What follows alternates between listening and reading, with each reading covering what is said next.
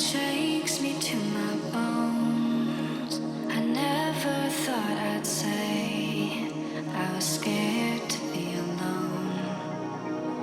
Frozen in time and sinking down below. The pressure's closing in. I don't wanna be alone. If the world stopped turning and the night won't end, something has to burn to start again. If it breaks our hearts and everything seems gone, even through an endless night,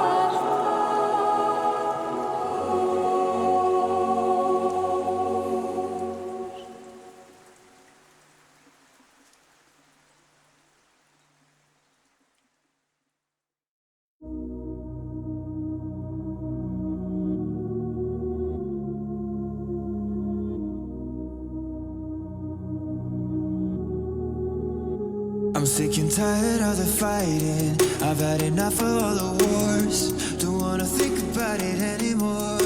I'm tired of the feeling. We are always heading for the door. So tell me if I say it loud, will you come alive? Will you hold me like you used to do? Tell me if I say it loud, will my heart survive? Will it beat the way it did for you? If you wanna stay, let me know it. To the beach, come on over.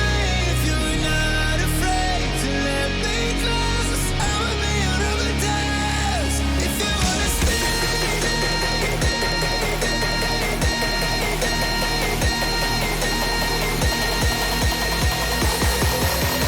I'ma be on overdose.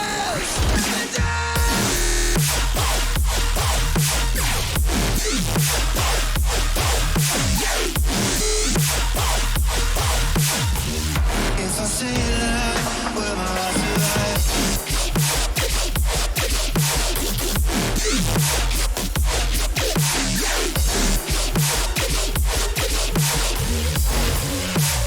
I'ma be on overdose.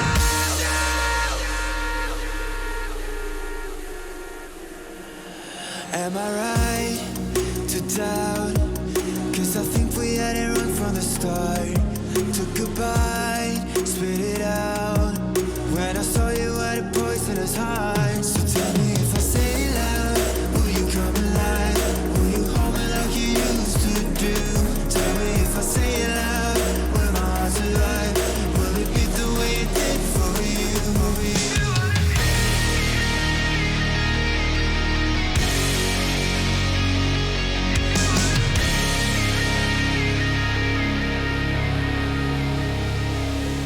If you wanna stay, let me know it. To the beach, come on over. If you're not afraid to let me close, I'ma be on overdose. If you wanna stay, let me know it. To the beach, come on over.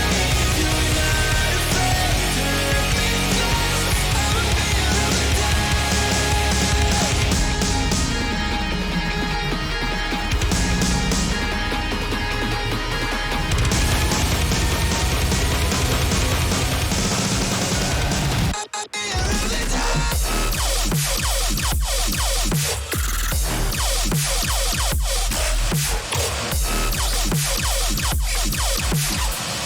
If I say it loud, will you come alive?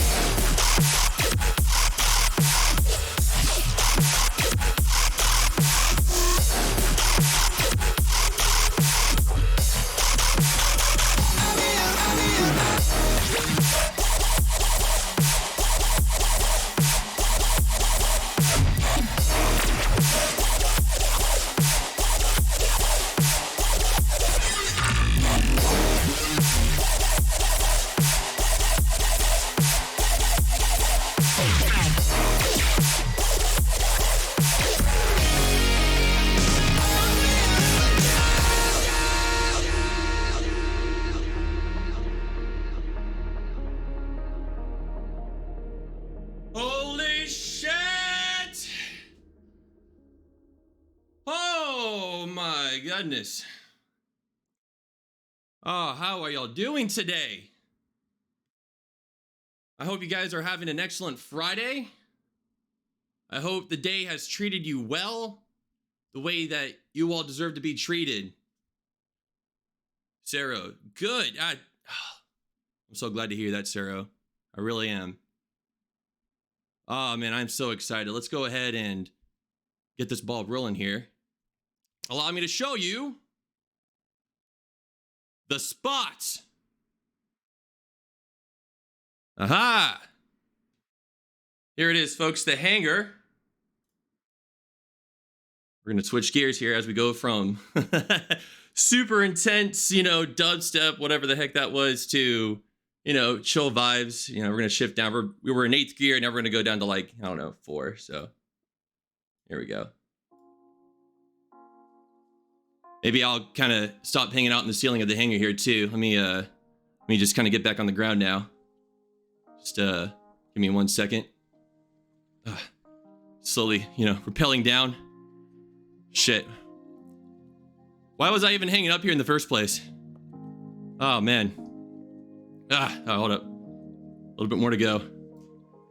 Is the music too loud? Can't really do anything about the music from up here, but we'll fix it once I get down. Oh, hold up. Almost there. Oh, man. I really need some new shoes, guys. No, actually, just kidding. These shoes are fantastic. Okay, hold up. Almost there. I'm really bad at ropes and rappelling and climbing with ropes. Oh, almost there. Almost there. Almost. God bless. I forgot how tall this hangar ceiling was. God bless. I hope I have enough rope. Here we go. Almost. Oh, hi, this is in.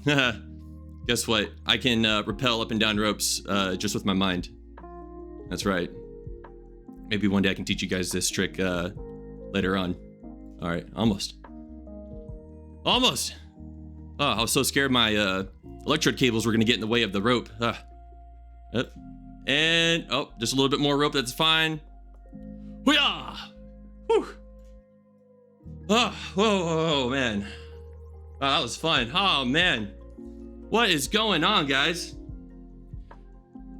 Thank you so much for stopping by and hanging out to the debut stream. Oh, man. Let me introduce myself, guys. My name is Enzo Kuruhi. And just like most of everybody else on Twitch, I'm a gamer. Yes, that's right. Twitch streamers, rise up. Oh, man. I hope you guys are doing well. I'm going to, hell yeah, Gamer Squad. Hell yeah. Yeah. Oh, man, it's good to see you guys here. There's actually a good handful of familiar faces in chat. Sarah and Leela amongst one of them. I ran into those guys on Twitter. Really appreciate you guys stopping by for the debut stream today. Real quick, I just want to say this while I have the chance. I really wanted to watch y'all's debut yesterday, and the only problem was that, you know, I was working doing my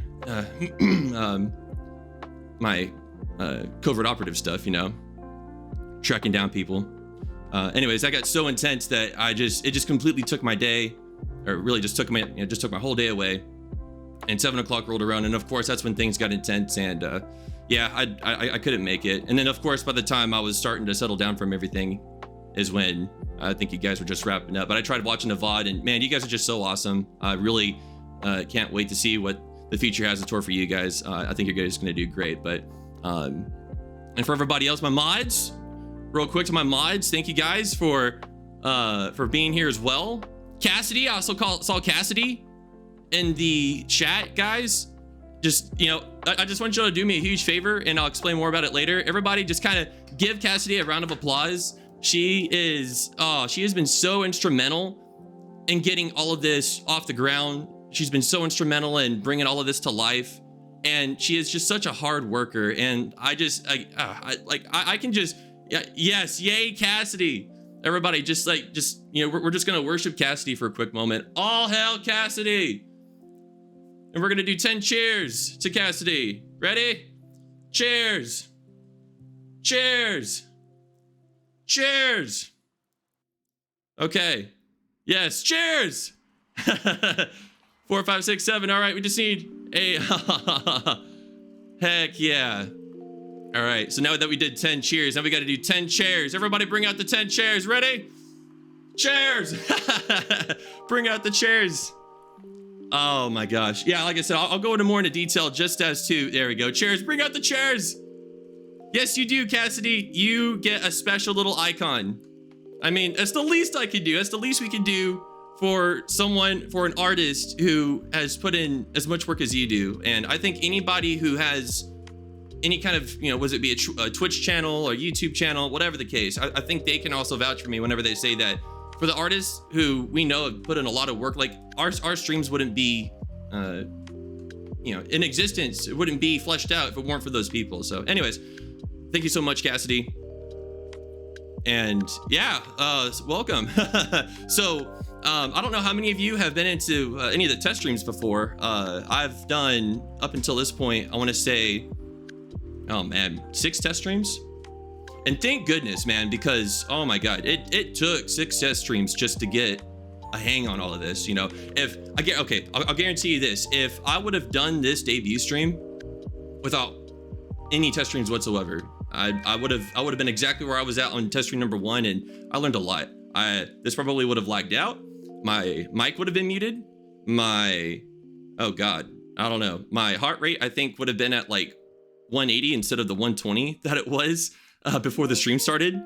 Oh my God, like the last hour before the stream started, I'm sitting there just like, I can feel it, right? Like, oh God damn it, which is an awesome feeling. I love that at the end of the day, especially when you overcome it.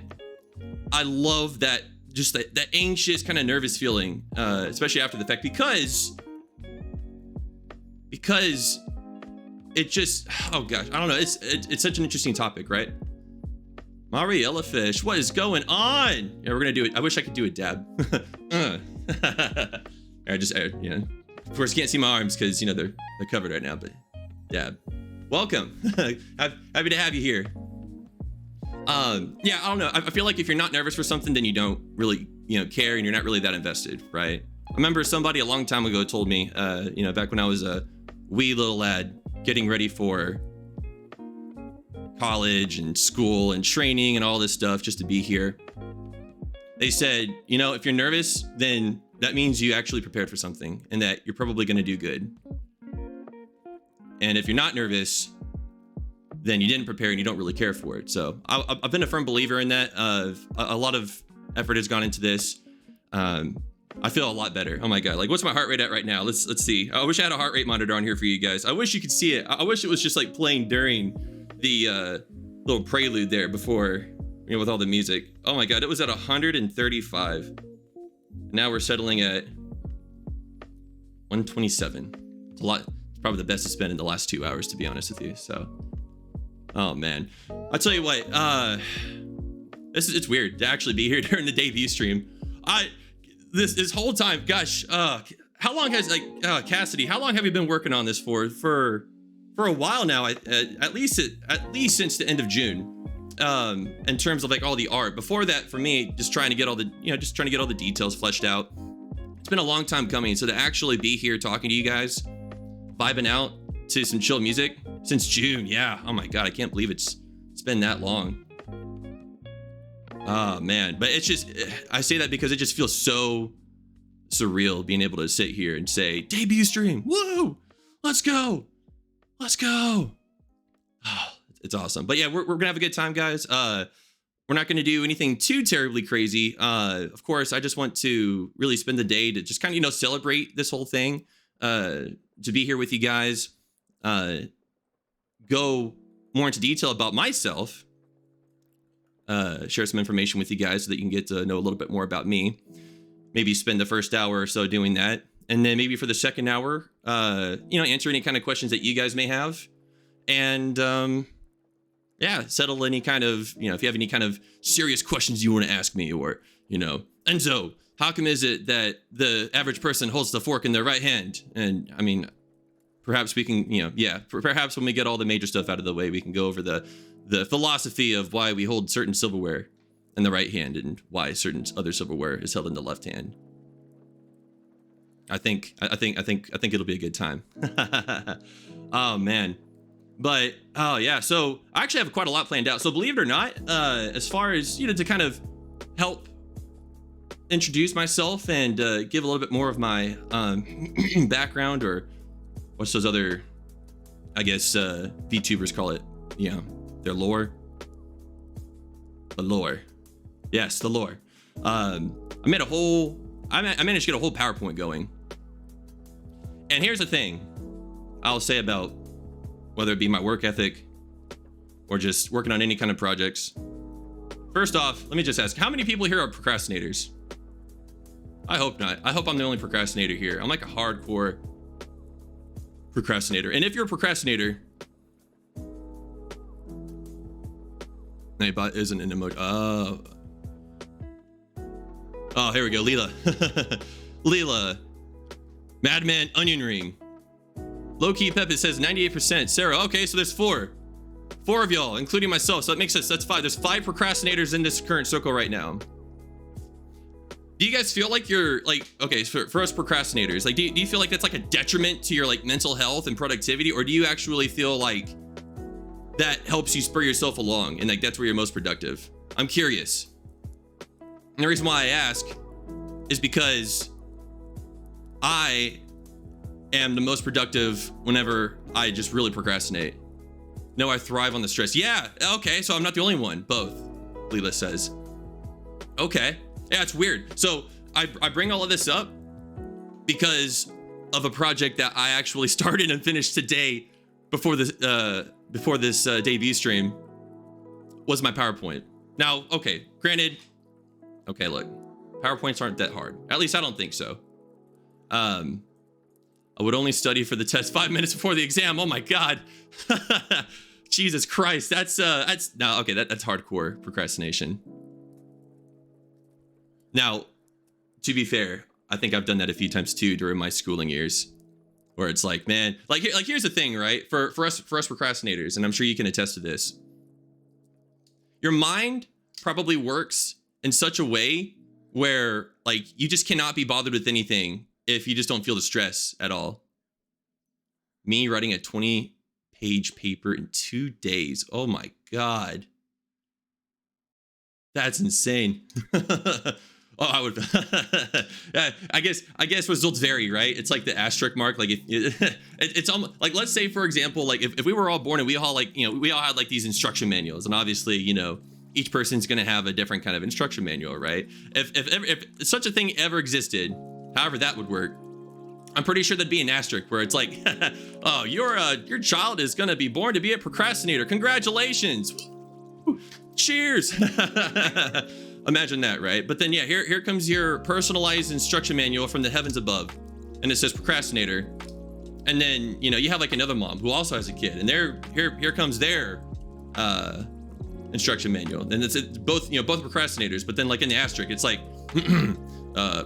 results may vary, and it's like italicized asterisks, and so like you may have like your child who's a procrastinator, and they're like getting stuff done in the last 2 hours. Meanwhile, the other child that was born right next to him, who are unrelated, he just, I don't know, maybe half the success.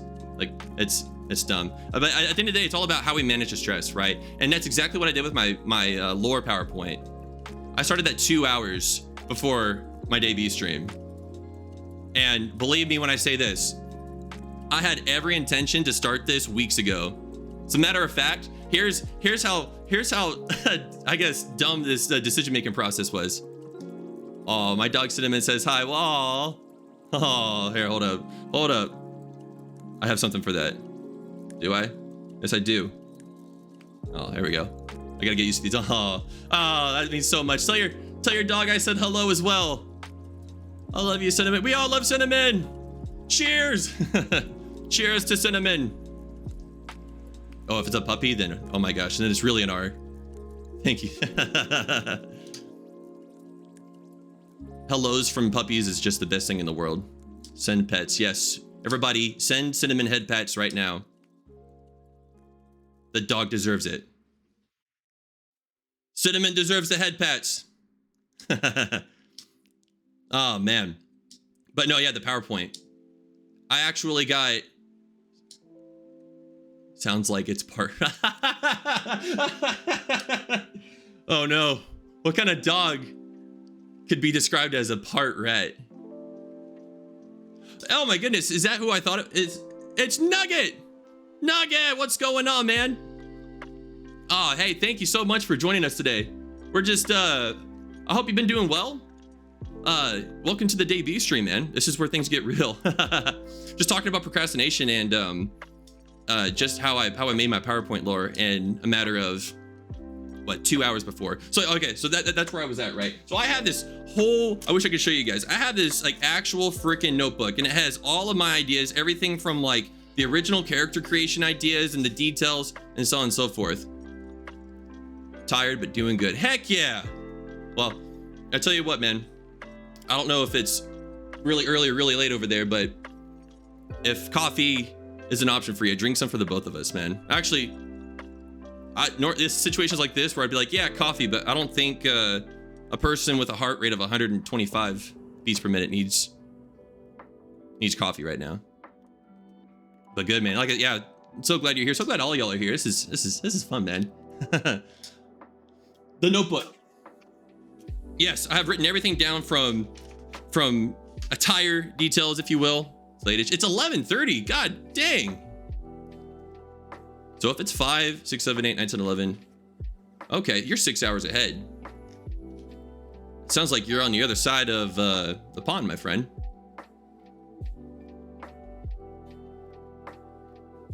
Well, I hope it's a gorgeous. I was about to say evening. Hope it's a gorgeous night over there. And if it is, I send good vibes your way. It was actually really beautiful last night. Scotland. Oh, Scotland. Heck yeah. Of all the places in Europe, that's actually one of the places I want to go to the most. Scotland, and then Germany right after that. For some reason, I couldn't really care much for the southern bits of the UK, like London and stuff. I mean, yeah, like London itself, okay, cool, let's go. But I really want to see like northern UK, like Scotland. I hope I got my geography right. I don't really, when it comes to stuff like this, I'm so nervous about trying to utilize any kind of like knowledge I have in geography, because I have this fear that anytime I get into these kind of conversations with people that like I'm going to be completely wrong, and it's like an irrational fear, because it's like no that like in your mind like that's completely sound, like we're all good. Bitch. Yo, what's up, bitch? Yo, sound alerts. Yeah, so sound alerts in the bottom, guys. Don't go too crazy with them, but I'm actually curious to see how some of them come out. Yeah, I know, right? She just called me a bitch. What the heck? Someone do something about that. Mods? My geography is good. That's good. Yes, well, absolutely. Well, okay, yes. Japan. Absolutely want to visit Japan. Obviously just got a little excited there. Like, oh, Japan. My goodness. Oh, yes, I need to go now. We need to go now, folks. I take you all on a boat with me. We'll all go to Japan.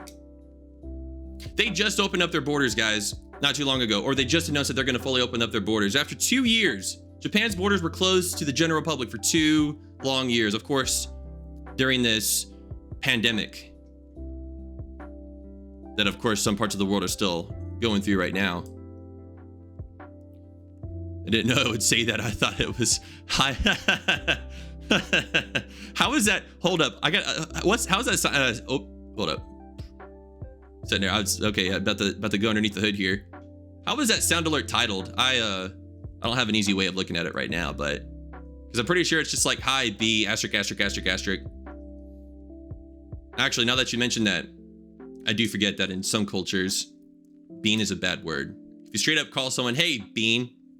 Okay, well, I'd get offended. Anyways, oh man, I'm trying to figure out where do we go from here? Where do we go from here? Yeah, here in a moment, we'll break out the PowerPoint. A little bit longer than I thought. Lots of details. Well, I'd say lots of details. To me, it felt like a lot of details. I mean, for the amount of work that I was putting into it for the, yeah, I agree. That's true. That's why I tried asterisking it out. Asterisking it? Is that, can we say that's an appropriate verb? Asterisking? Asterisk. It's a verb. Anyways. Censor? Yeah, we're gonna need something like that. Beep. Unfortunately, I don't have that. I don't have that ready, but we will. We will. But yeah, I'm super excited to share some of this info with y'all. How long have we been doing this for? We've been for 33 minutes, if you minus 12 from the beginning. So, oh man, my math kind of checks out. So just under 22, so about 20 minutes. I guess we've been talking about stuff for 20 minutes now. Yeah. Oh, I didn't get banned. Yes, you're absolutely gonna get banned. It's okay, they'll ban me too. We'll both get banned. But no, Enzo, if you get banned, who's gonna stream? Can't maths. Yeah, same. I'm surprised that I can do like 2 + 2 these days. 12-hour stream? No. No, straight up, we are not doing any kind of 12-hour stream. here's the thing, right? So during my test streams that I've done over the last 2 or so months, I've learned that just streaming for 2 hours is, holy crap, it's a lot. 12-hour insanity stream, let's go. No, no, my mods aren't supposed to encourage this, please. Please, no, anything but that. Debut subathon. I'll get the boys. Oh God.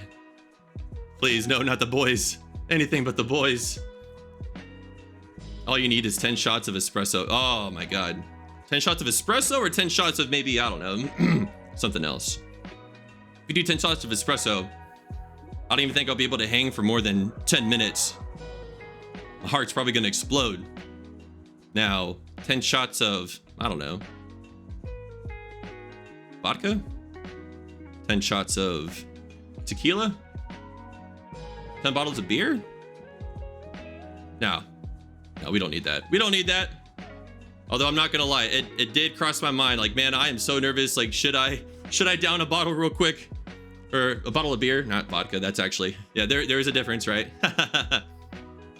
I thought about it for a second, but I'm like, no. We're just gonna power through.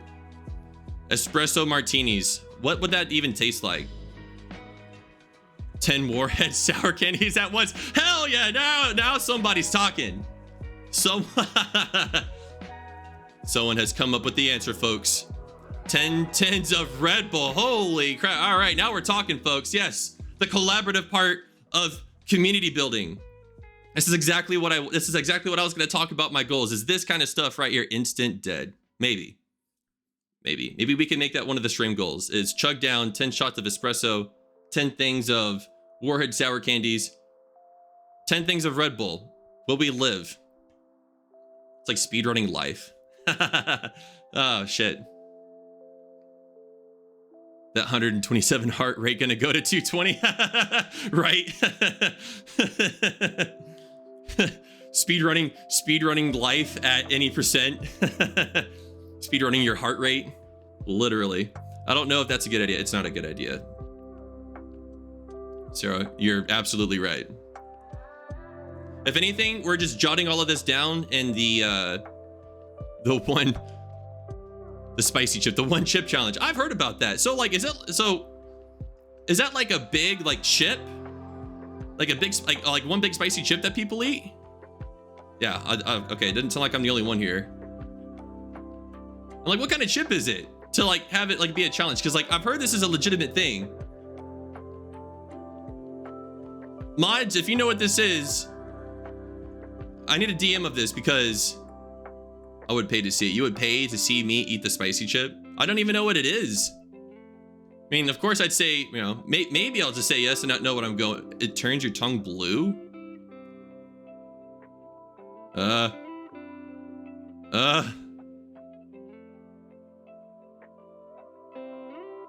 don't think so.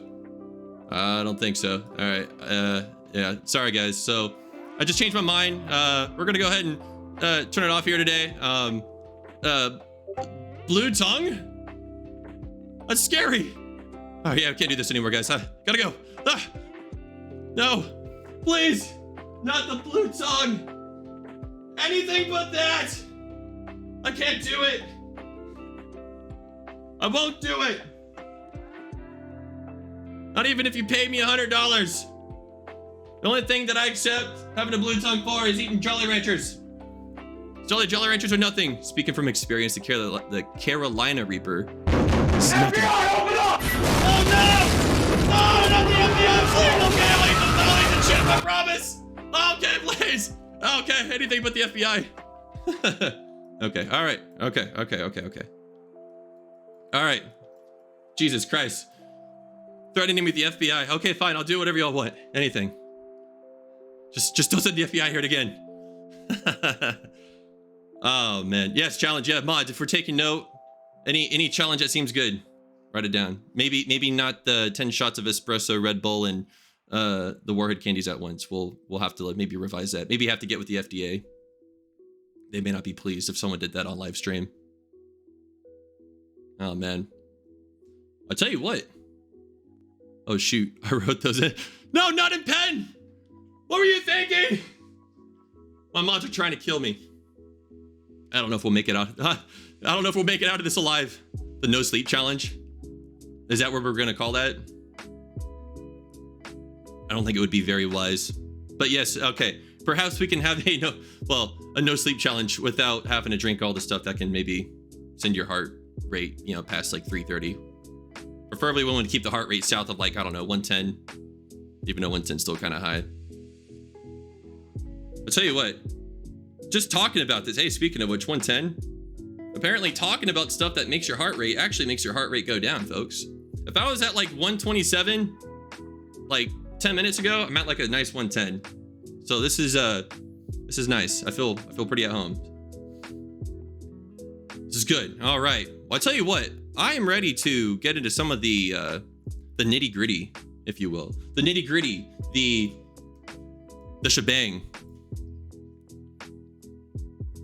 I just ran out of other phrases to say that would be similar to that.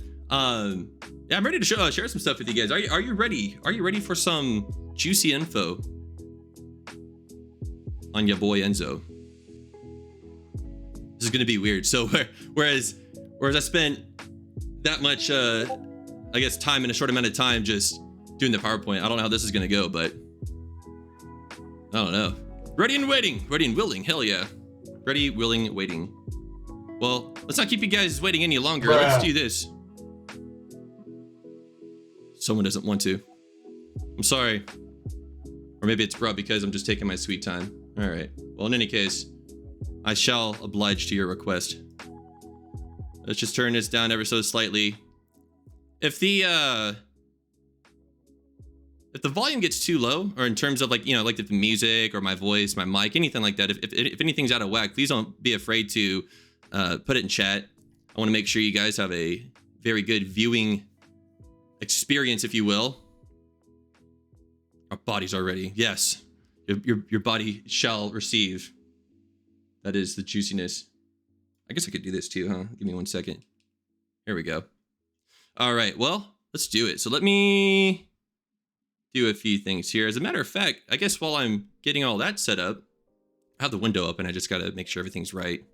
Prevent from showing too much, if you will. I'm gonna show you my my Be Right Back screen, made by the lovely Cassidy Kent. Let's see if my mic still works there too. Here you go. Can you guys still hear me? I hope so. Here we are. Nice little cozy break room, if you will, in the hangar. With the little teapot. This awesome mug that I found. Freaking spanktastic. Oh, a little fox magnet. Yeah, I know. Oh man. I thought that was really cool as well. Now my middle name may be Fox, and I'll explain that here in just a little bit. What do the letters mean? So it's not BRB, it's actually BBR. It stands for Boy, You Better Run. If only you knew. If only you knew. Uh-oh. I heard some stuff with the computer. Is the stream still going? Okay, it's still going. I guess it's just the music. Let's see if we can do this real quick. Boy, you better run. That's what's about to happen. All right, so enough fooling around here. I guess that's the point of streaming, right? Is stalling. Stalling for time. Stalling because, boy, I'm about to run. About to run away here. I lied when I said my heart was going down, and that's actually been going up this whole time. Believe it or not, I actually did take a few cans of Red Bull. I thought that was what's best for me. I thought that's how I was going to get through. I thought this was the way. Oh, Leela, thank you for the follow. I appreciate it. Arigato. A few? I know. When am I ever going to learn? You live in the mountains? I do. I do. I love mountains. So truth be told, here, hold up. Let's transition back over here. I think it's kind of awkward just chatting from the Be Right Back when really I never left anywhere. Boo. Haha. Yeah, no, it's, so real quick about mountains, and then we'll I promise we'll go into the lore point. Enough. I won't. It's like, yeah, okay, yes, I admit I'm stalling. but not for much longer. No, I for as long as I can remember, especially like early childhood, I pretty much grew up around the mountains, and I love them. I was born right near them, a really huge one, really known in that particular part of the area of where I'm from, which I guess spoiler, it's North America. That's right, good old North America, guys. Best I don't know, best something all right, or procrastinating. Somebody's picking up on a theme. Nugget, don't be picking up on stuff that you shouldn't be picking up on. Gosh dang it. But no, yeah, born around them, grew up around them, and at some point I kind of got away from them for a little bit, and I don't know, I felt like that was really weird, not waking up and having mountains, just in your view whenever you go into your backyard. But this is really nice. Would you consider yourself a mountain goat? Absolutely. I am 30% part mountain goat, believe it or not. No, you're good, Nugget. I'm sorry about that. You're good. I have a really dry sense of humor. I've been told that it's hard for people to pick up on when I'm joking, so I'll be sure to tone that down there. That's my fault. I apologize. But yeah, but one thing's for sure. Part Billy Goat. It's haunted me ever since. I have dreams about one day maybe meeting my herd, frolicking on the mountains to everlasting eternity. As a matter of fact, it's a religion. You guys ever played Cults of the Lamb? It's not too far from that. I'm just kidding. I haven't played Cult of the Lamb, but it looks really cool. Maybe one day we'll play. And butting heads. Oh yeah, it's absolutely paramount to the culture. Chicken nugget. Huh. Yes, I am in a cult. Heck yeah, guys. Cult of the... This is what this is, or is this the cult that you're already in? Because we can totally establish this right here. Thought you were joking, but... Yeah, okay, then that... What? Thought you were joking, but wasn't sure. No, yeah, yep, that's... You know what? If anything, that's more of a... I don't know, toxic personality trait maybe, is dry humor. I feel bad, I really do. That's my friend's cult. Can I be a part of this cult? I would really like to be a part of this cult. I think it would be fantastic. I think that me being 30% Billy Goat, or Mountain Goat, excuse me, I'm ignorant. Me being 30% Mountain Goat, I feel like I'd have a lot to offer. Yes! Yes, let's go! Woo!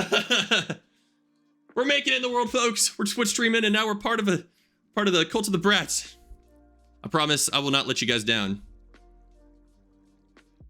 I will help lead the way. I am the recruiter, so I mean...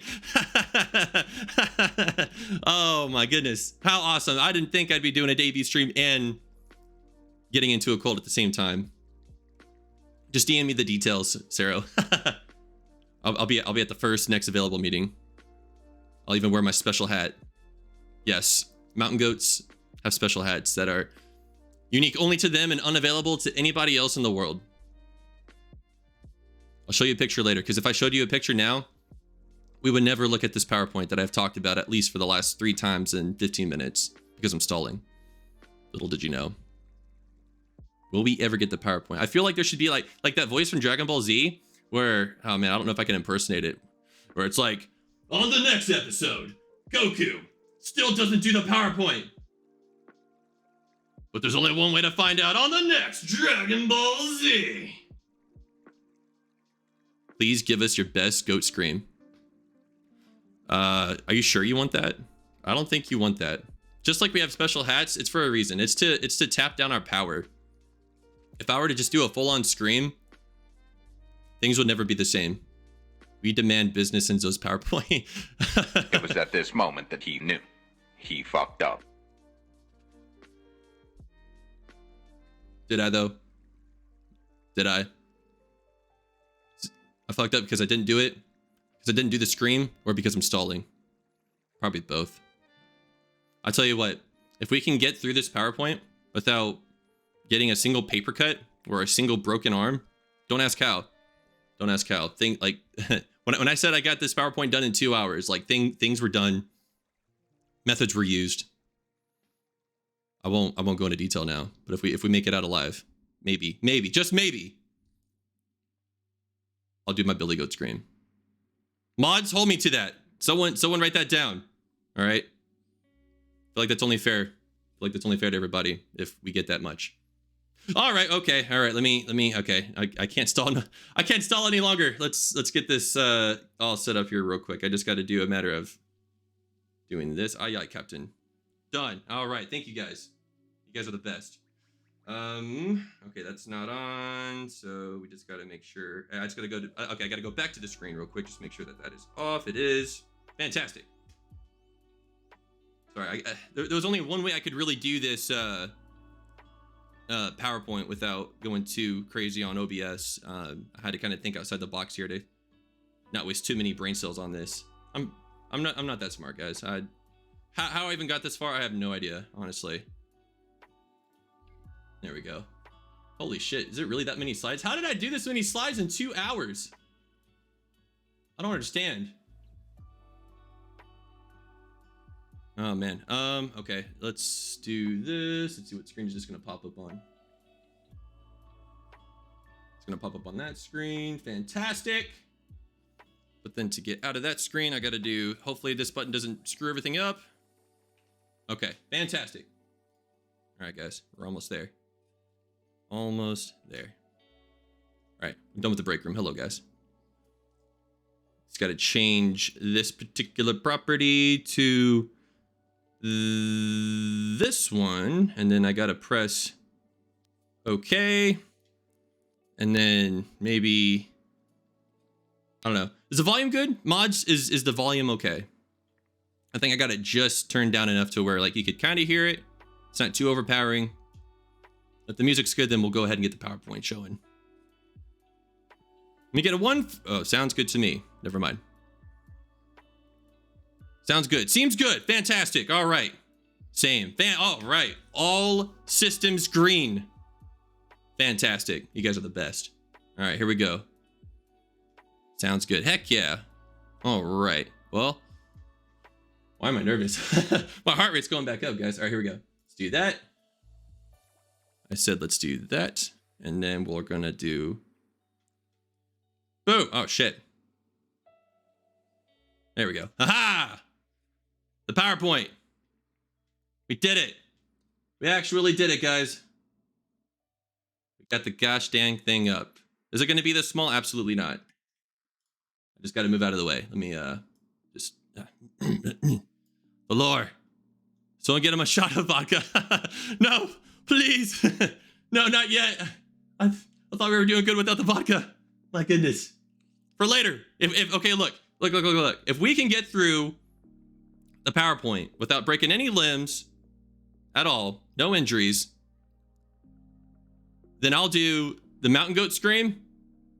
I will do, okay, well, the shot of vodka is like an asterisk, like maybe, depending on how I feel. And what was the other thing?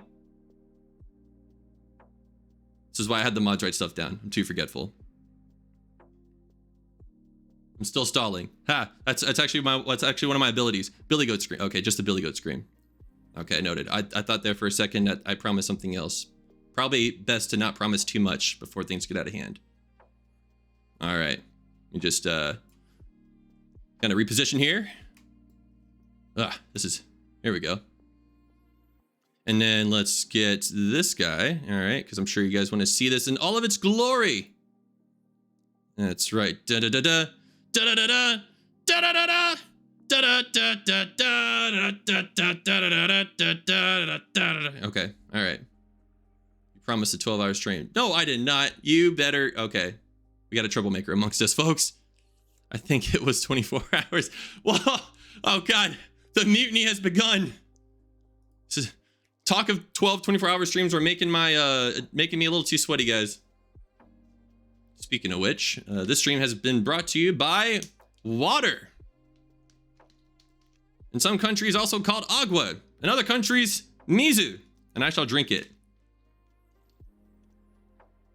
Oh shit, I hit the spot.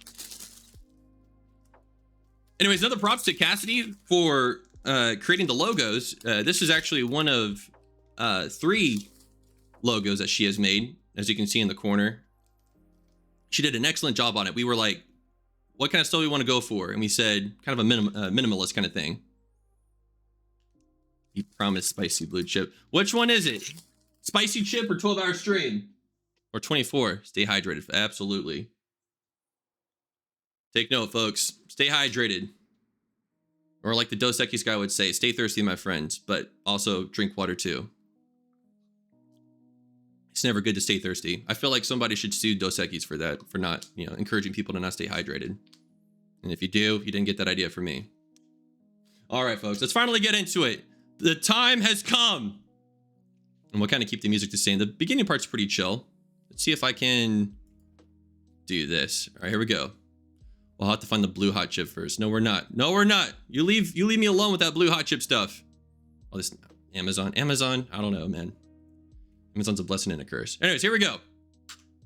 Aha! It works. Woo! All right, we're getting somewhere, folks. All right, so now I'm going to spend the next few moments telling you guys a little bit about myself. I mean, the only things that you guys have maybe had to go off of over the last, if you watched any of the 6 test streams, maybe just some subtle hints here or there, or maybe whatever you saw on my Twitter or my Twitch about me in my panel. About me, they sell it on Amazon.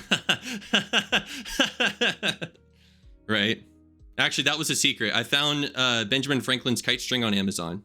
It was really hard to find. They only had one in stock, and I don't think they've restocked it ever since. Don't ask me how.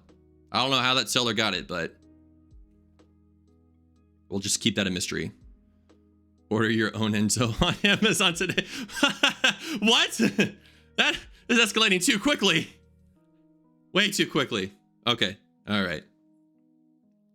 All right, let's do this. All right, so about me, folks. All right, so what about me? What about me is there to know? Well, folks, I'm glad you asked, even though nobody asked at all in the world. Literally nobody ever. But in case you were curious, my full name is Enzo Kuruhi. Now, you might be asking yourselves, Fox? Where's the fox ears, Enzo? Huh? Where's the fox ears? Huh? If you're going to have a name such as Fox somewhere in your name, you should have the fox ears and stuff, right? Look, they're removable, okay? I'm just not wearing them right now. Okay, I promise. Promise I'm not a phony.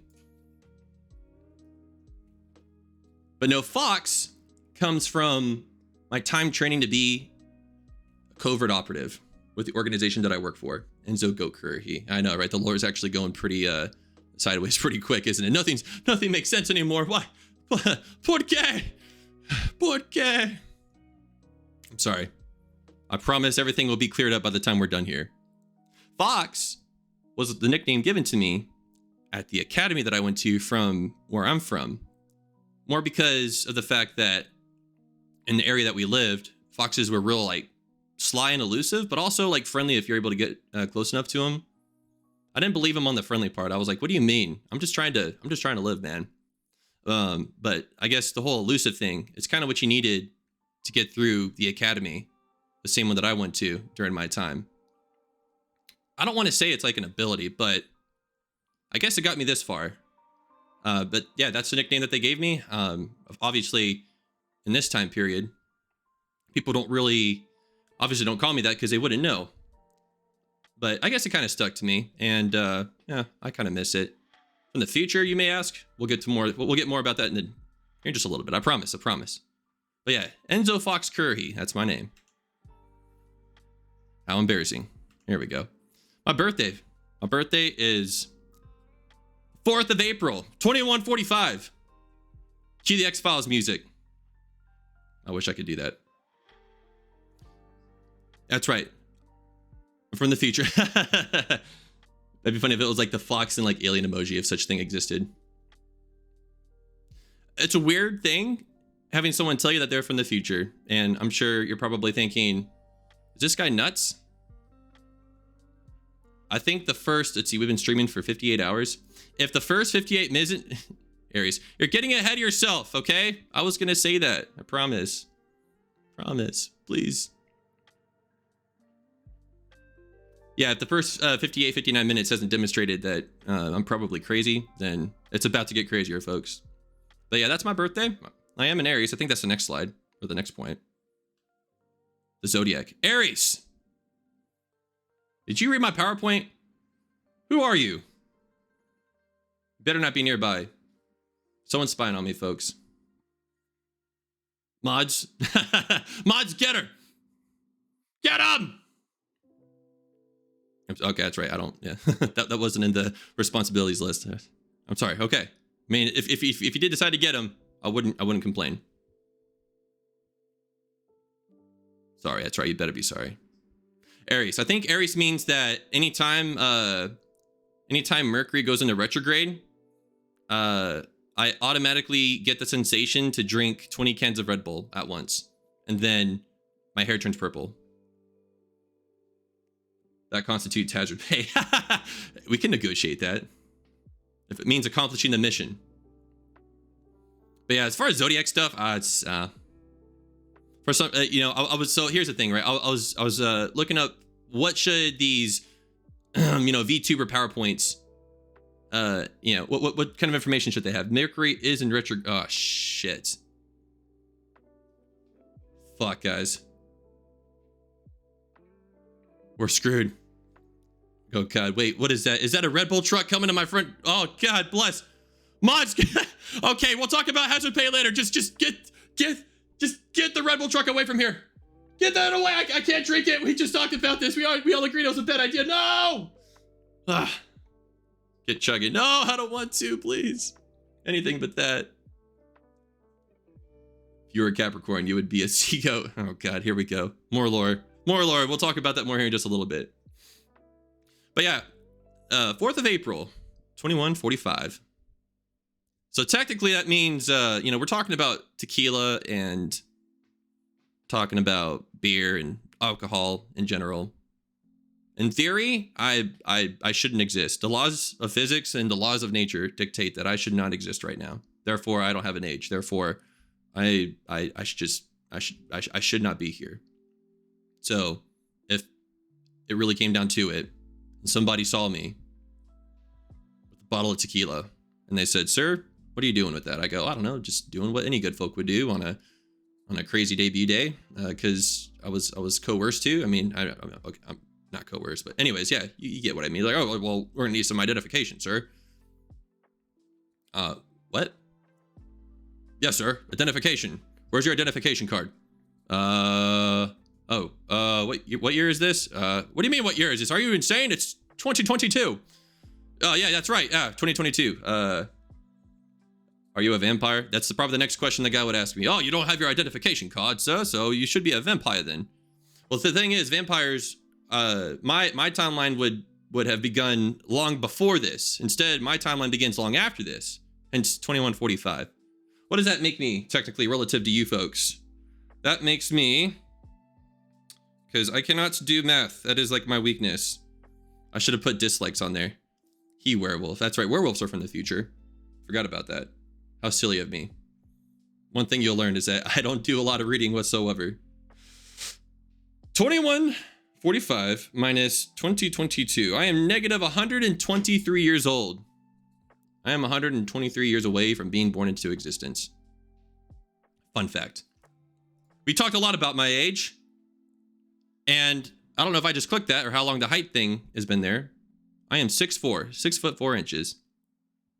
I anticipated that there was a likely chance. 88 plus 140. Okay. All right. If we're going to start putting math in the chat, all right, things are going to go sideways, guys. I won't know what to do with myself. Local time traveling werewolf can't do math. Yes. That's going to be the title of my next stream, and we're going to talk about it. We're going to talk about it. We're going to go in depth, and we're going to analyze how a time traveling werewolf can't do math. Society would be ashamed of me. How did I come into existence? I told you guys, I'm not a werewolf. I'm not a fox. Fox, it's just my nickname. Anyways, 6'4". So I guess there's not too terribly many tall people here, but I guess 6'4" is pretty tall. Leela, I found another no math person. No! Oh, wait. Well, no, not no. That means I'm in good company. Yes! Yes! All right. Team no math. Exactly. How awesome. Another no math person? Sagai! Oh, yeah. Oh, yeah. Hell yeah. Leela, we're going to get along just fine. Quick, what's 3 plus 4? God, bless, I don't know. 14. Please don't hurt me. 14 just sounds right. Please don't check my math. 21. That's right. All right, yeah, that sounds right. 21. That's my lucky number. I feel like I heard that anybody who's in Aries, especially when Mercury's in retrograde, anytime you see the number 21, your luck stats automatically go up like 264 points. What math did I use to get to that number? I don't know. Anyways, I'm 6'4". 6 foot 4 inches. I had to convert this to centimeters for folks who may not be familiar with, I guess, the imperial system. 193 centimeters. At first, whenever I looked it up, I was like, is that tall? Then I looked at the conversion that I just did and I go, obviously, not very bright. Which brings me up to my next stat here in just a little bit. Not now, but we'll get to it here in a little bit. It's going to make sense, folks, I promise. Still don't know how to do long division. Bro, I got stories about long division, but we're not going to talk about it now because then it's just more procrastinating. What is that in kilometers? 193 centimeters. Well, let's see. I think it's I think 193 is 1.93 meters. Therefore, it's either 0.193 kilometers or 0.0193. Someone check my math, please. In the future, do they still use imperial? Yes, they do. I'm afraid. Imperial, from what I've gathered in my time in this time period, and I guess the disdain for it in some parts of the world, yes, the imperial system unfortunately lives on. I'm sorry to tell you that, folks. Prepare yourselves. Perhaps adjust your life insurance accordingly. That's all I can really tell you. Why should you adjust your life insurance policy? All right, next slide. Origin. As I've already covered this, I am from North America. Now, I will say this. From the time that I was born, what was the math that I just did? Holy shit, can't even, 123. I'm negative 123 years old. I don't come into existence. Assuming my being here doesn't violate the laws of physics and the laws of nature too greatly. Please tell me if Florida is underwater in the future. What do you have against Florida? I mean, Florida is actually like the most like prosperous area in North America during my time. Florida is Atlantis 2.0. No, it almost happened, believe it or not. It almost happened. But then Florida overcame the adversity. They fought the Atlantis Armageddon is what they call it. And they rose up to the occasion and they won. And it took 49 states to try and bring them down. And now they are number one. Before it was Nebraska. Nebraska was the reigning state for years. Yeah, I'm pretty sure it would be Atlantis. Florida man is the supreme leader. Yes, folks, I'm sorry to tell you this right now. The Florida man reigns. The Florida man has all control. He has his finger on literally everything in what would be my time, the United States. The countries don't really change that much, believe it or not. What the heck is a Nebraska? You know, I try to explain it, but I think that would take us another 2 hours before I get any further in this PowerPoint. Mods, make note. We're going to do a Nebraska stream. An informative Nebraska stream. Here soon. We'll just put it on the notes. We'll get that fleshed out. I suspect really soon. Yes. Does Texas become its own country? Well, you see, it was their endeavor. Okay, let me tell you a quick story. Noted. Or Kansas? Actually, okay. You guys are bringing up some excellent questions. I'm so excited. I'm so excited that you're excited as I am. I really didn't know if anybody would be interested in any of this stuff at all. Like, what happens in the future? All right, one thing at a time, folks. Okay, so someone asks, Crispy asks, well, first off, he asks, what the heck is a Nebraska? We'll get to that later. Does Texas become its own country? Almost. And then everybody just, I don't know, Florida, see, here's the thing. Florida got tired of Texas shit. They were like, look, if you guys bring that yeehaw stuff one more time, I swear to God, you're not going to like it. We're going to unleash all the Florida men all at once. And the Florida men know how to tame the gators. and the swamplands, and we will unleash that on you, and you will be outnumbered, and you're going to lose that battle every single time, 9 times out of 10. Texas said, yeah, bet. And so the great Texas-Florida war ensued. Many lives were lost. The Alamo still survives. I don't know if Texas folks would be thrilled to hear that or not in this time period, but the Alamo still stood. But many Texans lost their lives. Texas lost their status as a supremacy state, if you will. Became a lesser economy because they used all their cattle to charge against the Gators. The Gators literally ate them all. And many states lost a lot. There was a high price to pay. And here we are. Well, or they will be the best state in the world. Do I take joy in saying that? I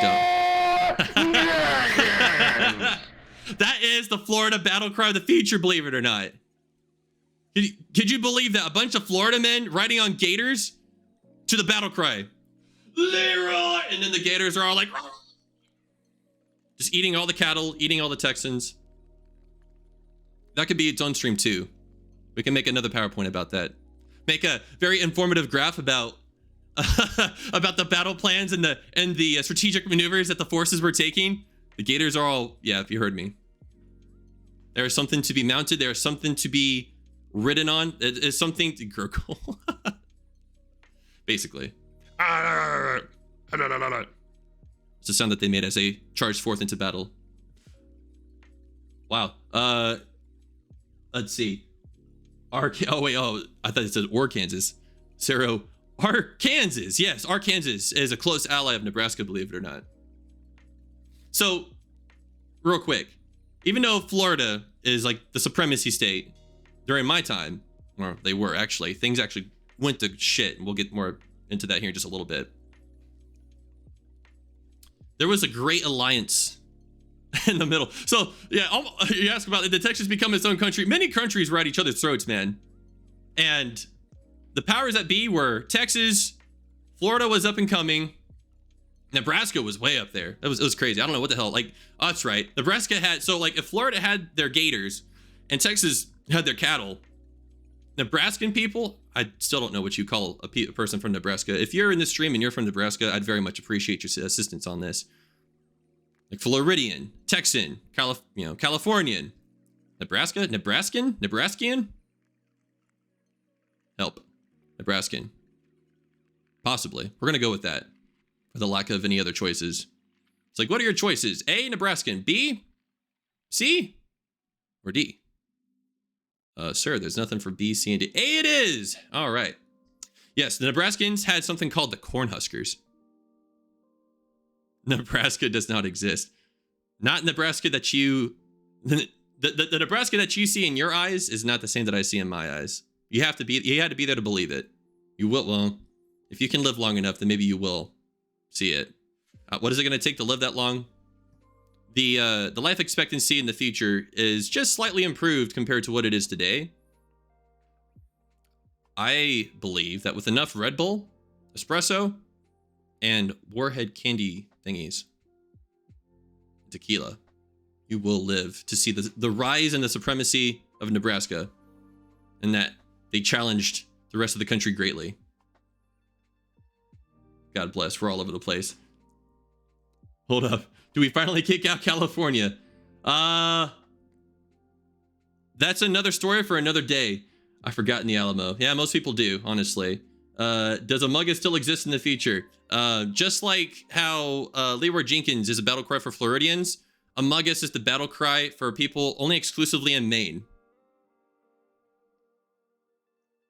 It's a really weird story. We'll go, if we bring that up again somewhere in the future, I'll be more than happy to share that story with you guys. Is it true gators taste like chicken? Yes. Yes, absolutely. How long after World War III can we drink water? Well, that is a fantastic question because that brings me into the next segment. Well, actually, that segment comes here in just a little bit. Hot Cheetos are the main currency. Only in Nevada. Nevada uses Cheetos as currency. I know, right? The future is amazing. Oh, wow. What? Boy, the amount of stuff that one point can bring up. How exciting. I knew this PowerPoint was going to be a great idea. I really thought about not doing it for a moment, but I'm like, no, we need this PowerPoint, and I'm glad I did. All right, so if my origins are here in North America, my blood type. Why am I including my blood type?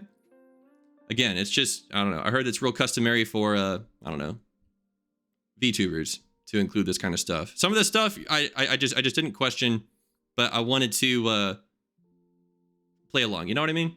PowerPoints are lit. Absolutely, I agree. That's why I just got into this like this zone. And I was like, bring it. Yes, my blood type is thick. Thick. Hey. Why is it thick? Why not O positive, O negative? I mean, you know, so here's the thing, right? The O positive, A positive, or whatever, positive, negative, G positive. So they completely got rid of like A and O or whatever existed. And they instead added G neutral, G positive, G negative, and thick.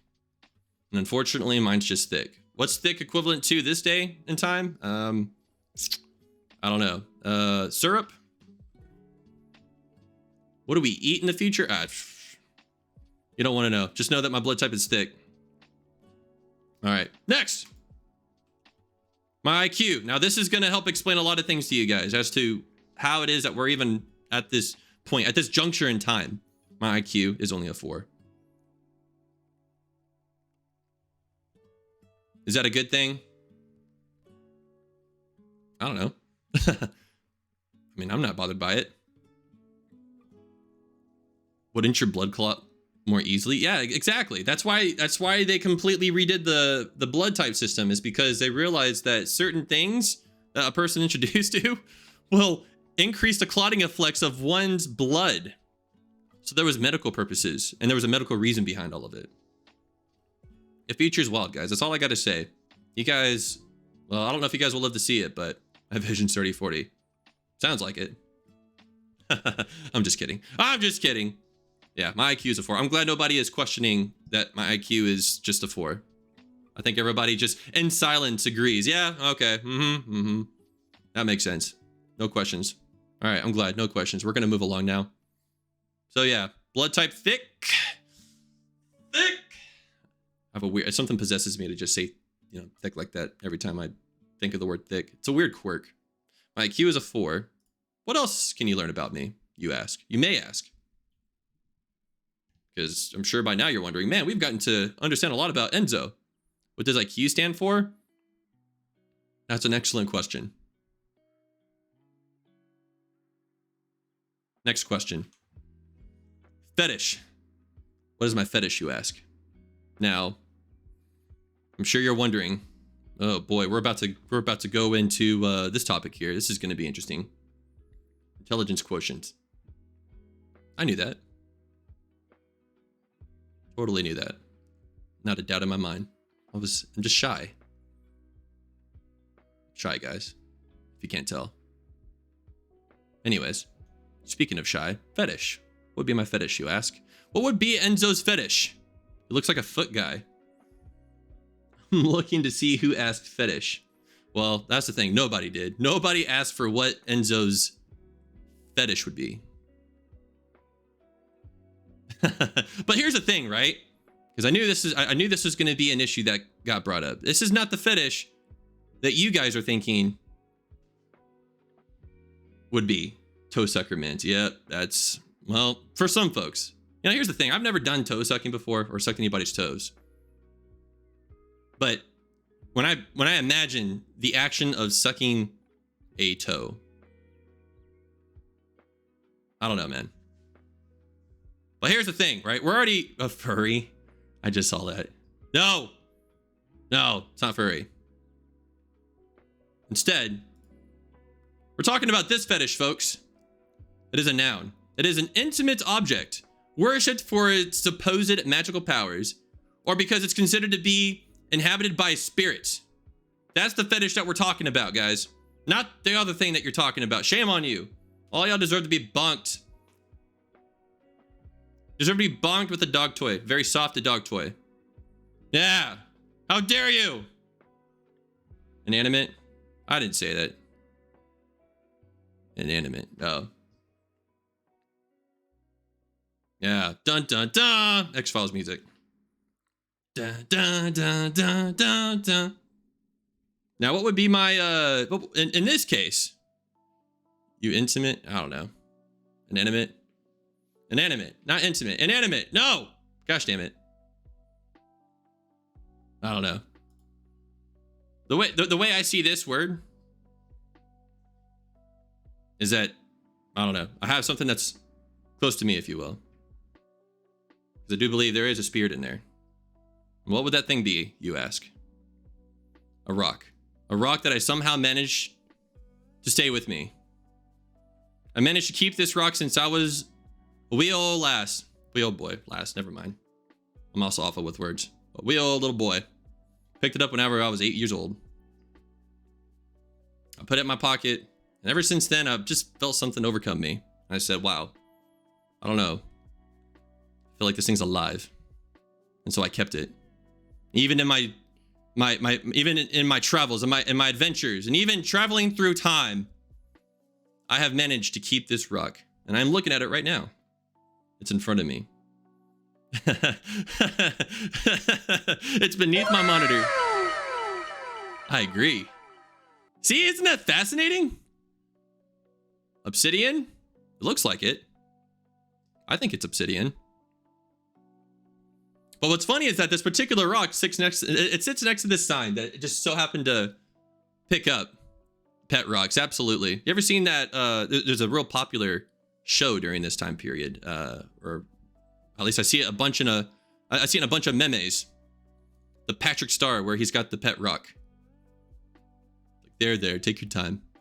That is exactly what this thing is to me. What color is it? It's like this teal and white kind of thing. Now, the way I just described it may not sound very, I don't know, intimate, if you will. I'm holding it right now, and I still feel the same feeling that I did when I picked it up as a kid whenever I was 11. Just overwhelming sense of just calmness. Ah, that sounds like a pun. I like a good pun. Please tell me it has googly eyes. Maybe. Just maybe. Time will find out. Time will tell if there will be Google eyes. Maybe I'll do a rock reveal. Uranium? Yes, that's why I feel so fuzzy inside. Got picked up a thing of uranium. It's just glowing on my desk. It's probably what's been increasing my heart rate this whole time. We figured it out, guys. We figured it out. The answer as to why I damn near passed out of a heart attack right before the stream. It was because I kept this thing of uranium next to me, and I should have gotten rid of it a long time ago, and I didn't. Dwayne The Rock Johnson? Yeah, basically. Guys, you will never believe it. I have the Dwayne The Rock Johnson just chilling out on my desk. Hell yeah. You guys only wished you had Dwayne The Rock Johnson on your desk. Maybe that's what I should name my colorful white and teal uranium rock. I should name him Dwayne. I never did give him a name. I always thought about it. Hey, little guy. What do you think? Dwayne? Does Dwayne sound like a good name? Pizza. Yes, I'm gonna... The Rock just chilling on the desk. Yeah, basically. Dwayne The Rock. Not Johnson. Dwayne The Rock. Period. He is just chilling out on my desk. Period. I'm gonna feed him pizza. Krusty Krab pizza. All right. Next point. We've talked quite a lot about my my fetish that is a rock, not rock fetish. All right. Don't confuse the two. It's rock fetish. No. Oh, I'm mistaken. It's the fetish that's a rock, not rock fetish. There we go. Hope you're following along, folks. All that being said, what a great segue. What are my abilities, you ask? My abilities? Is it to collect rocks? Yes. Yes, it is. I have such an incredible ability to collect the fine pieces of rocks and establish a relationship with them.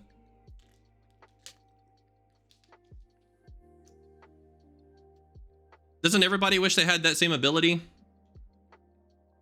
Bro, this is like some chill music to talk about stuff like this, like rocks. I can't wait to look back at the VOD. Oh man. But yes, you may be wondering what, or you may not be wondering, which if you're not, I don't blame you. You're a geologist. Bro, actually real quick, of all of my university classes during my time that I've taken, geology was actually one of my favorites. And the fascinating thing to me was not only was the material itself fascinating, but the professor, I remember him being like this old crusty guy. And there he was just talking about the Cretaceous period or whatever, and the pre-Jurassic period and the Jurassic period and the different epochs of the world and like the rocks that existed at that time.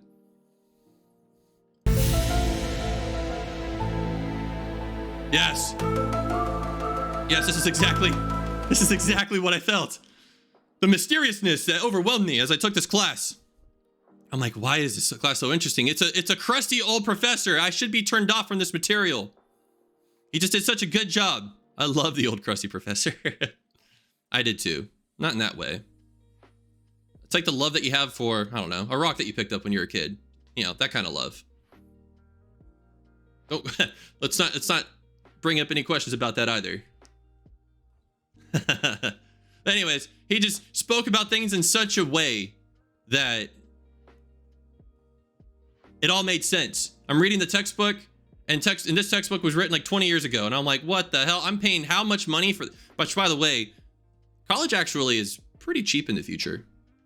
I hear, and I've tried taking a class actually in this time period.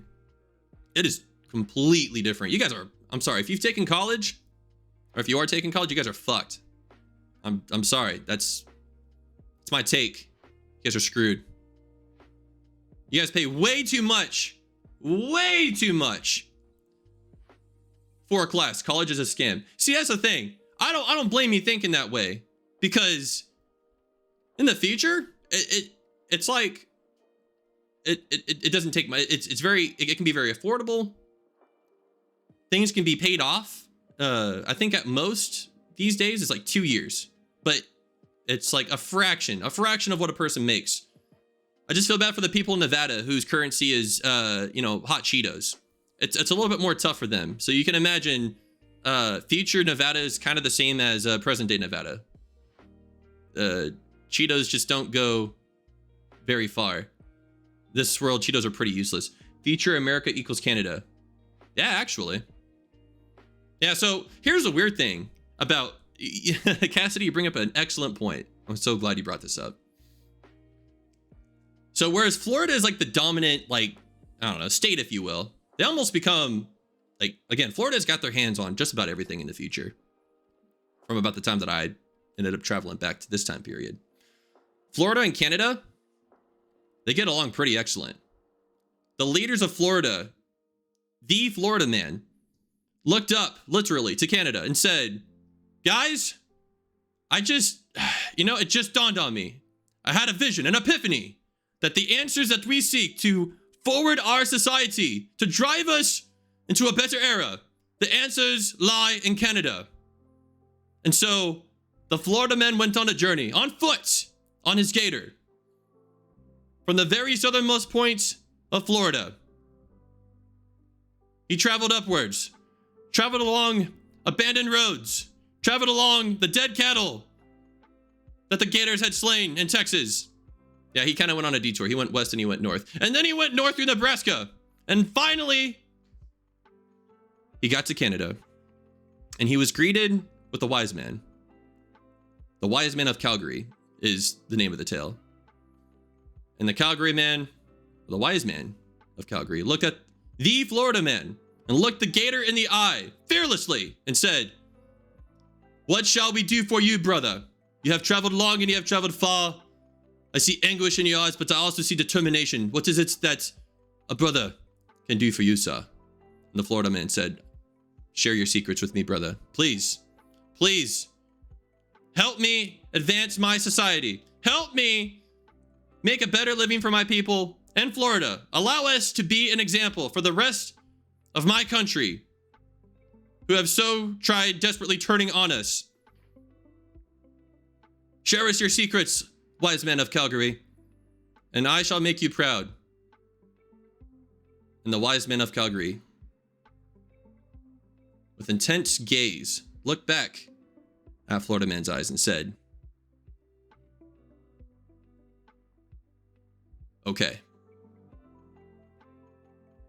It's really weird that you rode up all the way here on a gator. That's kind of weird, bro. I mean, we still have airplanes. Could have just flew up here.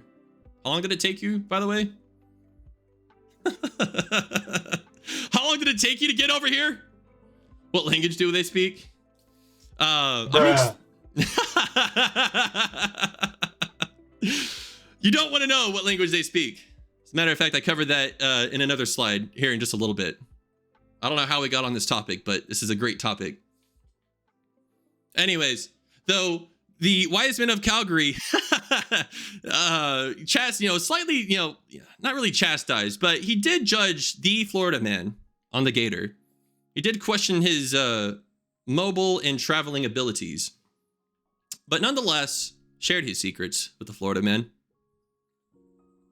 They had espresso and Red Bull, and they drank all night.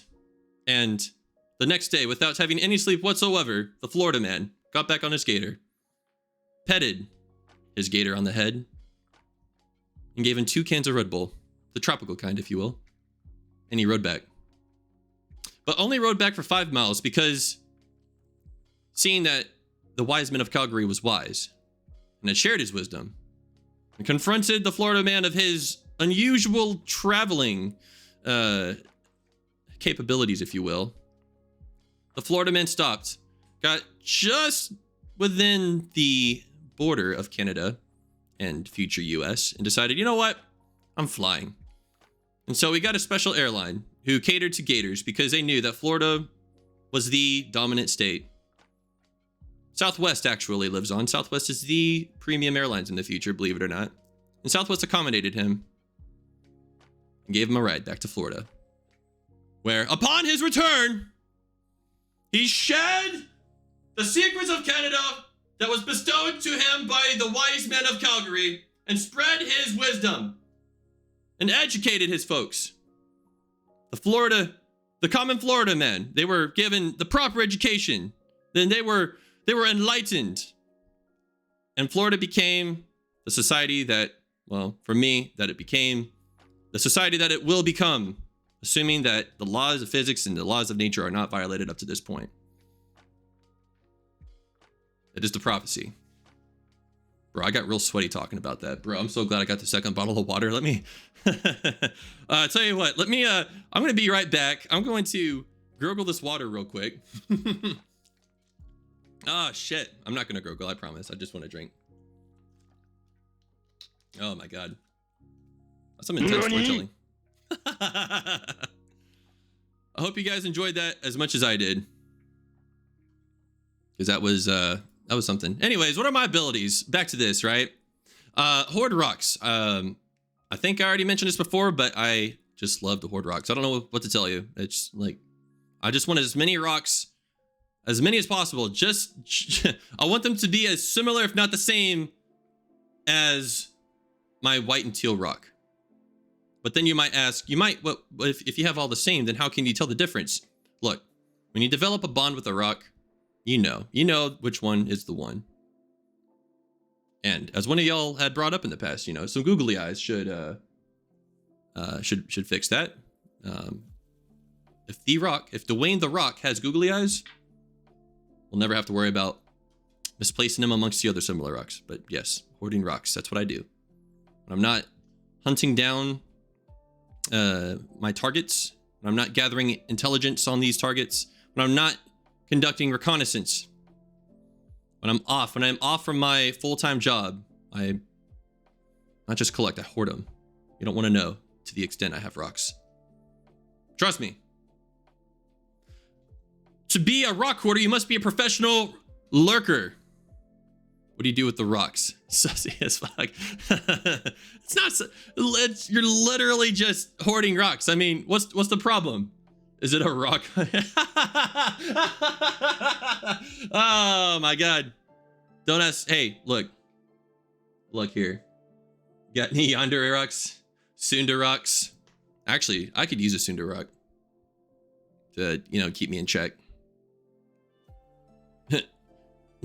Imagine that, right? Dwayne the Rock is a Sundarak.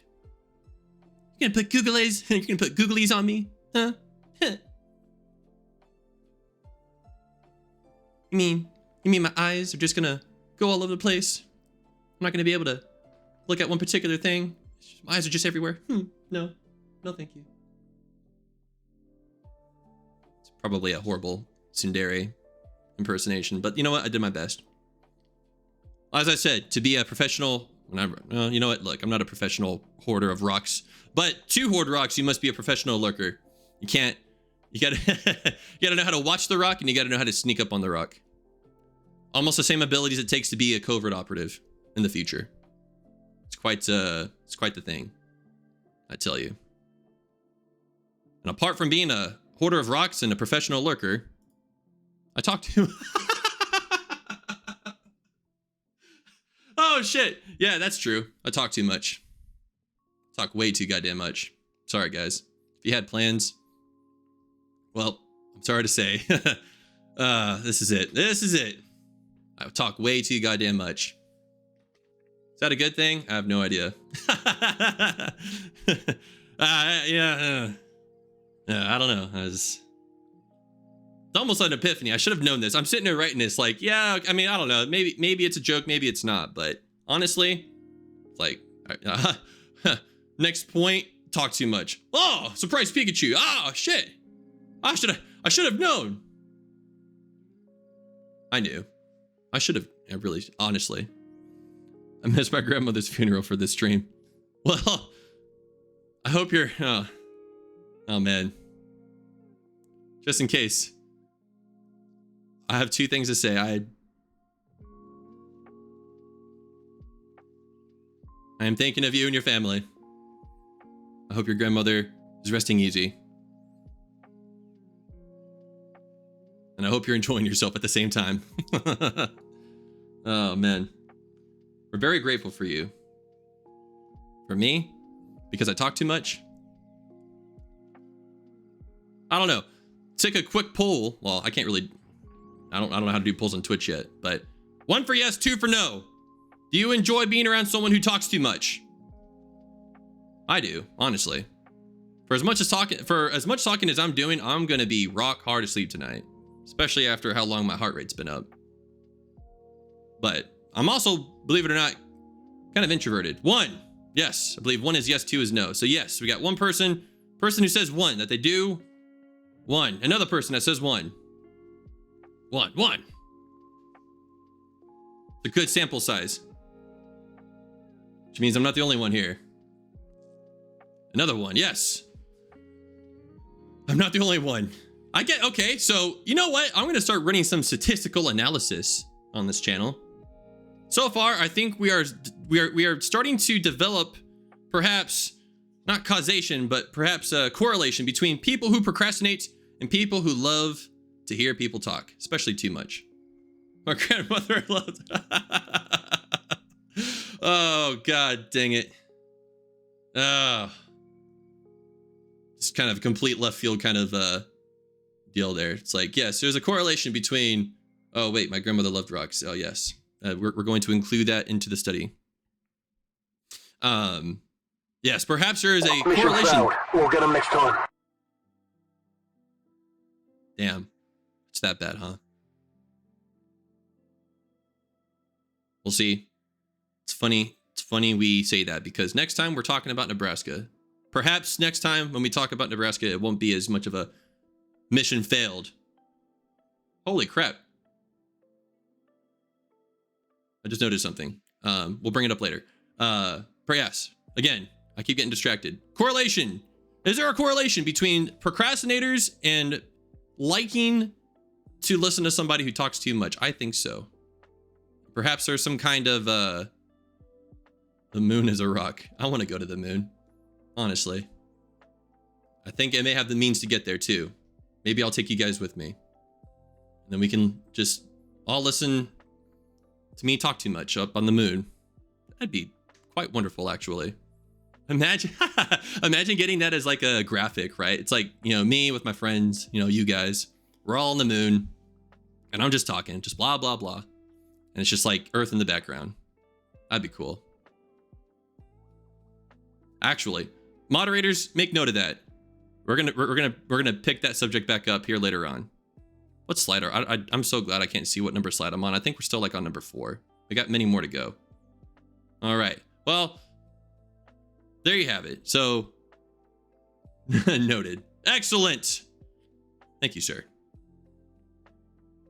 So we know now that I am a hoarder of rocks. I'm a professional lurker and that I talk too much.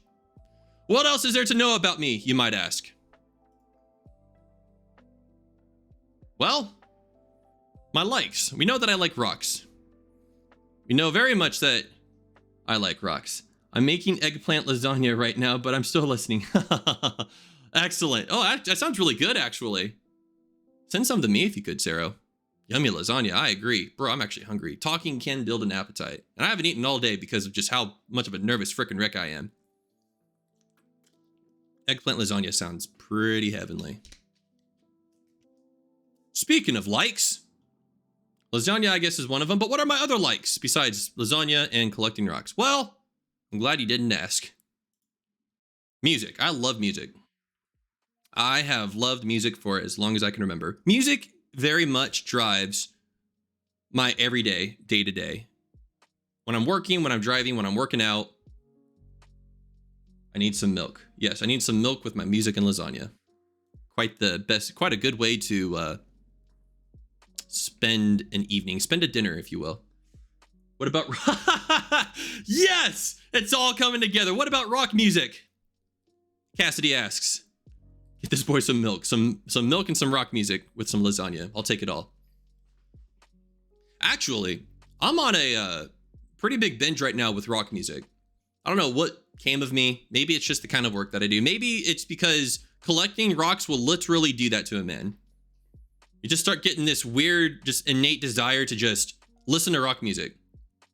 And it actually makes sense because even if there was a relationship between me and Dwayne The Rock, all these years that I can never explain, it always seemed that when I had Dwayne The Rock with me and every time we were together and rock music would come on, the relationship just got that much more intense.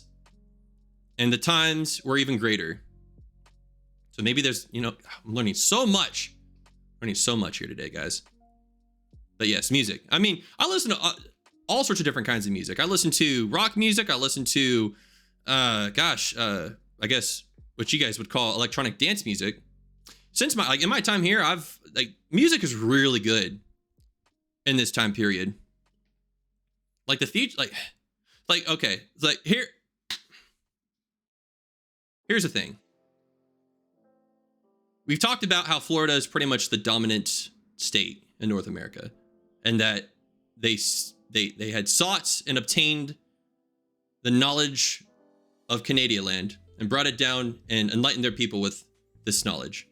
The only problem, the only downside to all of that was not only did they become an enlightened state, music and the quality of music took a huge turn for the worst. Like there's only literally one band from my time that I listened to. There's only one such band that I enjoyed listening on a continual, consistent basis. That band was named Samson. And what kind of music did Samson play? Well, all I can say is this. So you guys have country music, right? Listen, I guess a little bit of it. I can appreciate some. The older ones. The older, from I don't know, a decade or two ago, or actually no, 2+ decades ago. I don't listen to it all that much, but I can appreciate that the most. Whatever's going on modern day, I can't be bothered. But basically take country, modern country from 2020, 2022, and then get the weirdest thing of dubstep that you could find from 2015. I guess that's what my research had led me to. That's where the more weird dubstep music existed. Take 2020 country music and 2015 dubstep music and mesh them together. That's the kind of music that the band Samson from the future plays. I honestly don't know how to recreate it. It's the one thing that sounds remotely good. I don't know, honestly. That being said, the genres that I enjoy listening to, that you guys have in this time period. Obviously rock. Rock music is pretty like rock. Rock music goes pretty hard, just like a rock, right? That's pretty cool. EDM music. I love EDM music. I was on a binge, like ever since I got here. That was all I was listening to is EDM music. What else is good? Old school, like 1990s, 1980s hip hop. I've come across that. Like that's a gem, especially when you're making food outside. I think you guys call it a barbecue, which is a vibe. Put on some 1980s, 1990s hip hop music, and you got some meat on the grill. Hell yeah. Let's go. It's a good time. There's other songs and there's other genres. I mean, I guess there's like an alternative rock. There's so many genres in this time period. Like I love it. It's awesome. But I'd say top 3 for sure, in no particular order. Rock music, EDM music, and 1980s, 1990s hip hop. I said what I said. Cars. I love cars. Cars in the future. I mean, up to a certain point, about the time I was born, the propulsion systems, if you will, with cars did not really change a whole lot, I'm afraid. Now, actually, I take that back. Cars these days are predominantly what? Like combustion powered? Ran by like what? Gas, fuel, whatever? Just like the stuff that you guys run in your cars are real basic. I'm sorry. I don't know how you guys get anywhere with this stuff. And it slowly got a little bit better. Like, you know, by the time it was about the year that I was born, I think most of the country was like on, I don't know. People invested more into like hydrogen fuel sources. And they found plenty of it. How, you ask? It's a good question. Something we can talk about later on. Outdoors, I love the outdoors. As you can see, obviously I love mountains. I love hiking. I love all of it. If I can get on a good hike, especially on like a real stressful day, a hike will just completely erase everything. All the stress, all your worries, especially a scenic hike. I love a scenic hike the most. Now, outdoors and you're on a bike and you're on a biking trail, even better. I used to really do a lot of that. These much, obviously not so much. But I do like me some outdoorsy stuff. Travel. I love to travel when I can.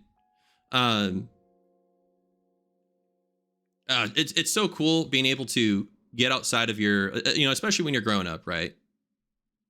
You're getting out of your hometown for the first time, let alone, if you're from, North America, whether you're in Canada and you're in the, oh God, I mean, I brought up Canada. Now I'm expected to know something about Canada. The, not territories, like Alberta.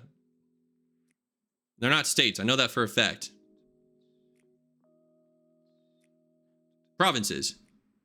You tell us about Aha! See, Cassidy. I was saying it right as Cassidy was posting it on there. Provinces. It just took a minute. Yes, tell us about Canada. I wish I could tell you more about Canada. All I know is just about the story of the Florida man who went to the Wise Men of Calgary. It had to have been a very, very amazing journey, if you will. But especially, oh man, having grown up around the mountains, especially, and then getting into an area, as pretty barren as, I don't know, Arkansas, and then going back out into the mountains, like just, it almost feels like you're like rediscovering that kind of stuff for the first time. It's amazing. I love traveling. I love seeing new stuff, learning new stuff about different cultures. It's awesome. Gaming. Honestly. Obviously, gaming.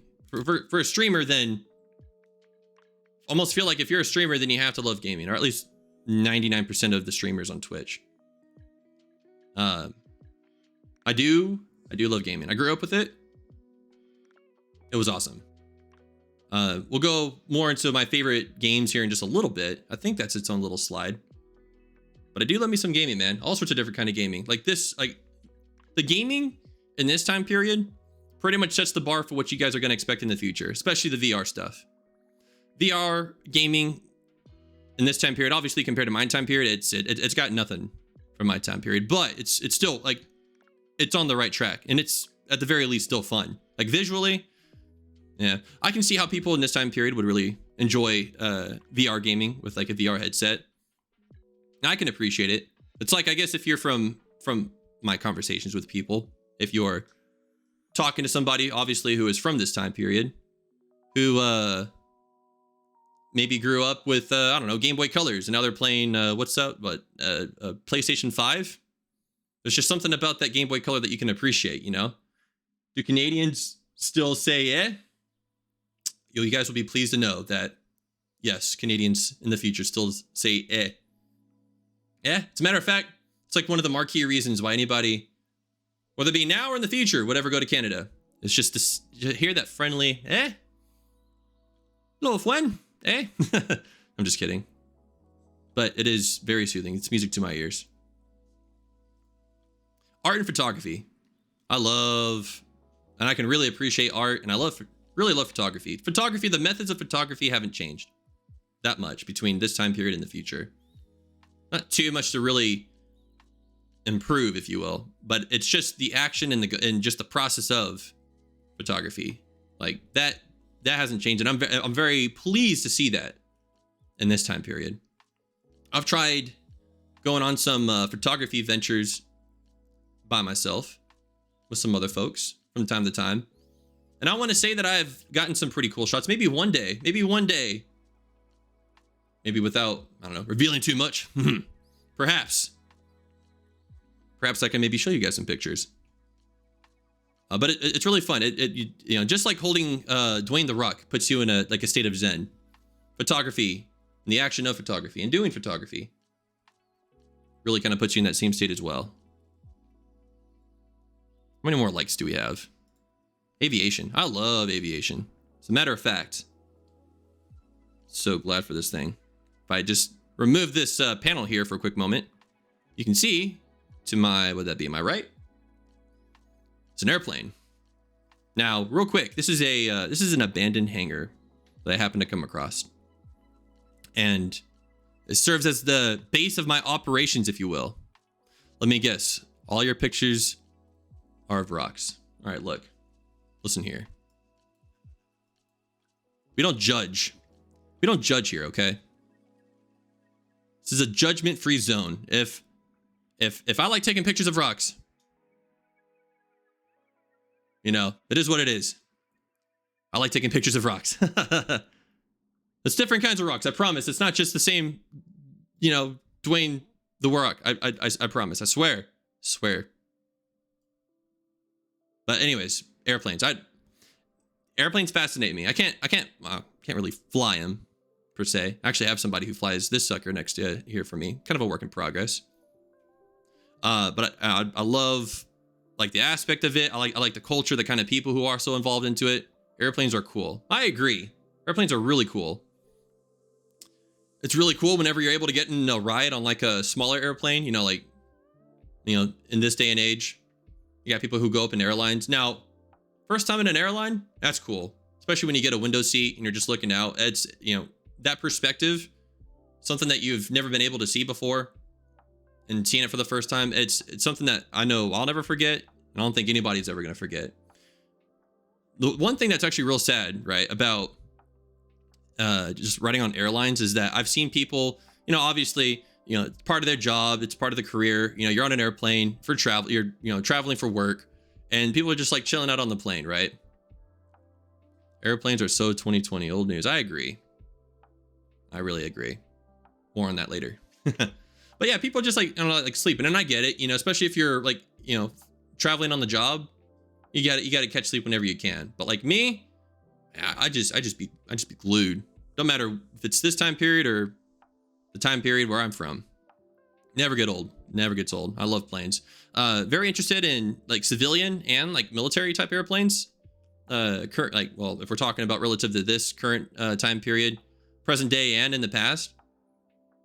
One of the planes of the, I guess like the 1960s, 1970s, a plane that really fascinates me is the SR-71, the Blackbird is its nickname. There's different variations of it, if you will.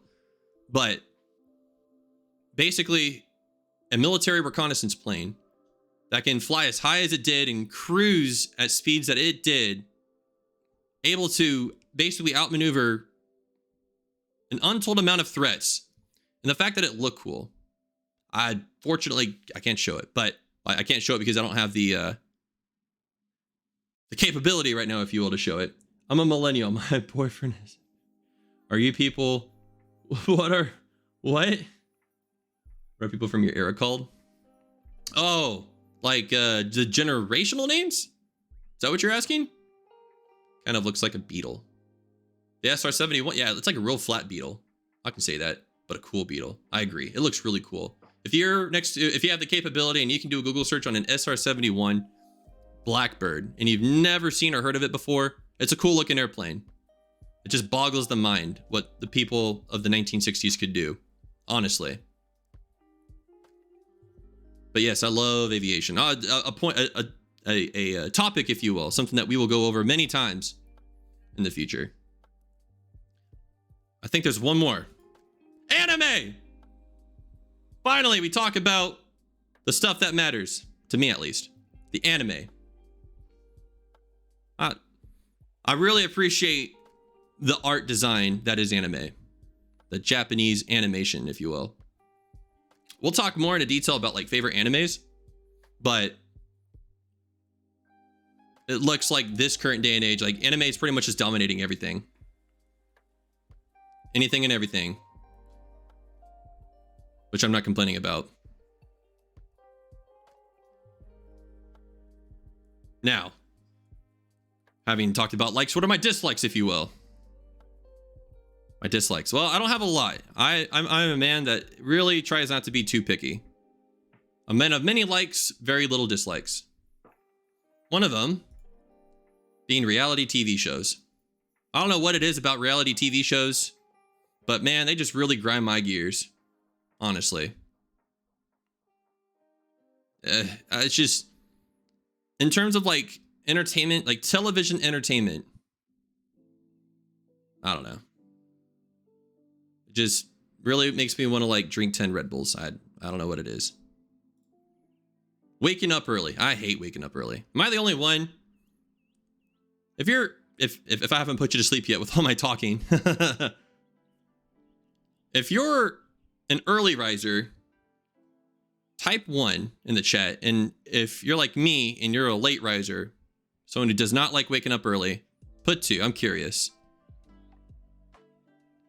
Am I the only one that just does not like waking up early? Like, I don't know how it is. I don't know how it is that I woke up at the time that I did today and then is able to get as much stuff as I got finished, you know, in the time that I did, in spite of waking up late. Honestly, I should have woke up earlier, but I didn't. Let's see. Here we go. The Madman. 1, an early riser. All right, that's respectable. I can respect that. Low key pet. 2, Leela, also 2. So if we're, yeah, okay. Definitely not the only one. This is a good sample size. Taking notes, guys. Just, maybe once upon a time I used to be able to wake up early, but I don't know. Like, do you guys, like for those of you who, have typed in 2, or maybe, whoever's watching and you just don't like waking up early. You just get up late, maybe like I do. Like when you do have to wake up early, like what's the feeling that goes through your mind? Like for me, it's like a sense of dread. And it's like, there's like this weird feeling that I feel like in my soul, my spirit, if you will. It's just, it's distorted. Like not everything is there. So I'm put a 3. All right. I see we have one who is more what they call a chaotic neutral. A 3 when option 3 wasn't even an option. I'm curious to hear what is option even, what option 3 be anyways, huh? 1, 2, 2, 3. At least it goes in order. I don't know. It's just something about waking up early. Cabbage. Last but not least. I do not like cabbage. Of all the vegetables, for some reason, cabbage it's a texture thing, okay? I don't know why, but I do not know why. But cabbage, it's just weird. Cabbage is the best. Wow, you like cabbage? What the heck? Anybody else here like cabbage? I mean, vegetables. Like I'm starting to try. I'm trying to eat more vegetables than maybe I used to eat. I used to be a real picky eater. I want to say these days, I've gotten a little bit better. Love cabbage. Love cabbage. Cabbage equals toots. Yeah, see? I love cabbage. Okay, all right. That's fair. I'm not look, no one's judging if anybody likes cabbage. I'm just saying, for me specifically, it's just got a weird texture, and I just, it's just certain things kind of turn you off, right? Sarah, I love cabbage. And then, let's see. Madman. Cabbage is dope, especially grilled. Oh, grilled cabbage? How have I not heard of grilled cabbage before? Like, okay, all right, Madman. If you had to compare grilled cabbage to regular cabbage, in what way does it, like, I don't know, like, in what way does the sensation change, if you will? Sauteed cabbage with bacon is also amazing. Okay. Sauteed cabbage? Grilled cabbage? I didn't know you could do these things with cabbage. It's fantastic. Okay, maybe it's time for me to try new stuff. Perhaps maybe one day we can remove cabbage from the dislikes list. Who knows? Yeah, with a little, ooh, with olive oil? I never even thought about doing that. Ooh, grilled cabbage with a little olive oil. My God. Man, between the eggplant lasagna and now the just the sound of sauteed cabbage with bacon, grilled cabbage with a little olive oil, very versatile. Perhaps I just have a little tiny pea brain, right? As we went over before, I had the IQ of 4, so I don't know what's good for me. I'm sorry, guys. Perhaps we'll try new things together. Speaking of favorite stuff, all right, IQ of 4 is showing. Oh, thanks. Thanks, Loki Pep. I appreciate that. It's nice to be reminded. But like with most things, we must embrace these things. I don't know if I want to embrace having an IQ of 4, but I don't know. We're already here, right? What's my favorite foods, right? So we're talking about food.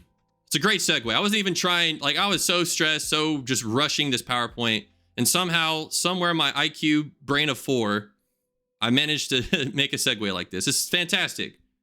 All right. What is my favorite foods? Well, it's definitely, unfortunately, at least right now, because I haven't had the pleasure of tasting sauteed cabbage and grilled cabbage, especially with bacon and olive oil and all that delicious stuff. God bless, you guys are making me hungry. What are my favorite foods? By far, the first thing that comes to mind when it comes to favorite foods, ramen and pizza. Heck yeah, brother. Ramen and pizza. I love me a good ramen. I haven't really had the pleasure of having like an authentic Japanese ramen, especially from this time. Yes, ramen. Oh my gosh. Ramen sounds very good at the moment, actually. Especially, now, I used to really like a spicy kind of chicken ramen. Here lately, though, my grandmother loved ramen. Oh, God damn it. May your grandmother rest in peace. May she rest in peace. Press F for respects, y'all. F for respects. Grandmother liked ramen. That deserves it. Let's have an honorary bowl of ramen. Yes, I agree. F. Respect. Respect. And perhaps a respectful cheer. Cheers! Cheers! Cheers! We love you, Grandma. Oh, man. Rest in peace. I hope she liked tonkotsu ramen, because that's right now like one of my favorite ramens. It's just something about the broth, like what a thing of little pork cutlet does to the broth. Oh, absolutely tasty. Especially in my favorite add-ons is like, for example, you get a tonkotsu ramen, nice kind of delicious kind of broth, if you will. I know each restaurant kind of does their toppings a little bit differently. Some, it just kind of comes included. And normally I don't really ask to have the restaurants take anything off the ramen, but for sure, tonkotsu ramen with a little like egg in it. 2 eggs, bro. Like the eggs are like, it helps fill you up. It's just so good. And then if there's not a ramen place, pizza, bro. Not just now. Here's the thing, right? When we're talking about pizza, We're not talking about delivery pizza, especially in this time.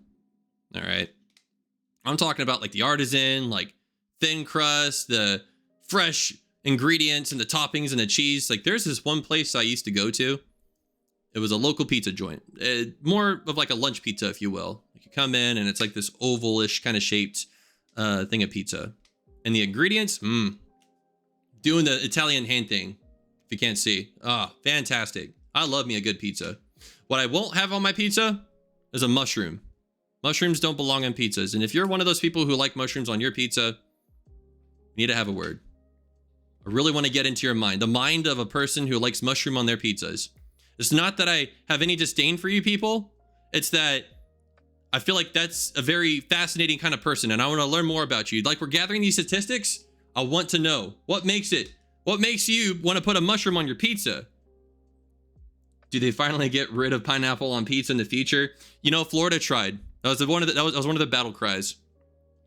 It was like the cry of Leroy Jenkins and, you know, screw pineapple, you know, something like that. That may be a joke, but honestly, yes, they do love and shroom. God, pineapples and mushrooms. My God, I don't know, man. Again, I want to get to know you guys better. Like, what makes you guys tick? Perhaps future streams will reveal and give us more meaningful answers. I love mushrooms to look at, but not on pizza. You know, that's fair. See, here's the thing. Like, mushrooms are like fungus. And whatnot. Oh, hello, Ka. Hello there. CTF Raven. Welcome. How are you? Thank you for stopping by on this now 2-hour debut stream. God bless. I hope you're doing well. I got a bird in here. Is he a bird? Oh God. Raven. Oh boy. The bird. Oh boy. What do we do, guys? Do we try and tame the bird? Do we make him at home? I think so. I think it's cool we got a bird up in here. Ka. I can speak a little Ka. As a matter of fact, I heard that there's different dialects of Ka, right? There's a CAW version that you're using, and then a COH version. I'm quite apt with both. Squawk. Oh boy. Here we go. The trash talking has begun. But yeah, the different dialects of the Ka are it's like, uh-oh. Perhaps I should retract my statement. Anyways, somehow got a little bit off track there. Actually, no, we didn't. We actually made a fascinating point about mushrooms and pizza.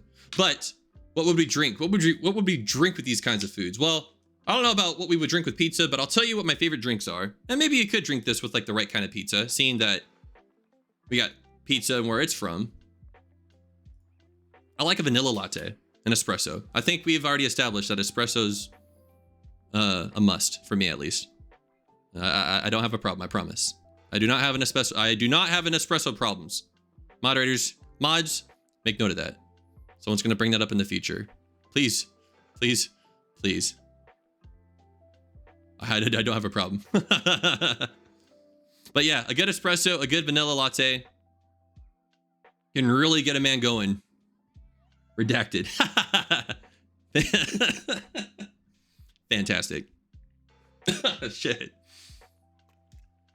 It's like the go-to. When I don't have a vanilla latte, especially like when I am waking up at like, I don't know, 11 a.m. in the morning, when the morning's already almost gone. Nice little coffee with some, oh man. Creamer. There we go. I had a brain fart for a second. Again, IQ of 4. Fantastic.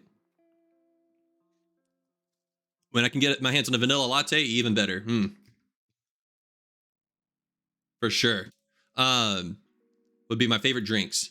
Not really anything controversial there. I think everybody else here, or may, if not everybody here, maybe everybody here can appreciate liking coffee. Who likes coffee? What kind of coffee do you guys like? I'm actually curious. Like, there's all sorts of different kinds of coffees out there.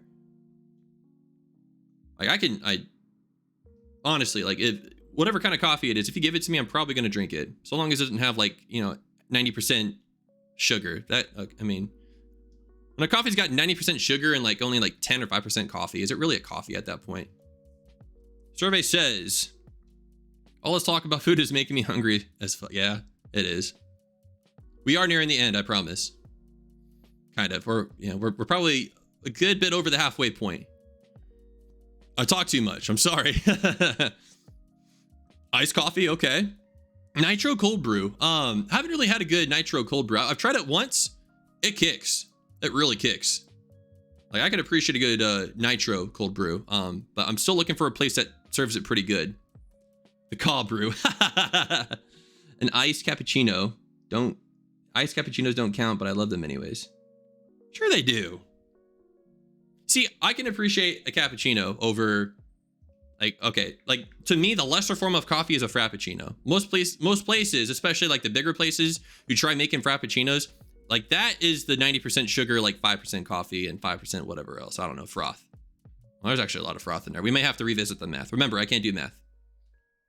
But yeah, frappuccinos, I don't know. Would be my life. I'd still drink it if someone gave it to me. I don't hate it. It's not going to be my first go-to, I'll tell you that. A good cappuccino or iced cappuccino?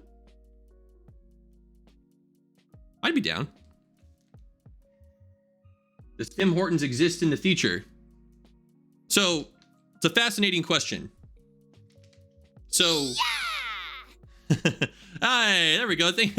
Appreciate the follow, CTF Raven. Caw to you too. Appreciate that, thank you.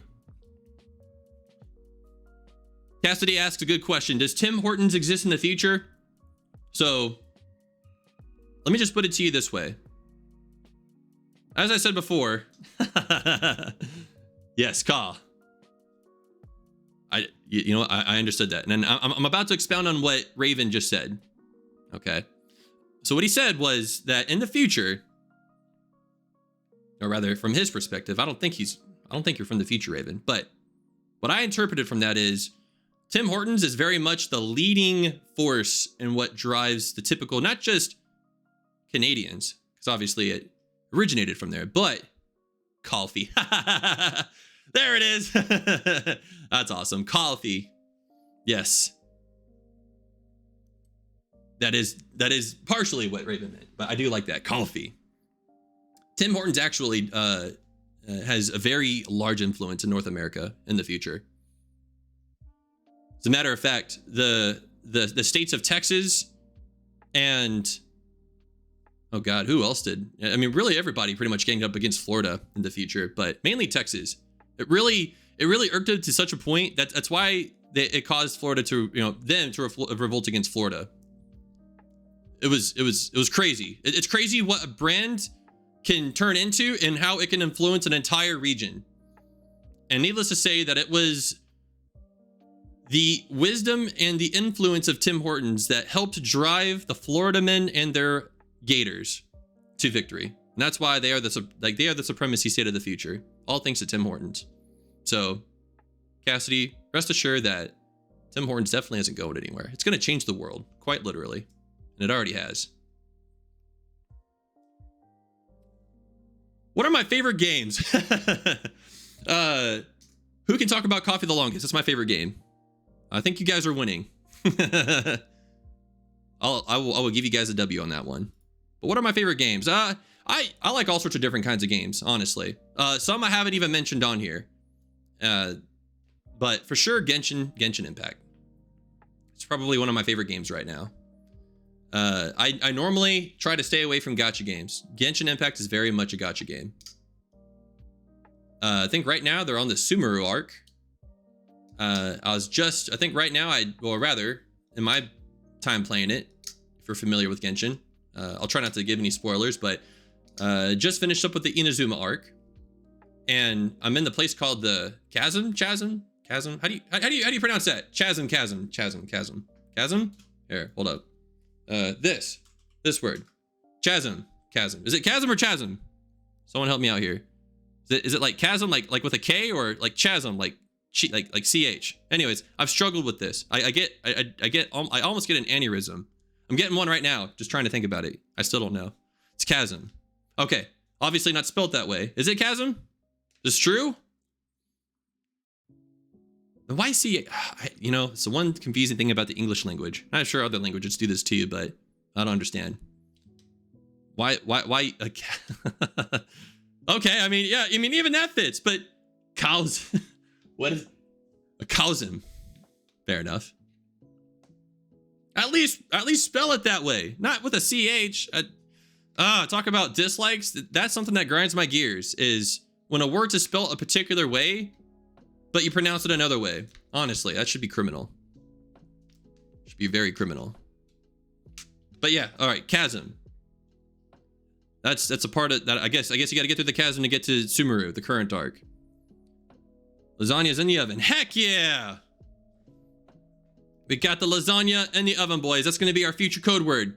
Ladies and gentlemen, the lasagna's in the oven. I repeat. The lasagna's in the oven.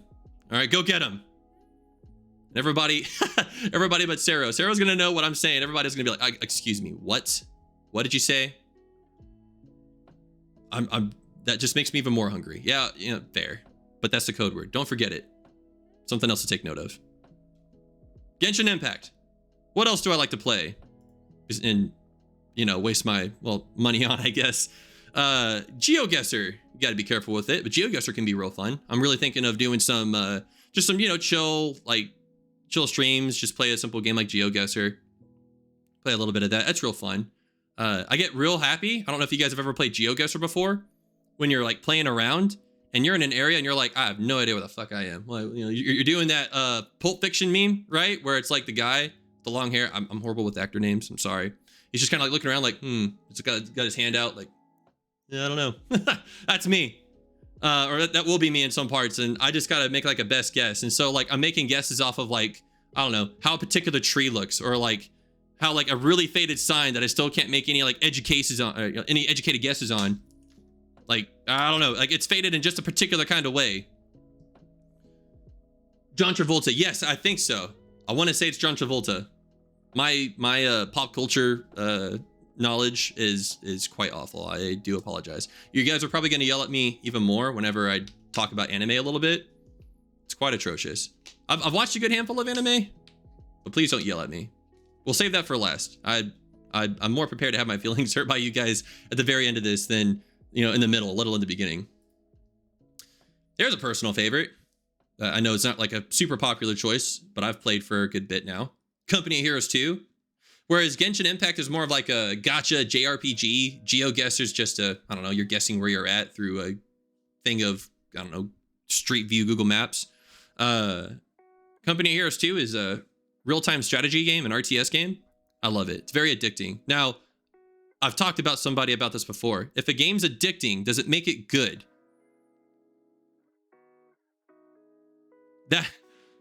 I don't know. I don't know the answer to that. Because, I don't know. There's games out there that are addicting, and it may not be very good for you. But you still play it. Depends. Yeah, I agree. Especially games that don't really cost a lot financially after you get it. I feel like you can maybe, draw a respectable graph as to like, okay, at what point does, this meet the threshold of, okay, it's addicting and it's not good for you. And I can already think of a few good games. Maybe a good conversation for next time for another stream, but I don't know. I'll tell you right now, I have not spent more than maybe the initial $15 that I spent on Company Heroes 2. Like I said, it's just an RTS game. It's nothing too crazy. But I have spent a lot of time, and time is valuable. A lot of time. And I have spent a lot of anguish and tears just trying to learn this thing. Oh, man. Terminated. Uh-oh. I don't think Muddy Yellowfish is trying to spam anything. Maybe Nightbot's just being really temperamental. Just ignore Nightbot, I'm sorry. But yeah, Company Heroes 2, that's a real cool game. Battlefield 5, not a popular choice, but in terms of first-person shooters, one of my favorite games. It's a World War II game. It wasn't popular because, I guess, of the kind of stance it took on some things. I'm not going to get too much into detail. That will definitely rub people's feathers the wrong way. Believe me. But in any case, I still really like it. Probably will do a few, maybe not like multiplayer. Okay, real quick. I suck at multiplayer games. Perhaps, maybe a few of you can attest to this. I'm pretty garbage. Single player games, I love a good single player game. In Battlefield 5, even though they don't really have a single player per se, there are like single player aspects that are really cool. And maybe we'll kind of showcase them sometime in the future. Whenever I learn how to make schedules and stuff. I haven't even made a schedule at all for like the next few streams. All I remember is getting spanked in Company of Heroes Payu. Oh, well, the truth is out there. But it's fun, right? It's fun, especially when you get the hang of it. Like, look, it took me, okay, I think I got maybe like 500 hours on that game. And it's probably like by far, no. It's behind one other game. I think it rhymes with DCS. That's like the second most played game I have on my Steam library. And I think I've spent at least a quarter, so maybe the first like 150 hours just getting my ass kicked trying to learn Company of Heroes. But finally I figured it out, and I still don't have it all the way figured out. But it's the fact that you never stop learning on that game. There's many different ways to get your ass spanked, and believe me, I know how that feels. It sucks. Hence why I like Company of Heroes too. Let's not draw any weird conclusions from that, okay? Finally, VR chat. Again, let's not draw any conclusions. VR chat can be very chill. It's not. I mean, I don't know. Is it a social media simulator or is it an actual game? I don't know. If you ask me, I say it's both. For me, it's an interesting way to socialize with other like people, I guess, through a virtual medium, in ways that like I don't know, like today's Twitter and I don't know, Facebook's kind of becoming garbage. That's just me. Or what other kind of popular social media platform like VR chat obviously can do it in ways that Twitter and other places can't, and that's awesome. I've met a lot of interesting folks. Matter of fact, for some reason, there's a lot of people from Chile who play this game, who play VR chat, and I've learned a lot of cool things about like South America and Chile. Perhaps I'll talk about it more on another stream, but just like the people you can meet, I love it. And they also got some really cool VR kind of games too. There's this one world, I think it's called Test Pilot. It's been a good minute since I've been on VR chat. There's a lot of cool worlds where you just hop in there and you just go flying around. And these and that's the other thing. It's very much user, like community driven. Like the actual people who like made like VR chat the platform, I don't think they have very much of a hand on it at all. Like, you know, it's just mainly the users who make the content. And there's some pretty cool content out there. I mean, but just like Twitter and Facebook can be kind of a slippery slope in terms of what you can be exposed to. I mean, I'll say this, VR chat's very much the same. So you just gotta do it responsibly. That's all. You get some buddies or you meet some cool people there and they have, you know, good intentions. Absolutely. Sorry if my mic was my mic was like slowly sinking away from my face. So if I sounded a little bit from a distance, I apologize. But yeah, those would be like my top games. All right. I'll tell you right now, I only spent the time just making the PowerPoint. I definitely did not rehearse. This is going on for quite a while. We'll try and speed it up just a little bit. I know we don't want to be here for more than, gosh, I was thinking maybe 2-hour stream. We'll try and cap it at 3. We'll try my best. See what I can do. Oh boy, anime. Here it is. The stream, the slide y'all have been waiting for. What is my favorite anime? Anybody just based off of talking to me or just hearing me talk for 2 hours, 22 minutes and 44 seconds. Any of y'all want to guess what my favorite anime is? And for those who actually know, keep your mouth shut, please. Any guesses? I don't know how popular this particular anime is. Whenever I watched it, I don't know. I feel like a good show, whether it be anime or otherwise, a movie, whatever. Like if it's memorable and it has memorable moments, I can't talk. Then I think the more memorable it is, the more you'll come to like it. Now, memorable, obviously, you know, you can have good memories or bad memories of it. And obviously, like you'll know, like a real bad show, real bad movie. Oh yeah, if it's awful, that's a memory, because it's that memory that's going to keep you away from watching it again. And I've had some of those. But favorite anime, Fate Zero by far. Changed my mind. I've watched this anime, or I watched this series, if you will. So Fate's a very complicated, complex thing in the world of anime. If you know who Giguk is on YouTube, he's an Anituber. He does a really funny, really cool video on trying to explain the Fate series. And yeah, it's it's confusing. I don't think there's any meaningful conclusions to draw from his video, but it's all over the place. But Fate Zero, it's got memorable characters. One of the main characters is probably like one of the most likable characters for me. Someone I can kind of relate to a little bit, actually a lot. Saber, Arteria Pendragon. Really good show. Really good character. I haven't gotten into it yet. That's fine. That's fine. Like I said, it's not like oh god, like what are the more popular animes that I know I definitely haven't watched? And again, this is where you guys are gonna yell at me. I mean, what? Hunter x Hunter? I haven't really watched that yet. Spy X Family. Is it Spy Family or Spy X Family? Like, I've heard the debate. Why do people add the X in there? And why do people pronounce it? To me, it's a placeholder. But people are still going to call it like Hunter x Hunter and Spy X Family, when really it should be, I don't know, should be Hunter Hunter or Spy Family. Anyways, I haven't watched any of those yet. I do have Spy Family on my list. Spy X Family. Fairy Tail best anime. I've heard a lot of good about Fairy Tail, but that's another one I haven't watched yet. Is Fairy Tail. Aesthetically, it looks really, really good. And again, I'm assuming that because of the overwhelming majority of like good things I've heard about it, I'm assuming this, I don't know, the content, the story's also good as well. It's on my list, but I haven't watched that. And I know that's kind of a popular one. It took me forever. I don't know whether this is a good anime or not, but real popular, ReZero. Finally watched that. And man, the first half of the first season pissed me the fuck off. Well, let me tell you. Subaru, he's coming off as an asshole. Freaking guy. But then, like, whenever everything is all said and done and you reach the end of the season, some of it's understandable. And I think the producers, the creators did a good job of maybe trying to put you in the experience of somebody who, I mean, spoiler, close your ears.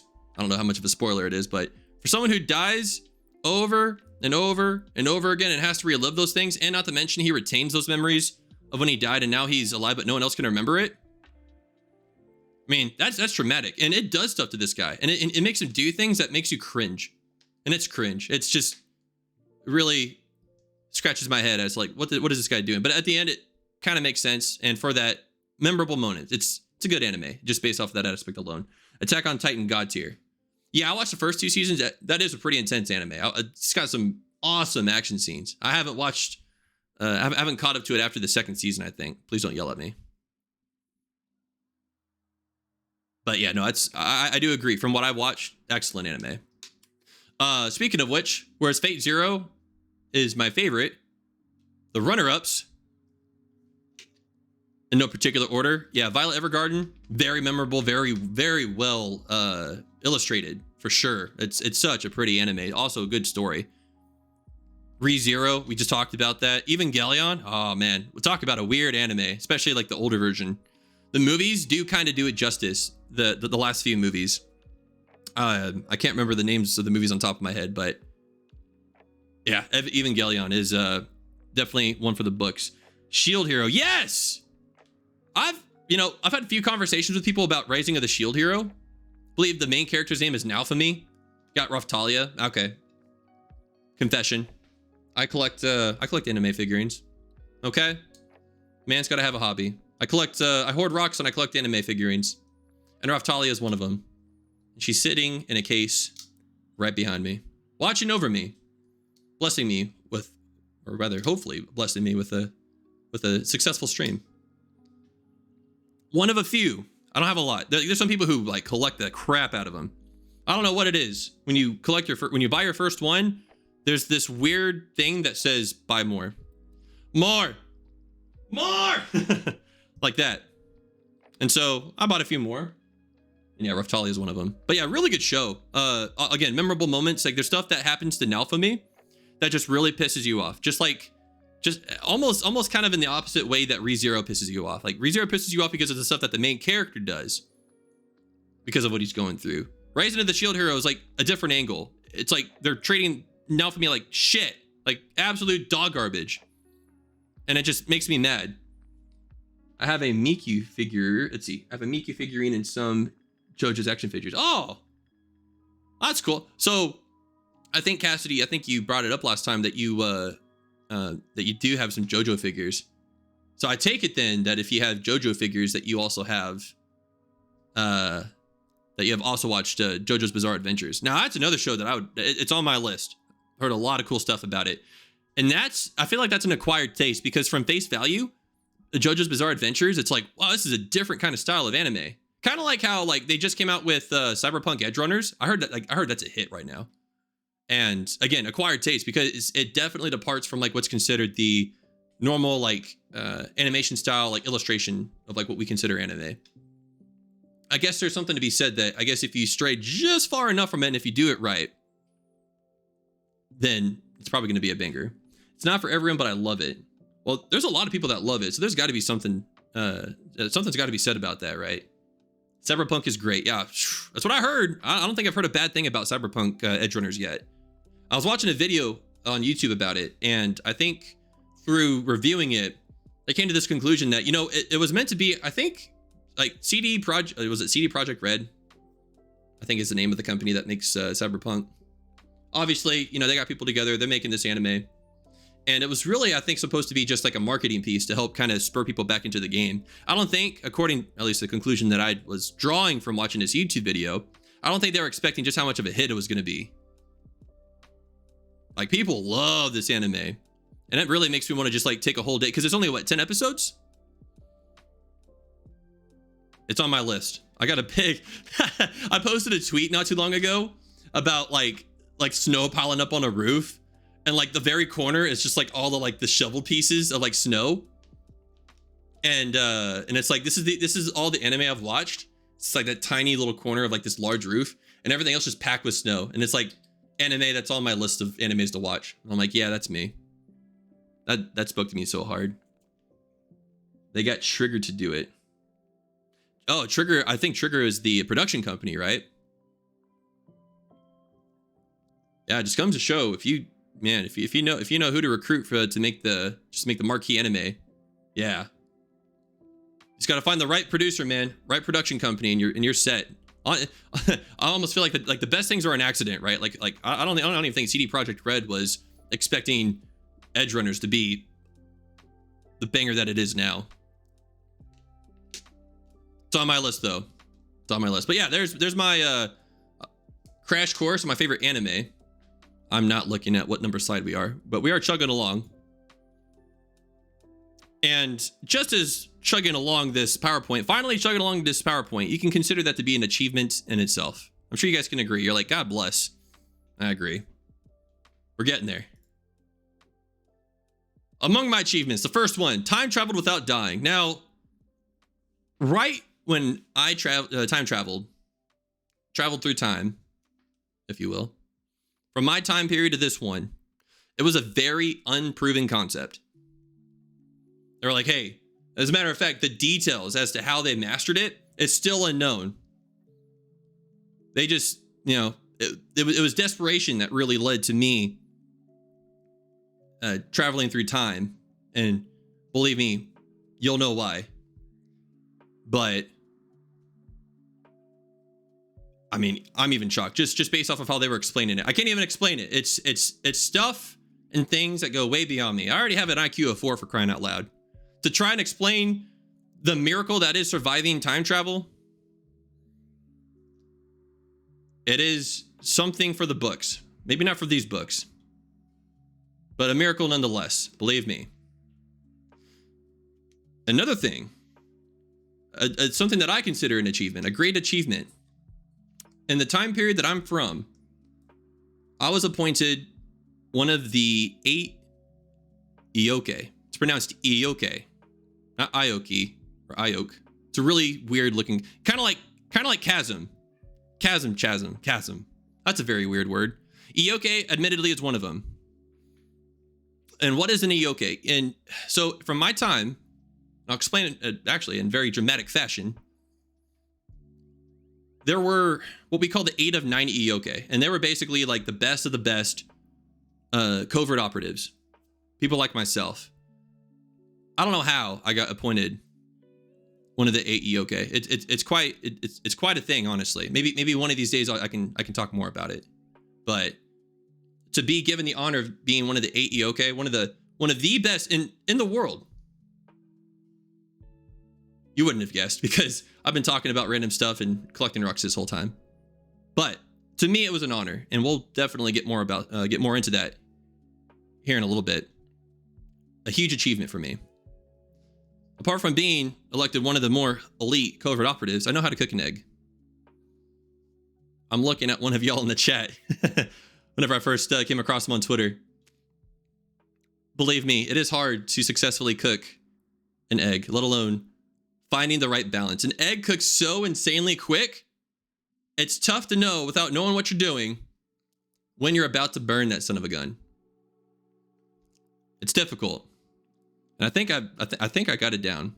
Now, there was one time, it was like within the last week, I tried cooking an egg and I damn near burnt the damn kitchen down.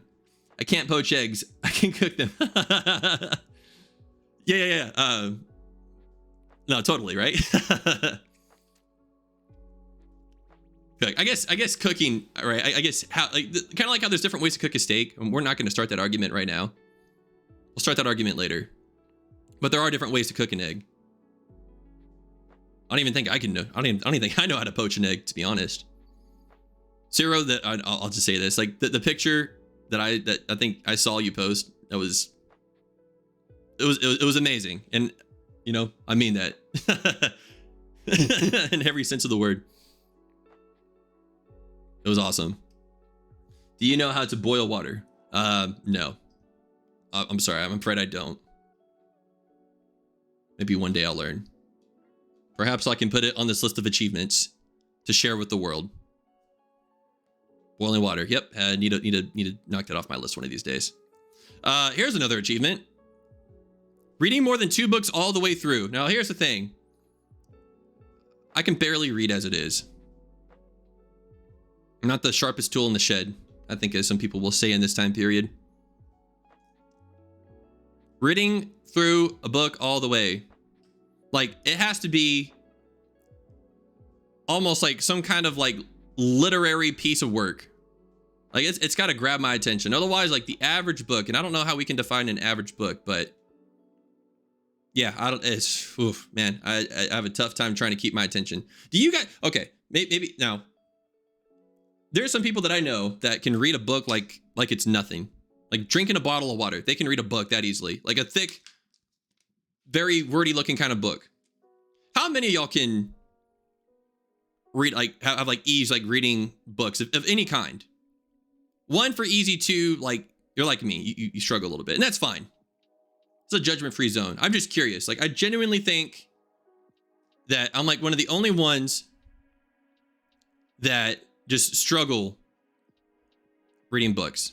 Not like the content. It's just like the attention. It's like keeping your attention, right? Like again, it has to be a particular author, and otherwise, I just can't be bothered. It depends. I mean, you know, fair. I was reading at college level at age 11. God bless. I got some smart mods. I gotta fix the chat thing, by the way, because it won't show him the little chat. Type one more thing, Madman. I want people to see on the live view your icons, if you will. Your deserved icons that deserves to be recognized. I don't care what it is. In any case, let me do this. There we go. I think just a slight adjustment will do it. There we go. Haha, we got it. I have an icon. There it is. Yeah. It shows on the Twitch, like, well, on my end, like the little chat box, but it wasn't showing on the actual like stream because I think I had it too pushed far off the screen. But there we go. We fixed it. Aha. Yeah. We fixed it. I wish I could fix my problem with reading like I could fix that.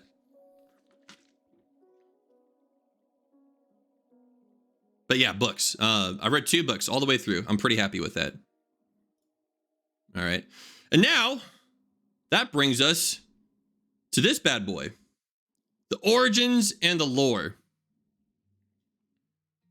This is the fun part. This is the fun part. Give me 1 second. There's a part of this where it shifts gears. We get all mysterious and dark-like. Oh, shit. Gotta be careful with that. You didn't see anything.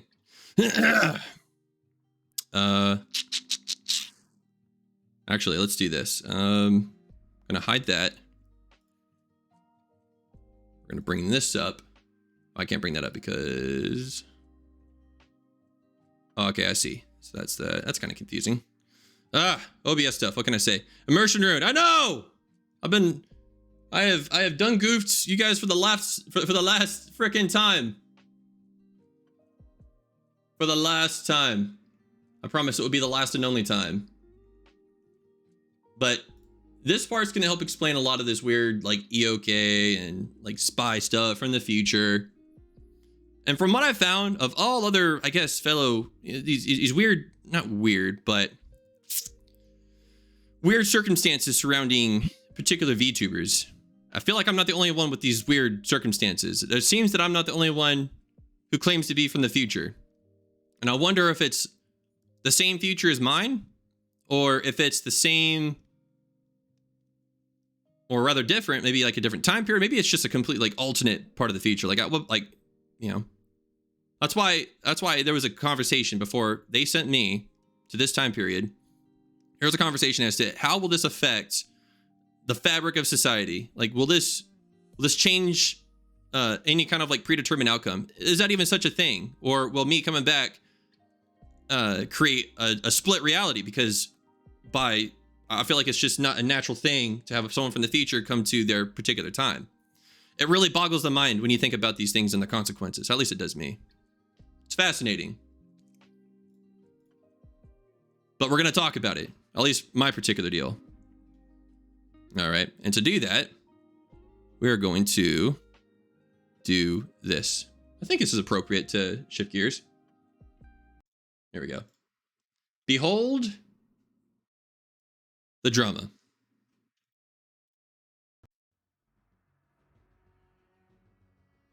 That's right. Strap yourself in. Moderators, please let me know if the music gets too crazy. I think that's good.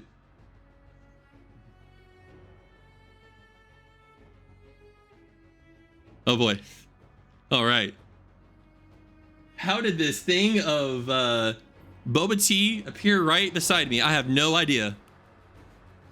Bro, what awesome music. This was meant to be. I was meant to have this boba tea that is now in my right hand. It was meant, it was destiny. The powers that be that control the fates of this universe decided that I was to have this boba tea. And nobody else could. Not at this particular time. All right. Oh, crap. Wrong one again. Almost. Anyways, that's what I'm playing the music from. Fun fact. All right. The origins and lore. Let me just turn this down just a tiny bit. There we go. Again, mods, just let me know if the music's too crazy or not.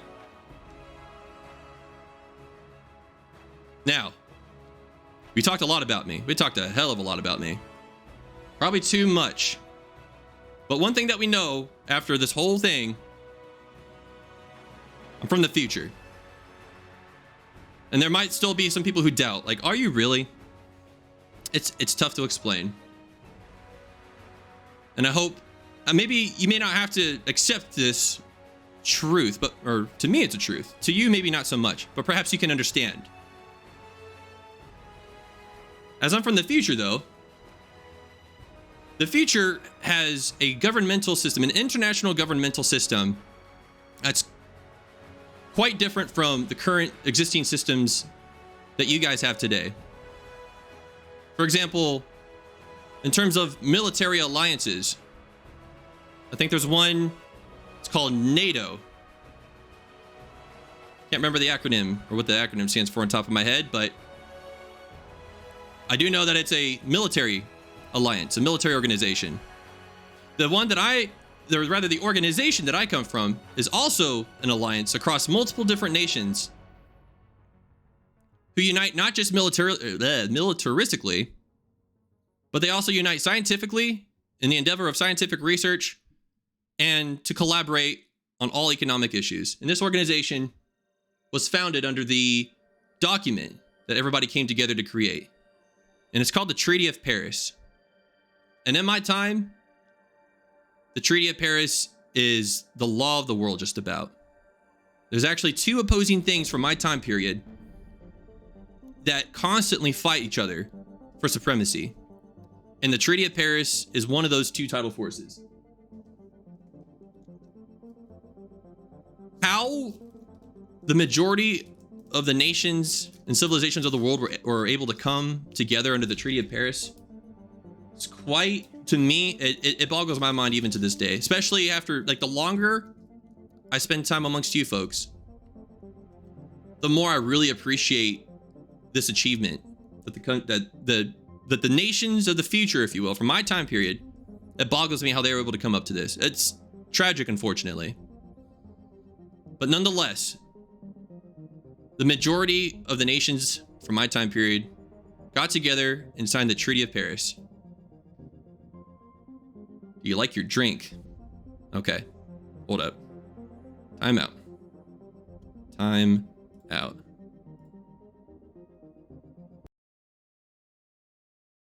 How do you know I have a drink? What's going on here? Sus. Sus. Among Us. How did you know? Anyways. Back to the Treaty of Paris. Under the Treaty of Paris, like I said, from my time period, it's a very important binding document. It's almost law itself. One of two major competing forces that tries to claim supremacy as to what controls the balance of things in that particular world, in my world. And one of the things that the Treaty of Paris created was called the Polaris Treaty Coalition. And these are the nations that all fall under the countries who ratified the Treaty of Paris. This is the coalition that, again, collaborates on all economic issues. They collaborate militaristically, and they all collaborate on the endeavor of furthering scientific research throughout all sorts of different platforms, different concepts, different theories, different things, if you will. Very overarching treaty. And this is one of the things that governs, again, it's the law of the land.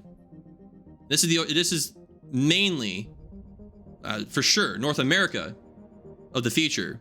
And the countries of North America all fall under the Polaris Treaty Coalition, the Treaty of Paris.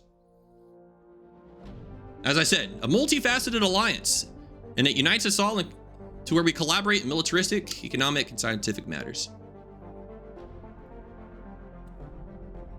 Underneath the Polaris Treaty Coalition, sorry, there's a bunch of words. I'm still getting used to it myself. There's an organization that I'm under, and I am a covert operative under this particular organization. Again, they fall under the Polaris Treaty Coalition. And it's formally called the Polaris Treaty Apparatus for Reconnaissance and Intelligence. This organization has their fingers on all matters on intelligence gathering, reconnaissance, anything that they want to know, they look to this organization. And we have a few different names, or a few different acronyms, if you will. Just like I have no idea what NATO stands for. Still learning stuff. Bear with me. I learn things through you guys. Sorry if my voice sounds kind of far away. My mic is a little ways away from my mouth, but here we go. The Polaris Treaty Apparatus for Reconnaissance and Intelligence. It's very, very wordy. We have come to know it as the Patari, or sometimes we just drop the P, and it's called the Tari. This is the organization that I am essentially under. I'm a covert operative for the Patari.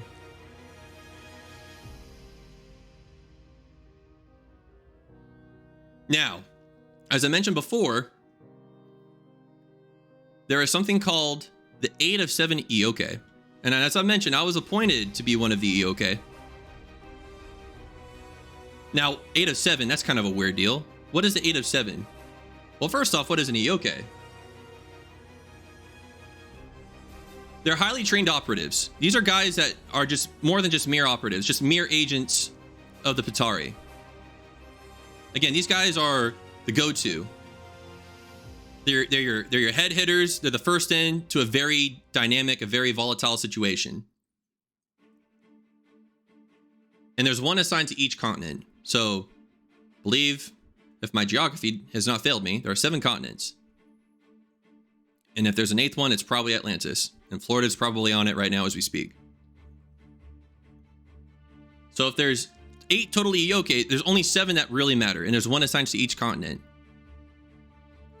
And that Ioke, they handle all matters concerning intelligence gathering, reconnaissance, mass civil unrest, and they are the ones to go to. Titties!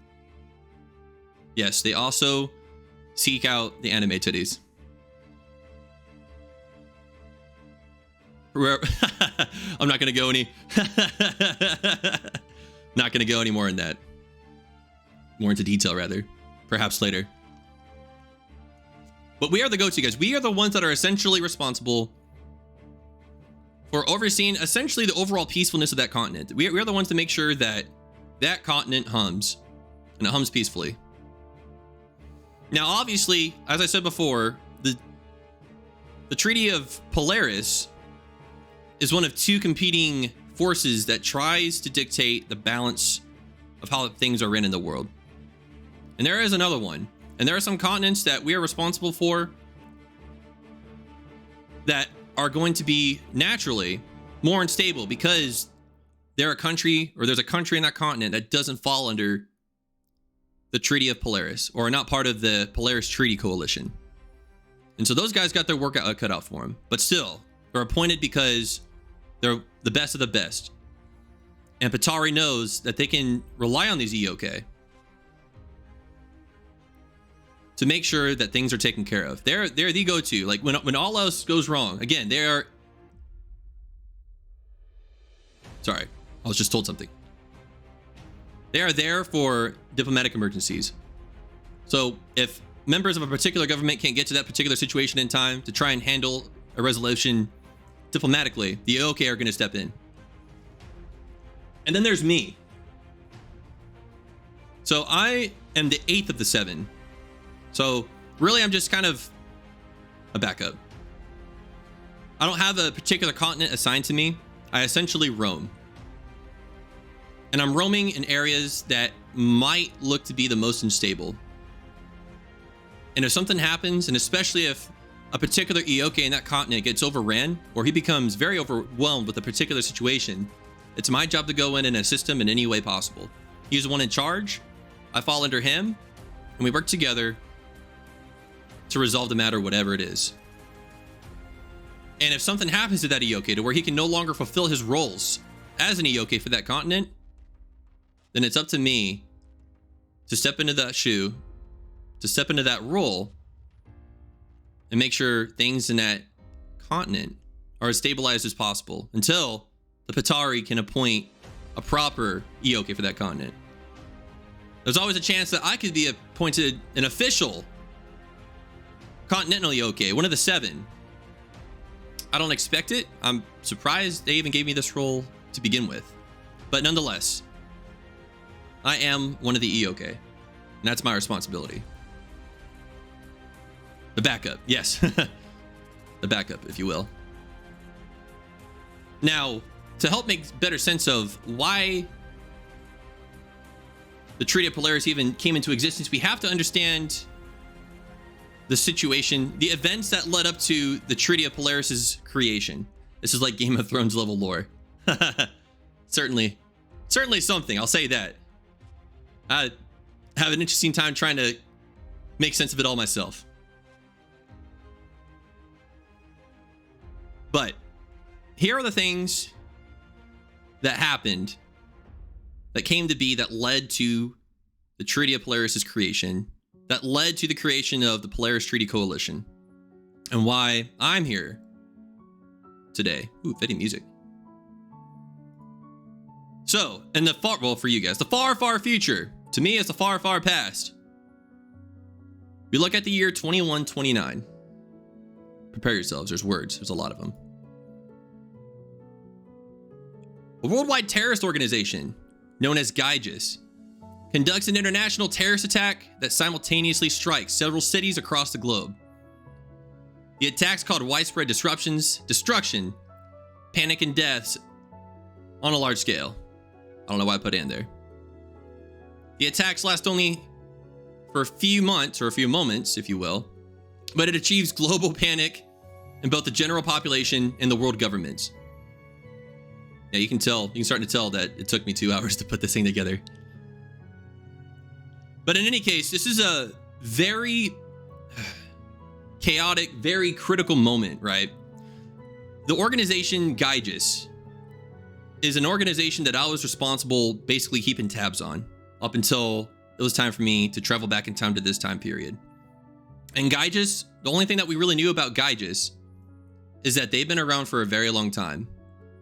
And they were very deeply rooted in ways that we could not understand, but in ways that allowed them to accomplish their goals.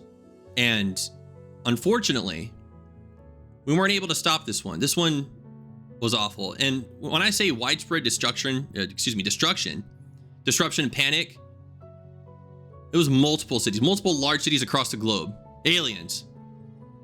Yes, they essentially were aliens. Like, you ever watch the movie Independence Day?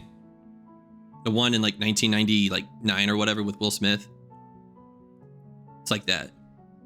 Widespread destruction. In terms of destruction, even though we'll ignore the CGI quality of Independence Day. It's a spectacular movie, by the way. But that's the kind of level of destruction that we're talking about. What date did the world end? It was coming to that, and we'll definitely get there, and what led up to it. But Gyges didn't necessarily have anything against a particular country, a particular nation. They had a philosophy, and this philosophy drew people from across the world. And this is what led them to them. I mean, to us, it was essentially sustaining and creating chaos. To them, they're trying to upset the world order to basically rewrite the current worldview as to what's normally accepted. And they did not agree with what certain governments were doing at that time. And so they attacked not just capital cities across the globe, anything that was considered strategic, important, populous, the whole 9 yards. They struck it all. And it was in such a rate and at such a speed and such an intensity that really blindsided even some of the most powerful nations at that time. Florida being one of them. Florida could not understand how Gyges was able to accomplish this. And so, at the onset of this attack, it left a lot of people concerned. And countries who were perhaps rivals united under the banner that an organization like Gyges, who possessed capabilities to strike anywhere and everywhere, not just at any given point, but simultaneously, really spooked the world governments. Oh yeah, Nebraska. Nebraska was very concerned as well.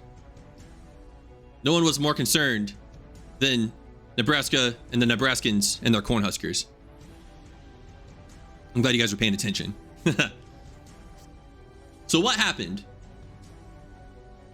In the year 2130, the world governments convened and established the Treaty of Polaris. And again, it's a multifaceted alliance that unites militarily, economically, and scientifically to ensure the Gyges events of 2129 didn't repeat themselves again.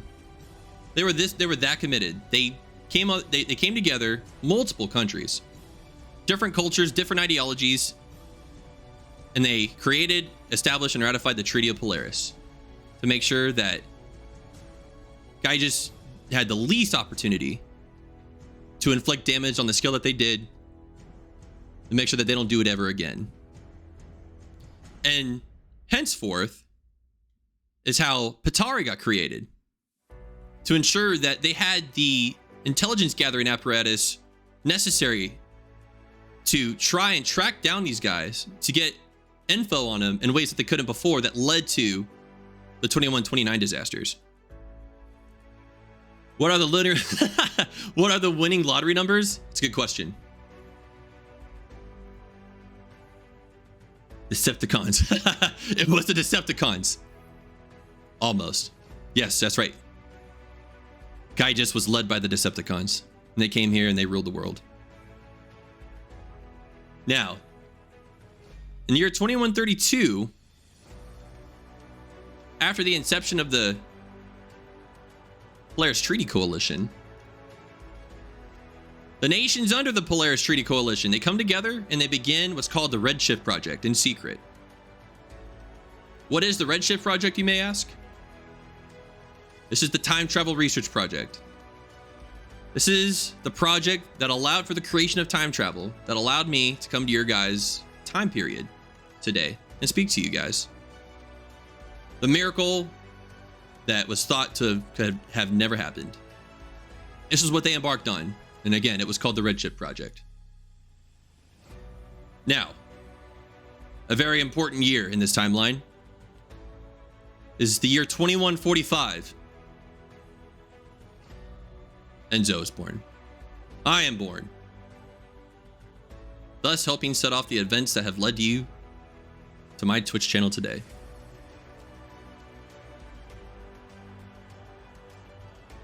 Quite a marvel, if you ask me. Look at him go. Look at that little man go.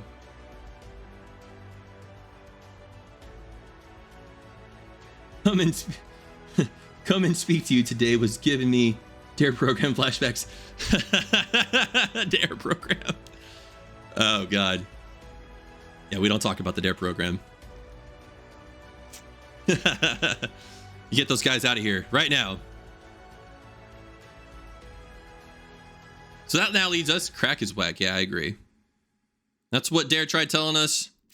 And I'm pretty sure that was the happening of Gyges. Gyges was responsible for the Dare program. That's the intelligence that I have right now. So if you have more to build on this intelligence mission, if you will, that's just what exactly Gyges did to put Dare into practice. I want to know. We need to hold him responsible. SpongeBob feud. Future.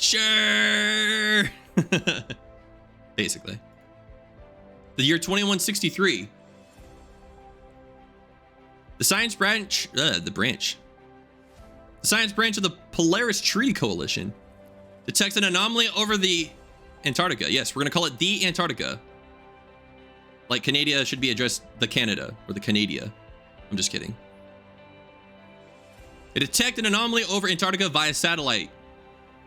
And the data from the scan suggests that a small but unusually resilient object entered the Earth's atmosphere, but failed to break up during entry.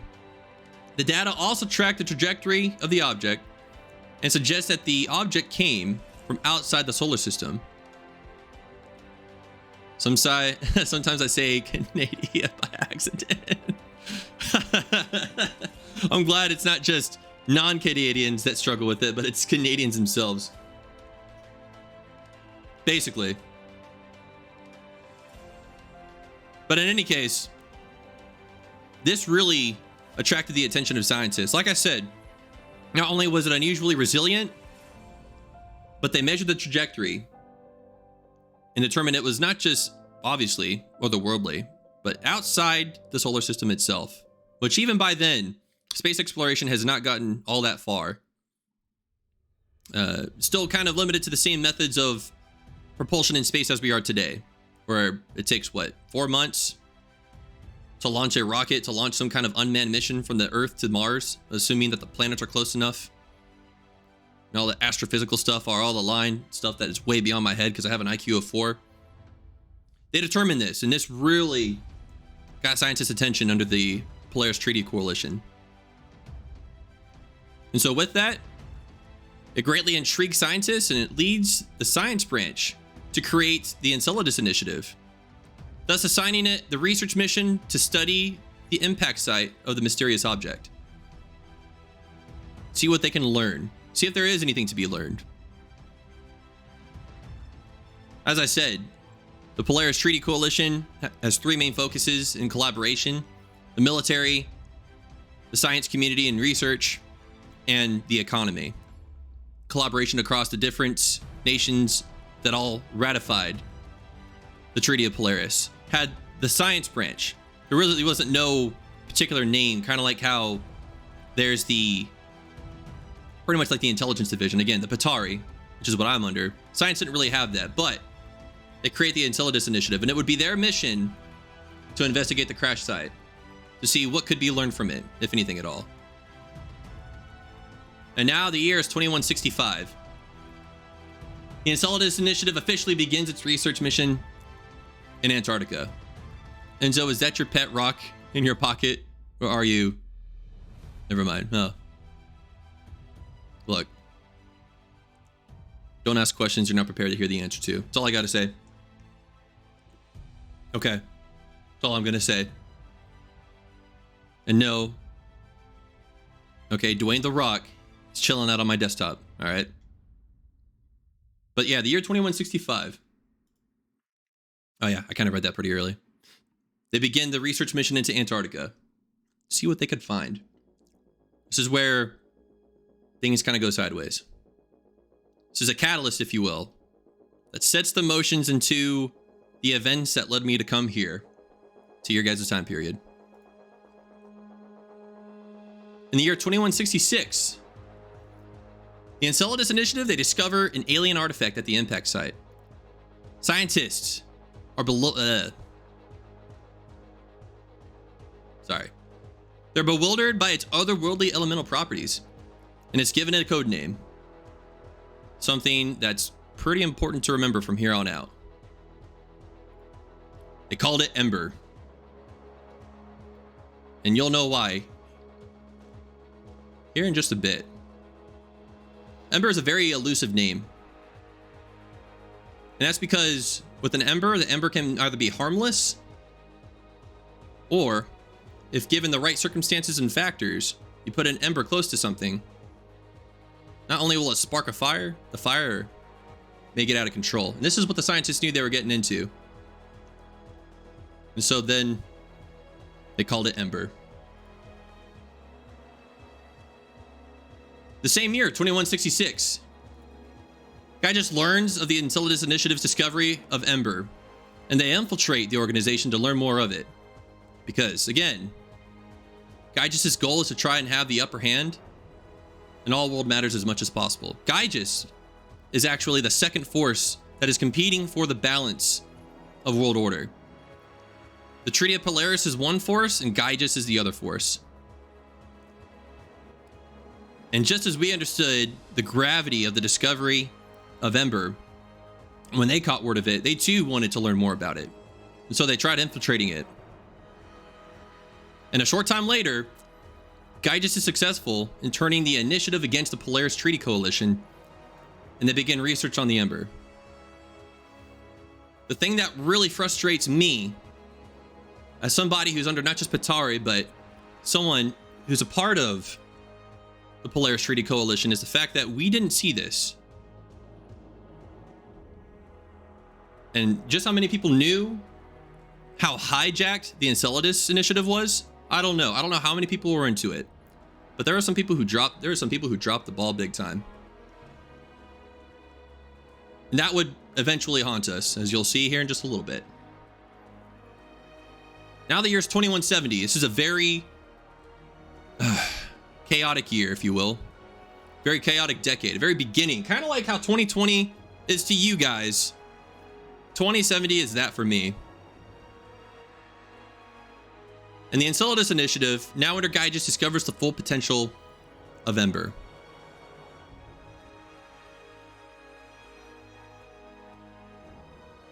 And what's going to be very unfortunate about that is I don't even think the Polaris Treaty Coalition, I don't even think they knew the full potential of Ember. What Gyges ended up doing with Ember, they ended up applying this militaristically more than anything, and applied Ember to current technologies that far put anything from a military capability perspective, it put Gyges worlds away ahead of where the Polaris Treaty Coalition was at.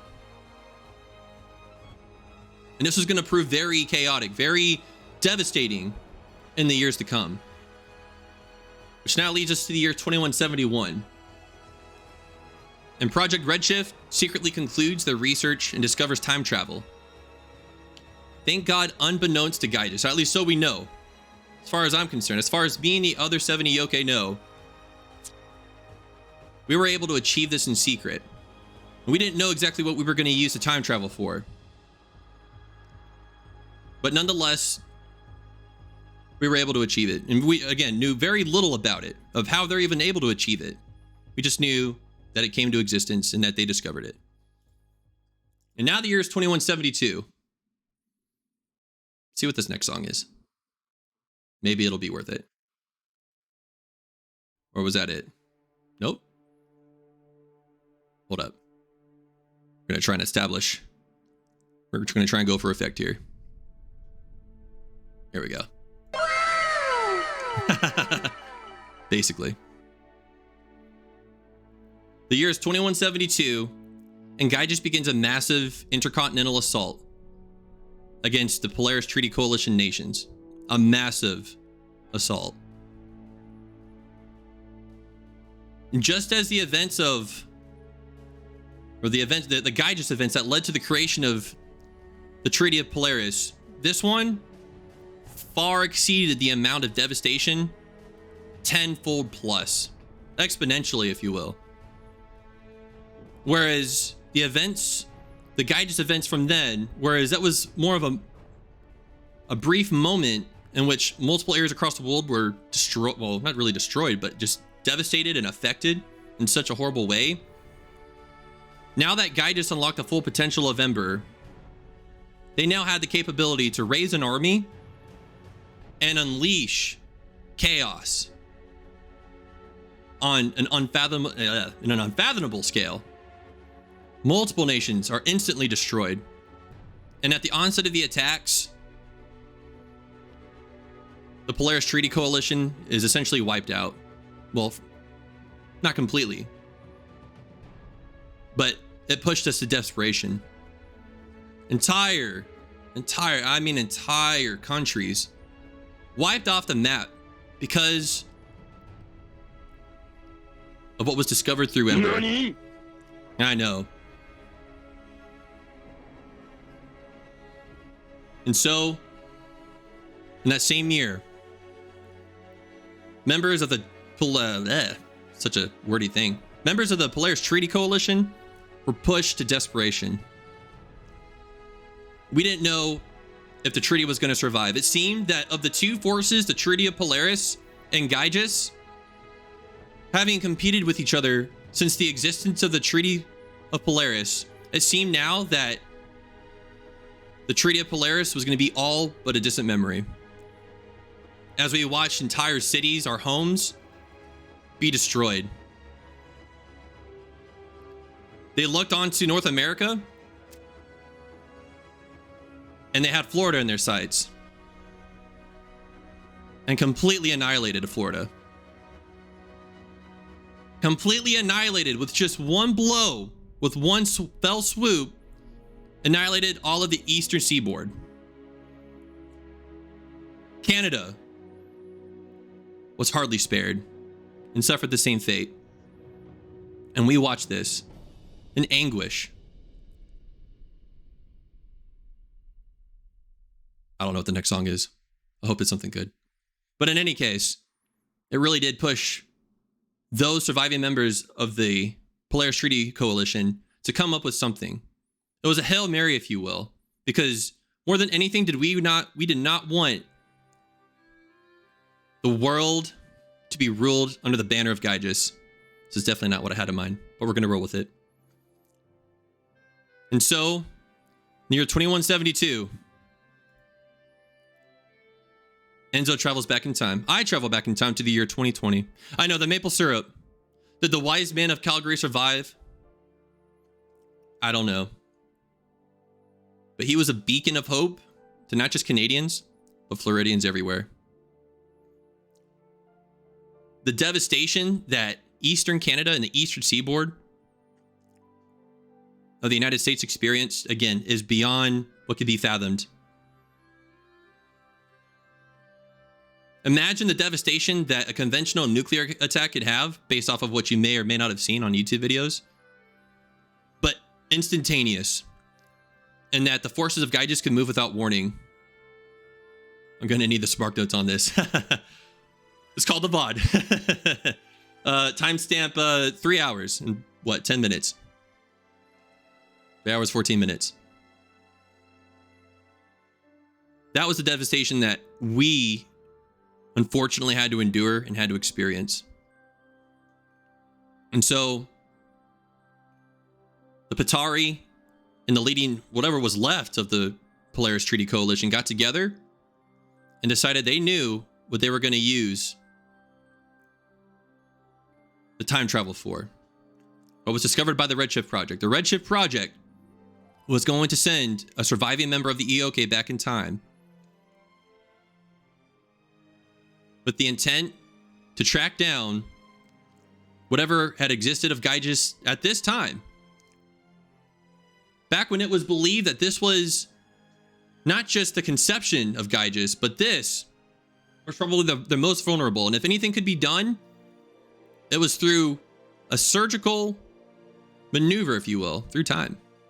And that they would send one of their members, one of the EOK, to track him down and dismantle them until there were no more, so that even if there was a chance that we could save the future from Gyges, from that kind of devastation, they would take that chance. And so they asked the remaining members of the EOK who survived. And there wasn't many of us.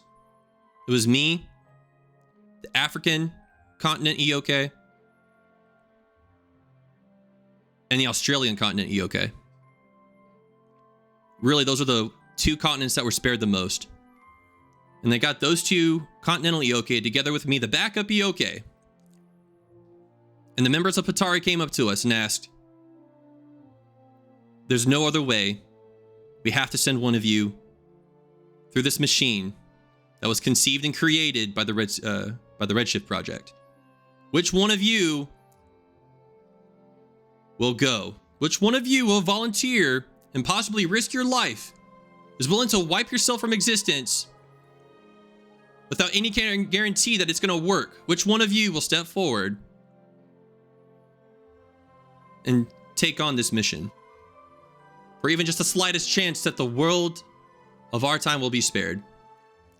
And I looked at the other two EOK, and I looked at each other, and it was a look that I never thought I was going to see on the face of an EOK. And it was the look of fear and defeat. And by looking in their face, it had already seemed that we had lost. And that no one volunteered, so they picked you. It's not that they picked me. I saw that, and something about the look on their face drove me to this unspeakable wave of emotion that I started feeling.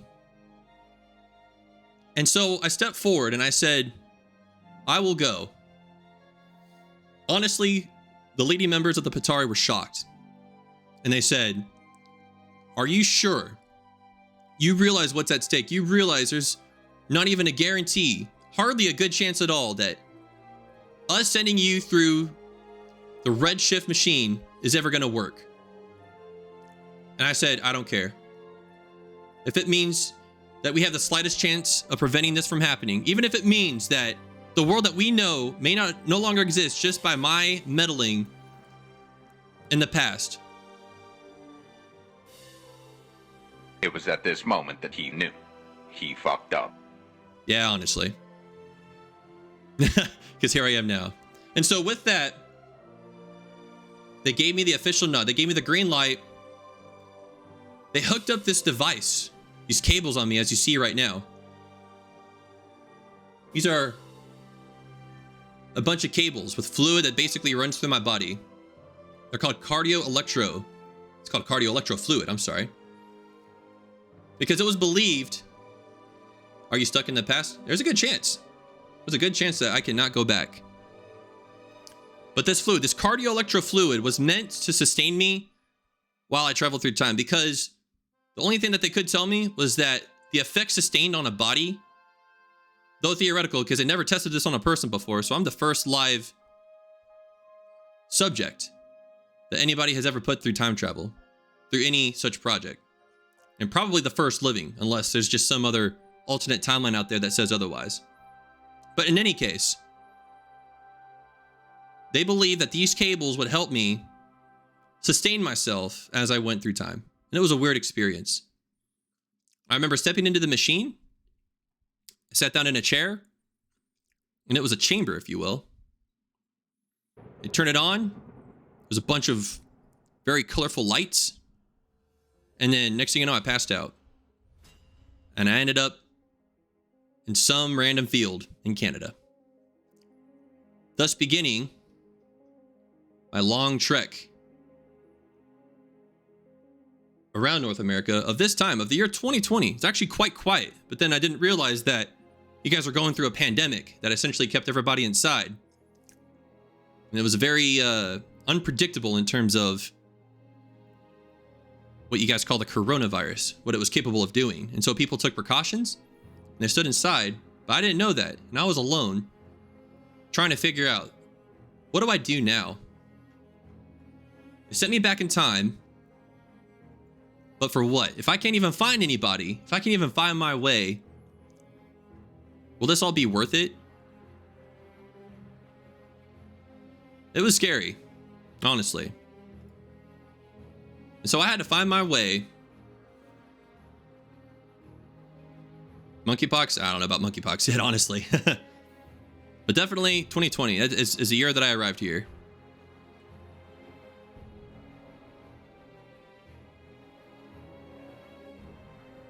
And that's when I arrived in present time.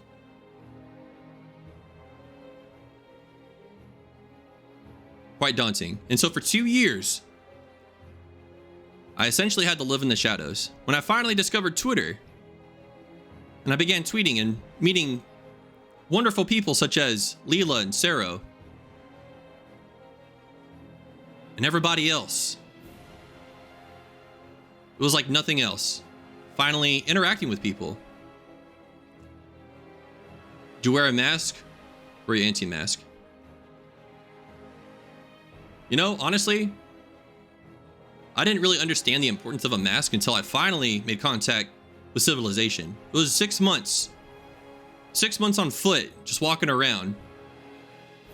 Till I finally came in contact with some friendly Canadians. And they, though, were confused as to why I wore these weird cables and why I had absolutely no knowledge of this time period at all, they shared with me the times and the events that were taking place and brought me up to speed. And so, here I am, confused. Rather, was confused. Not knowing where I was going to go or what my path was going to lead me to. Here I was. Here I am, and here I was. And then 2022, whenever I'm finally getting everything figured out and realizing just how nice Canadians were. Yes, Canadians are very nice. If you landed in Detroit, it would be a different story. So I've been told. Anyways, that's what leads me here today. Let me just do this real quick.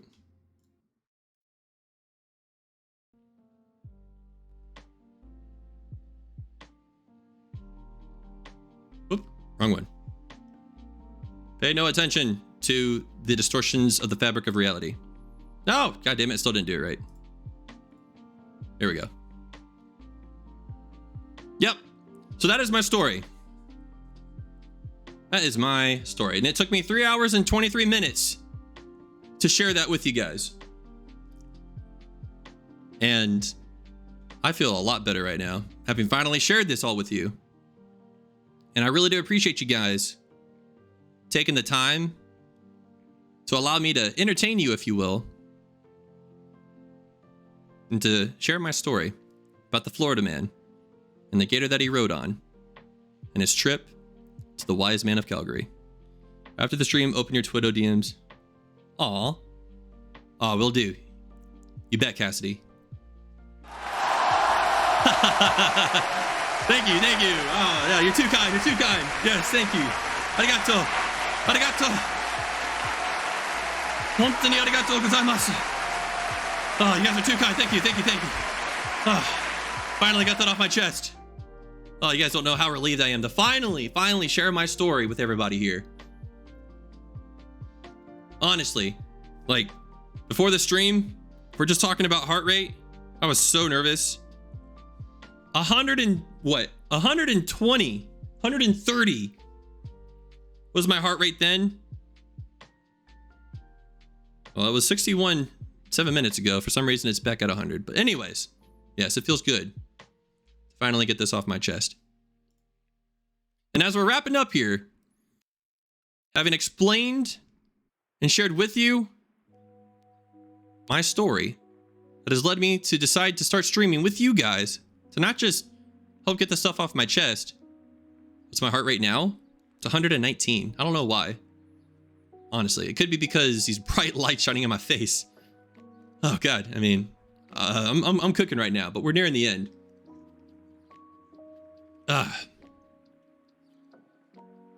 Riveting story. Oh man, I'm glad you liked it. I'm glad I could finally share it with you guys. But at some point, I decided to stream, and I felt like it was a way to help get to know you guys better in this time period. And hopefully, by streaming it, how sweaty are you? I'm pretty sweaty actually. Like my pits. It's not looking good, but we're almost done. But yeah, I decided to stream to get to know you guys better, to get to know this time period better, to understand the concept of memes, and to kind of get a feel as to where Florida is at right now. I hear that they're being pounded by a hurricane, or that they have been pounded by a hurricane. I really do feel for those folks. I heard there's a lot of people without power. You know, hurricanes definitely don't get any better in the future. They're just as devastating. I really do feel for the people who have to, or rather the people who have their lives uprooted because of these disasters. So I definitely am thankful for those people. Sniffs. Yeah, basically. Yeah, I'm pretty smelly. I'm about as smelly as a gator right now. And a dirty Cornhusker. Don't ask me what that is. But yeah, definitely thanking for those guys. I think just the topic of Florida, now that we're kind of coming back down to earth a little bit, I hear the hurricane's actually going over one of my moderators' house right now. I don't know how devastating it's going to be, but hopefully you're okay. Wait, I forgot to ask the most important question. Ketchup in the fridge in the future or no? Yes. Ketchup in the fridge in the future. Absolutely. Still a thing, just like it is today. Especially unused. I don't know why anybody would ever leave ketchup already opened, just out and about. Cursed. Well, you know, that's my take. I said what I said. I said what I said. Wait, people don't put ketchup in the fridge? That's what I'm saying. What the heck, Zero? I'm confused. Ketchup in dishwasher always. Okay, all right. Again with the chaotic neutral. I love how we got like a cast of characters here today. Madam Onion Ring, stay safe. Fingers crossed you don't get hit hard. Yes, Madmen. I called you Madam, I'm sorry. Madmen Onion Ring. Madmen, salute to you guys. Everybody, let's salute Madmen. Give him the old salute. Cheers for you. Cheers. Cheers! Cheers for this man. 10 cheers. Cheers. Cheers. We're thinking of you, buddy. Sorry, hold up. I'm still catching up on some of the the controversy of not putting the ketchup in the fridge is quite something. Zero, you're brave. That's all I got to say. Just like I want to better understand the people who put mushrooms on their pizza. I want to get to know and get into your mind a little bit more as to how the person's brain works, one that leaves ketchup out of the fridge all the time.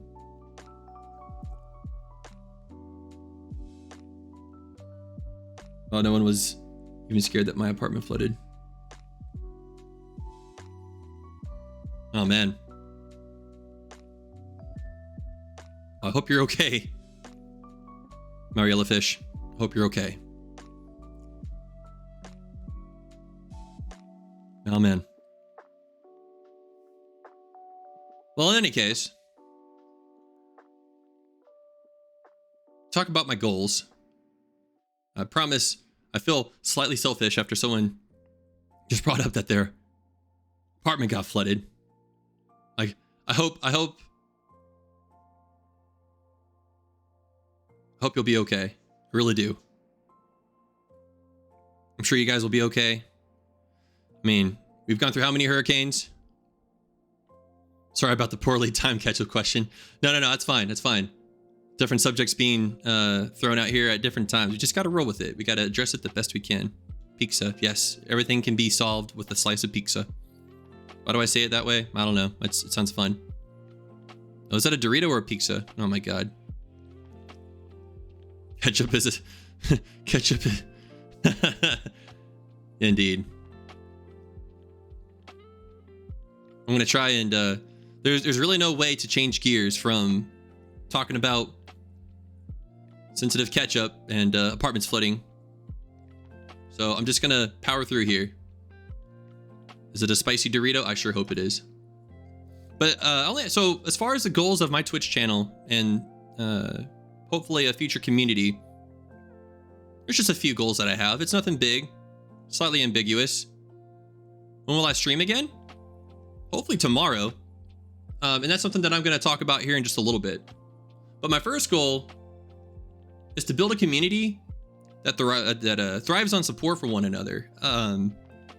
You know, thinking about wanting to start a Twitch channel, to start streaming, one of the things that really attracted me to the thought of streaming was the concept of community and kind of being a leader for that community that you build. To be able to build something up from scratch and to kind of nurture it, to guide it, to grow it.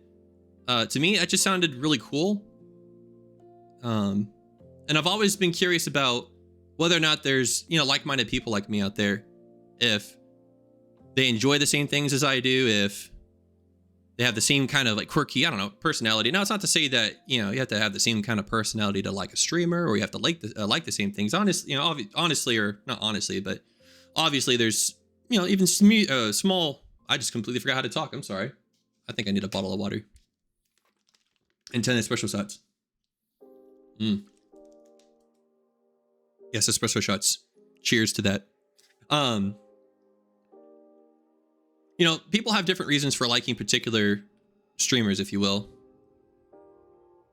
I am a loyal viewer. Oh, I appreciate that. I really do. You know, and people come and go, and I understand that. You will never get rid of me unless you ban. No, you know what? This is a friendship that I hope will last for a very long time. I don't think we're going to ban you. I don't think we're going to ban anybody. This is a friendly community, and we respect and appreciate all kinds. Ditto. Absolutely. No, and that's, you know, I'm glad you guys, it sounds like you guys share that same kind of concept of community, right? We're not necessarily coming together. I'm not necessarily streaming just to show off the game that I'm playing. I'm doing this because it's a way for me to get away from, not just a way for me to get away from my, you know, daily grind and having to deal with all these responsibilities. I do it because it does help me out with that. At least I think it will. And I also do it because I want to get to know people like you, and I want to learn from you guys. And I just want to be able to build those relationships and see where that takes us. Honestly, it's not really a goal more than it is a vision. And I hope that it's a vision that we can sustain and really turn into something really cool, you know? And that's going to bring me into my next thing here in just a little bit. And I think we may have already touched up on that, you know, something that focuses on, you know, breaking from reality while we're also challenging ourselves. And that's something that I really want to kind of not really just envision, but embody, right? Is I want to be a source of entertainment for people that can allow them to take a break from just their everyday reality, because I've seen it. Shit sucks, man. It really does.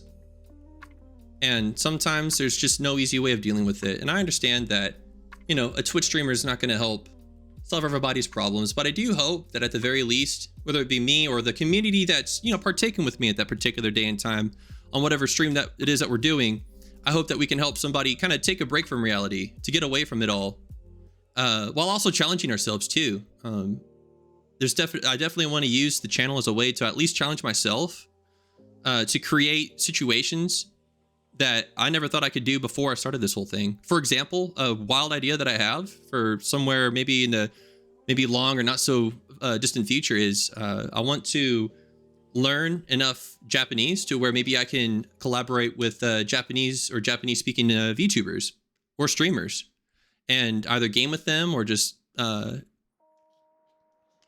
don't know, just kind of create some kind of content that involves someone like me who's just learning Japanese and seeing how far I can get in that conversation. I understand that honestly I would have to know a lot about it, but hopefully something like that, or that idea, can allow me to maybe learn enough Japanese to where I can start talking to other different kinds of VTubers. Because the one thing that I've noticed in the VTubing community is that, from what I understand, the VTubing community, or VTubing in general, itadakimasu. Oh shit, are you eating? Itadakimasu. Oh, I am hungry too.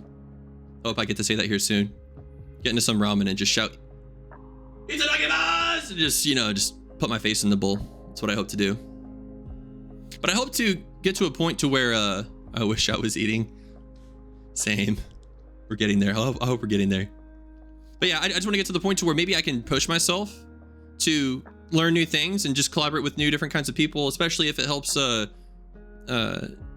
transcends language barriers. I think that would even get better too. Getting hungry. My mod's getting hungry, guys. We are, again, we're nearing the end. I didn't think it's going to be a 3.5 hour stream. Jesus Christ. This has been awesome. This has been really fun. I hope you guys have been having fun too. The second goal, again, this is more of a vision, or just something to strive towards, right? It's not like a definite goal. It's to be a consistent streamer. One thing that I've always struggled with in the past is I've always been bad with being consistent, right? I hate my dog Cinnamon's foot. Oh crap, no, not Cinnamon. We gave him all head pats. We praised him. Tastes so bad. Sounds like it. Yeah, no. Yeah, you shouldn't have. Great. Now Cinnamon's gonna be without a foot for God knows how long. Those things grow back, right? I mean, in the future, we can grow limbs back in a laboratory, both for humans and animals. I hope you guys have that too. Do you guys have that? That would be awkward if you didn't have that. If so, I really feel bad for Cinnamon, and people should call you. Never mind. Never mind. But yeah, being a consistent streamer, like I said, struggled with didn't taste like cinnamon.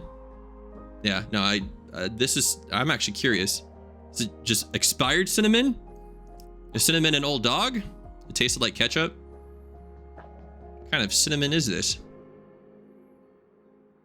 All right, guys, bring out the pitchforks. We gotta find this person. We gotta hunt him down. Quick! I deputize you as a deputy EOK, as a member of the Patari, and I give you the power to hunt this person down, to hold her accountable for eating this poor dog's foot. Go forth and track her down. Probably tasted like a rodent. Oh God. Sounds like inside jokes, I swear to God. But yeah, hopefully through this whole thing I can be consistent. I'm gonna struggle with that. Yeah, that's right, you heard me. We're gonna hunt you down. We're gonna hunt you down. No. No, man. But yeah, I understand I'm gonna go through ups and downs in terms of, you know, just having the energy to be a consistent streamer. I do hope to do 4 streams a week. So I don't plan on streaming Sunday through Tuesday. So Sunday through Tuesdays are gonna be off days for me. Wednesday, Thursdays, Fridays, Saturdays are the days that I do intend on streaming. The times will vary. And I think if you scroll down to my panels, you'll see a proposed schedule as to like what the times will look like. And so it would pretty much rotate every 4 months. I got a really, really weird schedule. I can't even begin to describe it. But it's a schedule that I hope can kind of conform with my schedule, or that hopefully it can conform with me streaming to where I can do this at least fairly often, or often enough. If Enzo doesn't stream 4 times a week, we right. I hope you do. I hope you guys hold me accountable to that. Well, you guys shouldn't have to hold me accountable to that. I have to hold myself accountable for that. But it's good to know. It's good to know that that if I were to ever become inconsistent, and if there's anything less than 4 days, there's going to be a riot as big as the Gyges events. I hope not. I really hope not, actually. Every time he fails to stream 4 times in a week, we'll make him eat another Pocky hot chip challenge. Oh, shit. No, please, no. If that's the thing that turns my tongue blue, I swear to God, I don't want anything of it. Good idea. No, it's not a good idea. Don't encourage those kinds of ideas. I don't. No. I'm going to run away. I'm going to get in my airplane, and I'm going to fly away. I promise. I promise. Unless you guys have ways to get up in the air with me. That'll be fun, right? But yeah, no, that's that's definitely something I want to strive for. Seeing that today is Friday and that tomorrow is Saturday. So hopefully tomorrow I can stream again, maybe play a game. And then Sunday through Tuesday, take a break, and then yeah, we'll just try and get back on it probably Wednesday morning. No, we'll probably be able to do Wednesday afternoon again. What is that symbol? What the hell? Gyges did, basically. I agree. Chip for Enzo. Oh, God. All right. Well, then it's now a thing. Chip, Enzo has to eat the chip if I just miss one day outside of Sunday through Tuesday. You guys better, yeah, basically. Better hold me to that. So this is like a really long-term goal, something that kind of it's more of a vision, right? Maybe something that I can achieve one day. And that's to collaborate with missions and record. I cannot talk. My God, I haven't had enough of this boba tea. So it's to collaborate with missions and record labels to showcase new music.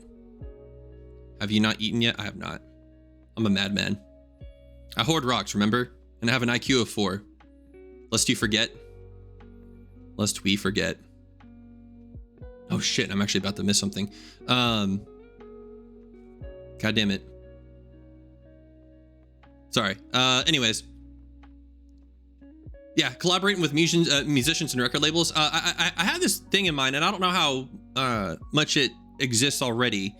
But I eventually want to collaborate with either smaller basically musicians of any kind. So showcase their music, maybe have it as part of the stream, maybe get with them for a little bit, do like a little stream with them, kind of like how like streamer to streamer will do a collaboration, or a VTuber will collaborate with another VTuber.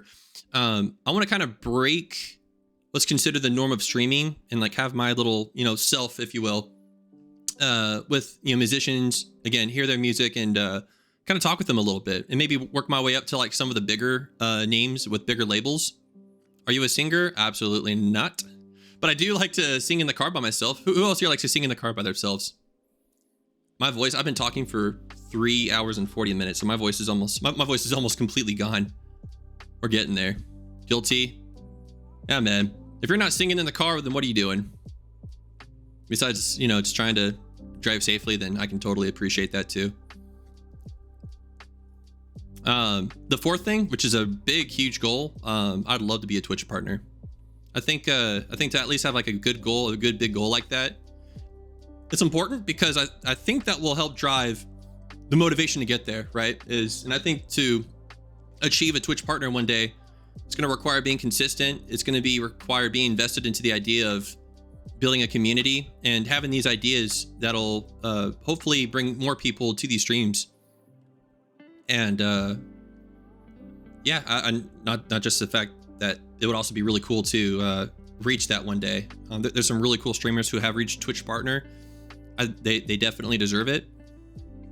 I'd like to be a part of that as well. But I'm definitely not going to be concerned with that in the here and now. Again, it's a long-term goal to kind of put your sights towards, and to just every so often check to make sure that your sights are calibrated, to make sure that you still have your sights on it, and to make sure that everything else going around you in the there and now is allowing you to get to that point. But yeah, those are my goals. And yeah, we'll see what happens. Rome wasn't built in a day. You got this. I appreciate that. Ain't that the truth? Rome wasn't built in a day. A historical subject that is still talked about, even in the future. The accomplishments of ancient Rome. Ancient Rome. Yeah, my throat's about to give out. You need to coat your throat with something. Indeed. Indeed. We're almost there. This is like the second to last slide. Fan names and tags. Some of these I have no idea. For example, a chat name. I know some people have, like some streamers have names for their chat. I'm trying to think of an example. Like there's this one streamer. Well, it's a group of streamers, if you will. He derives from the bigger streamer, but his name's Booby. B-U-B-I. Here, I'll put it in chat because it's like, who the hell is a booby? This guy. This dude's energy is awesome. And he calls his chat peasants straight up. And these guys are all like, oh yes, we're peasants, step on me. Obviously, we're not gonna go for that. But mountain goats, call you guys mountain goats. How would be something, right? Call you guys my rocks? No, that would be even weirder. Mountain goats. All right, mountain goats, come together now.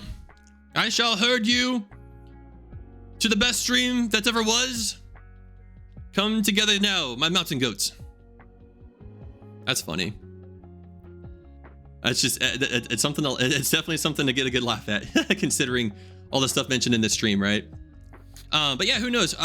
That's something that I'm not super, Pebbles. Yeah, Pebbles, there's one. All right, Pebbles.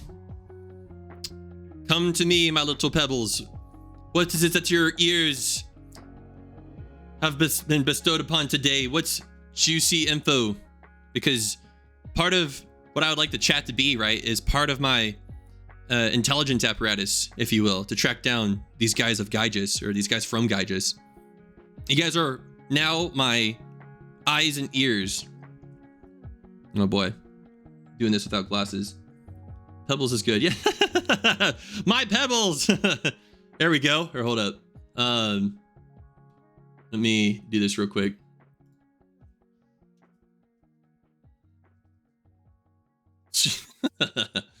Oh god.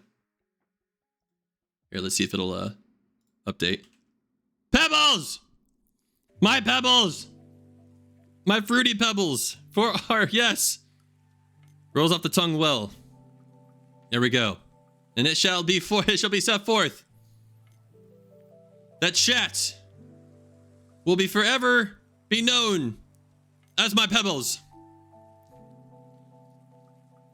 Much as the wise men of Calgary looked upon his people. I don't know what the wise men of Calgary called his people, actually. I don't know if it was Pebbles, but you know what? Pebbles it is. I love fruity Pebbles.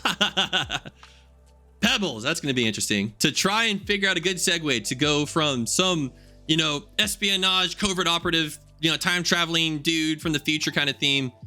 I'm going to have to get creative in how to tie in Pebbles pretty seamlessly, but maybe we'll get there. Or you can call us dirt. Oh boy, you guys are not dirt. You guys are definitely not dirt. Don't call yourselves dirt. To me, you are way more than dirt. A jar of dirt? Like what Captain Jack Sparrow had way back when? He had a jar of dirt. I got a jar of dirt. That's cool. Pebbles it is. All right, well now that we crossed that off the list. Fan art tag. Now, I'm not creative in terms of, it took me months just to get to this point, okay? And that's all I'm gonna say. So this can be changed. This is open for interpretation. Just like how I left chat name, I just left that blank because I have no idea.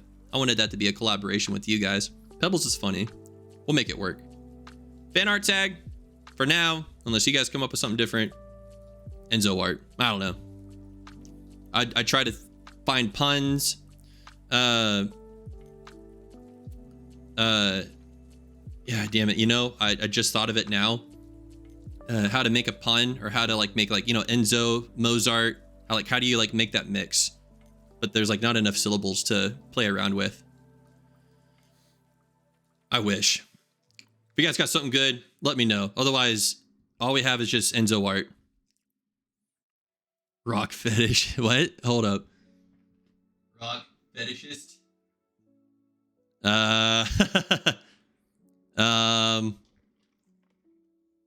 Oh boy, I don't know.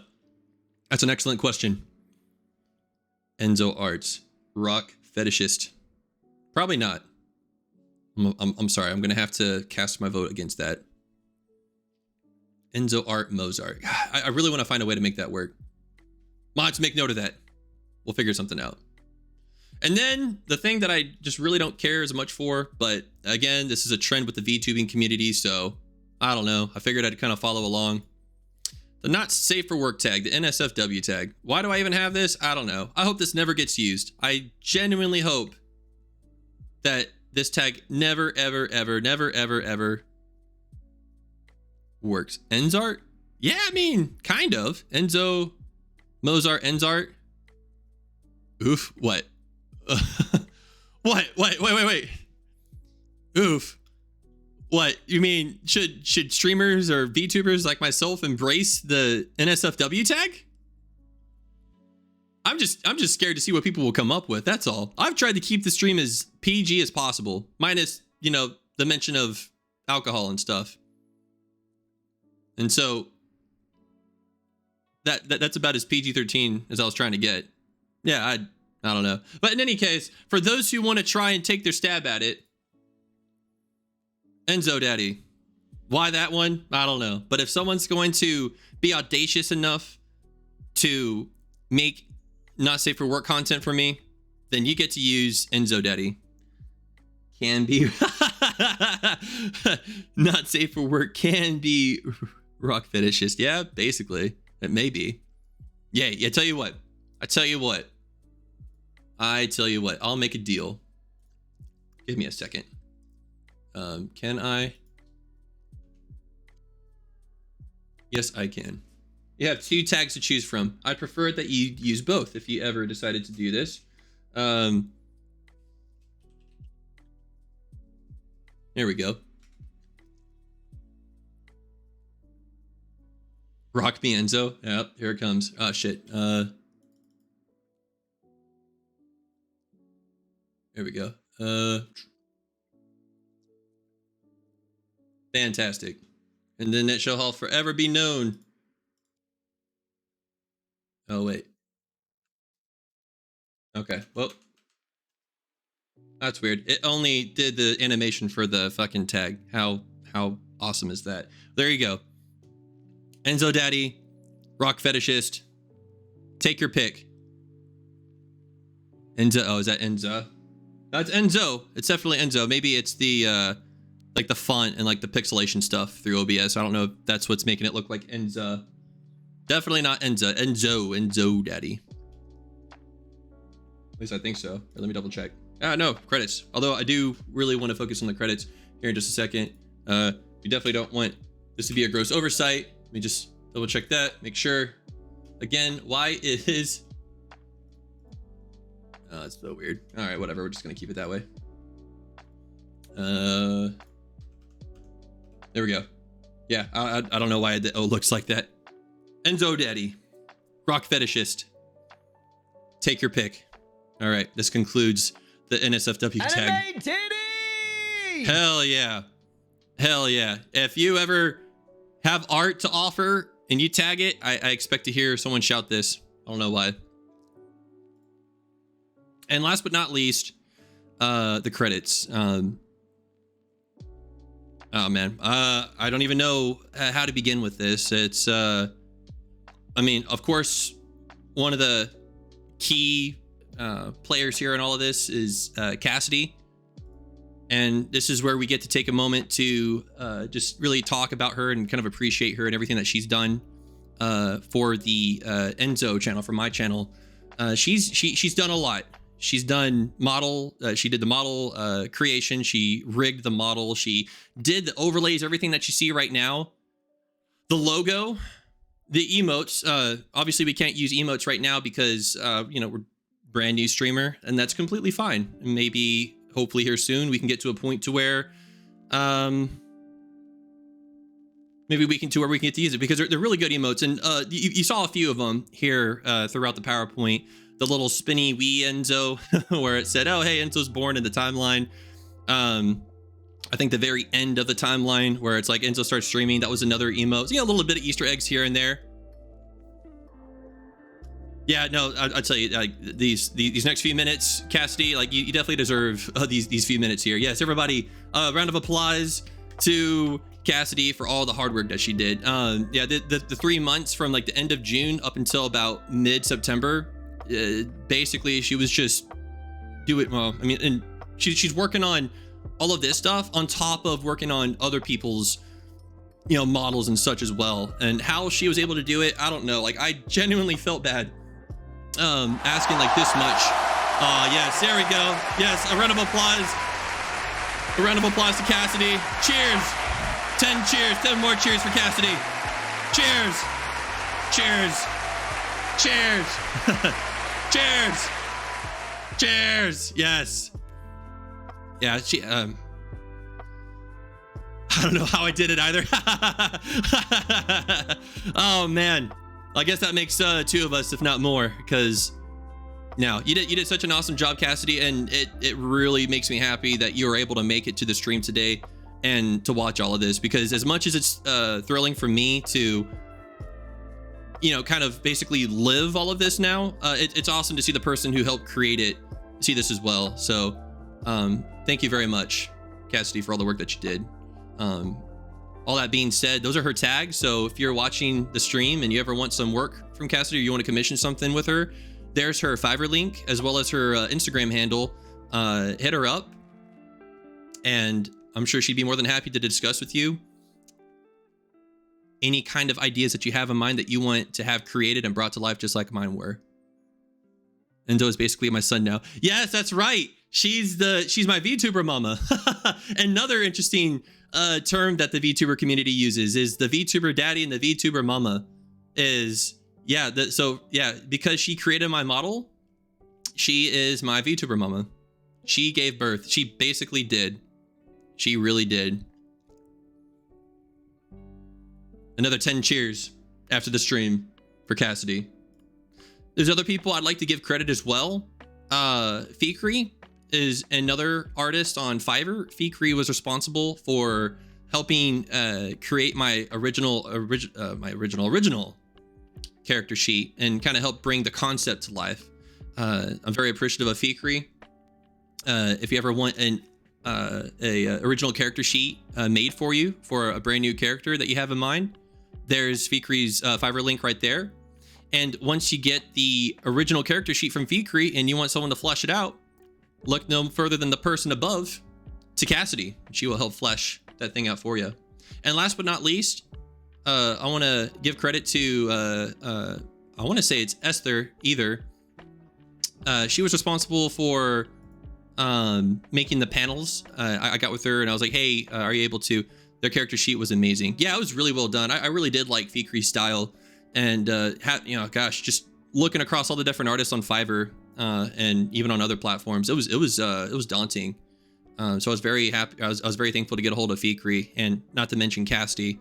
And again, very thankful for them bringing everything and fleshing everything out. And like I said, Esther, she helped create the Twitch panels that you see. If you're on my Twitch channel right now and you click on the About section, scroll down, that's where some of y'all have found the sound panels. She created those labels.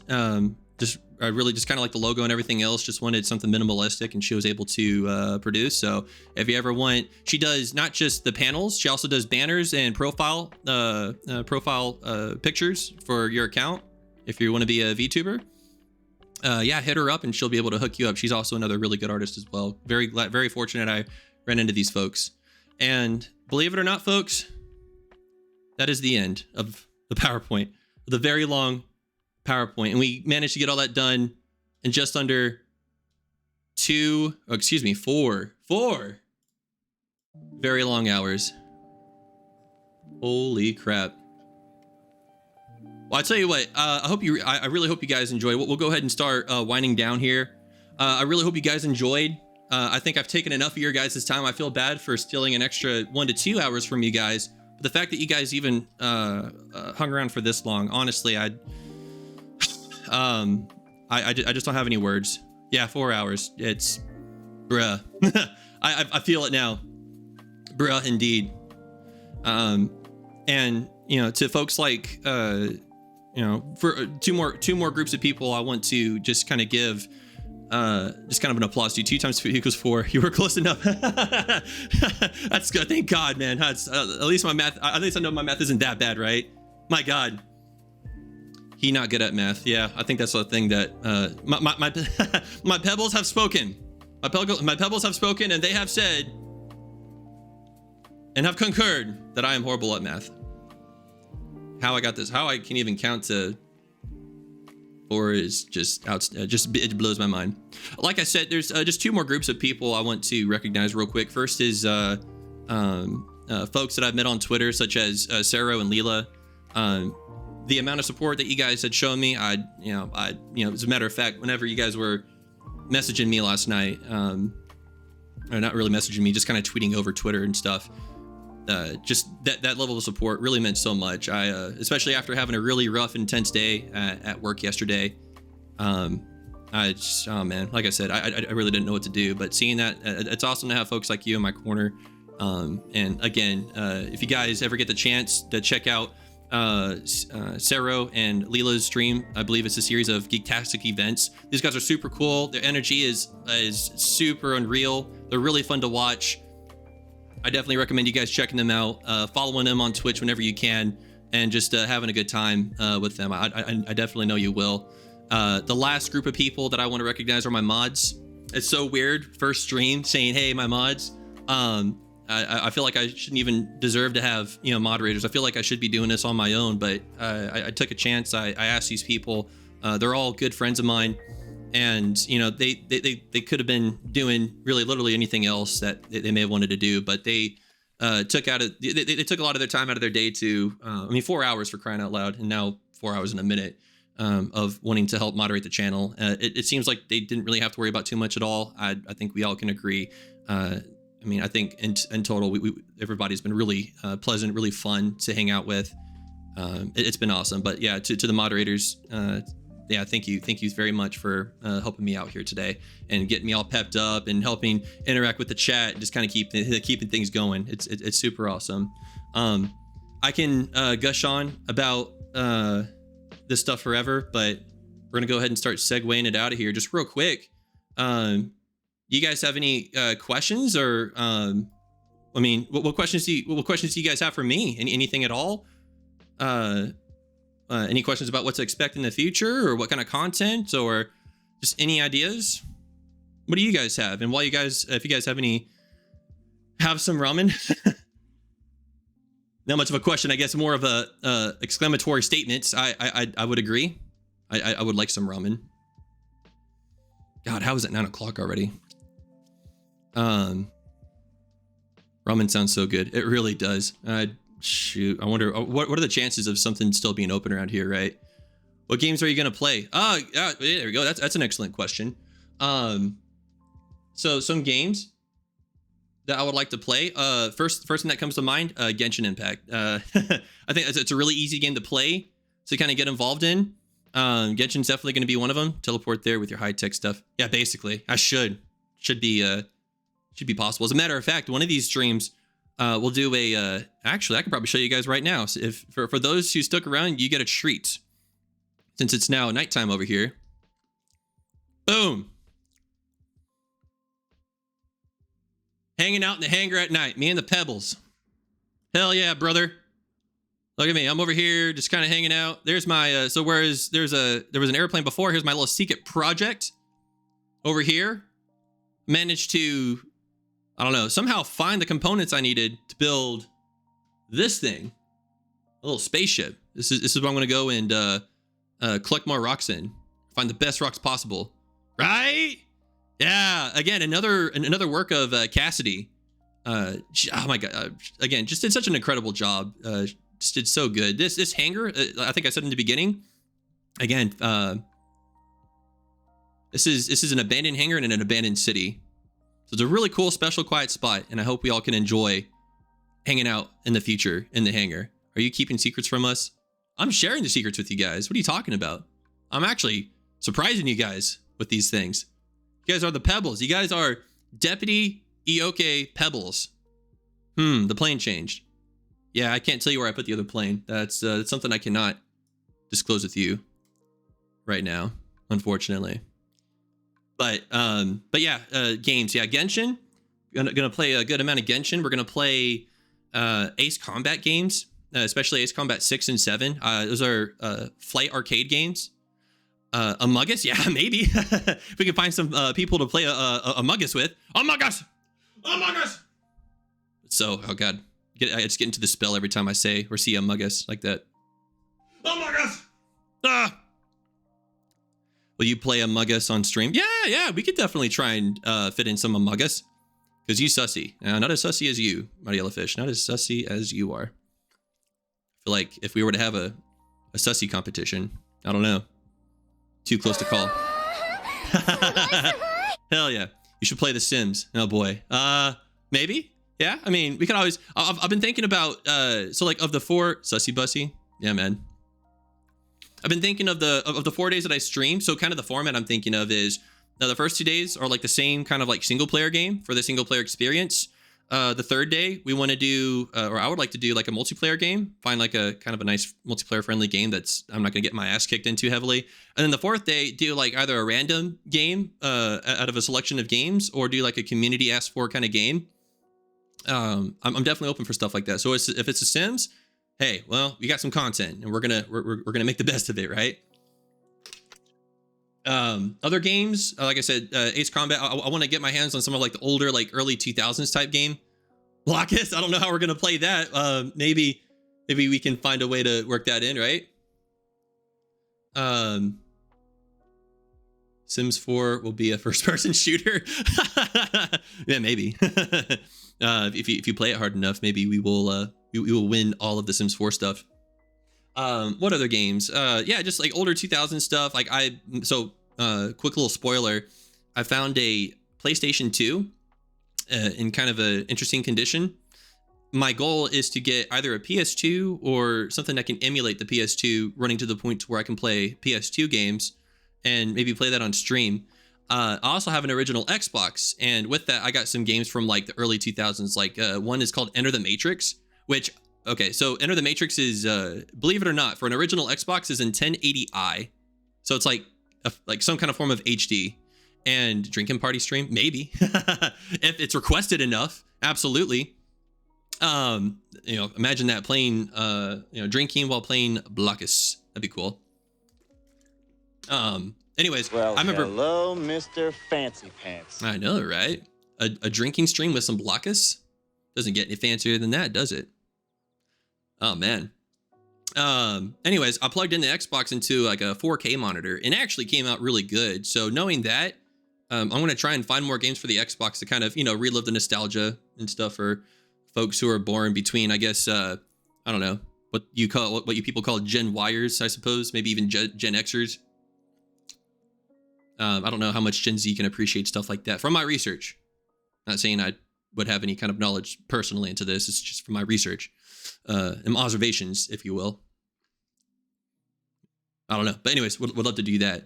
And it's just a mix of different games. I definitely want to be like a variety streamer. I definitely want to do some simulation stuff. There's a game that I'd like to try and stream maybe one day. It's going to be difficult because it's very resource intensive. Called Digital Combat Simulator. But I of course would like basically Digital Combat Simulator. If you ever heard of a game called Microsoft Flight Sim. It's basically like a full fidelity, like do you have pets, Enzo?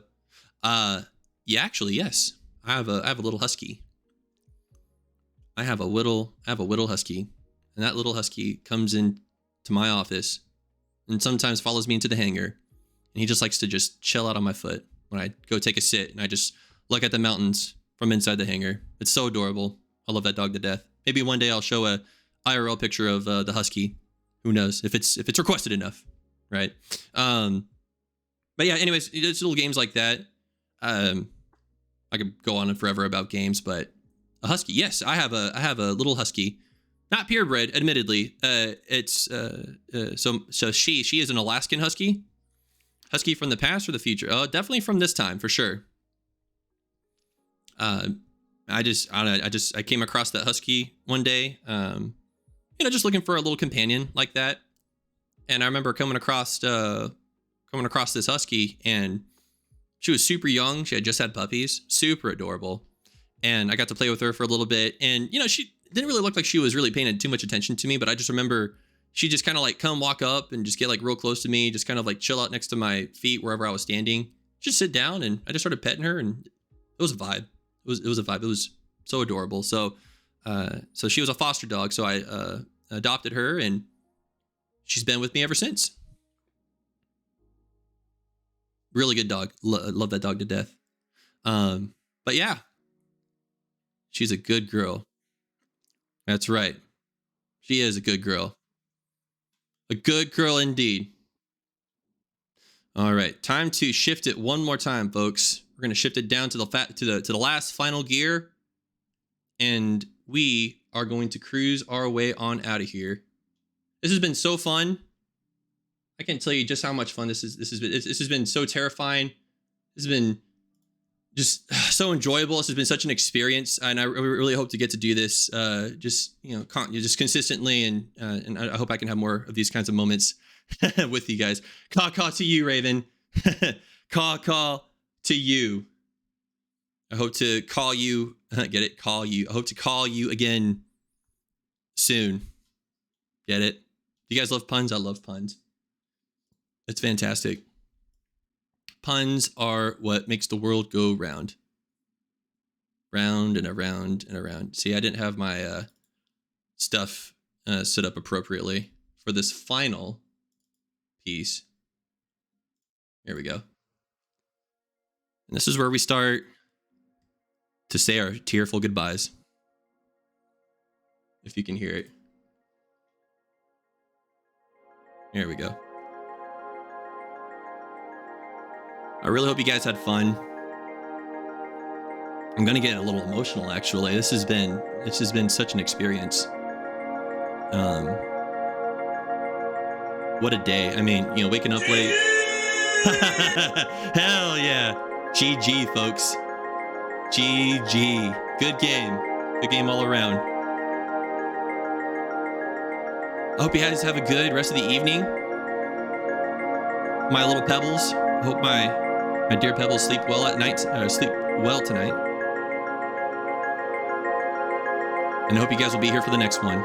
If you guys haven't already done so, please don't hesitate to give me a follow here on Twitch, so that way you can stay up to date and get notified every time I go live.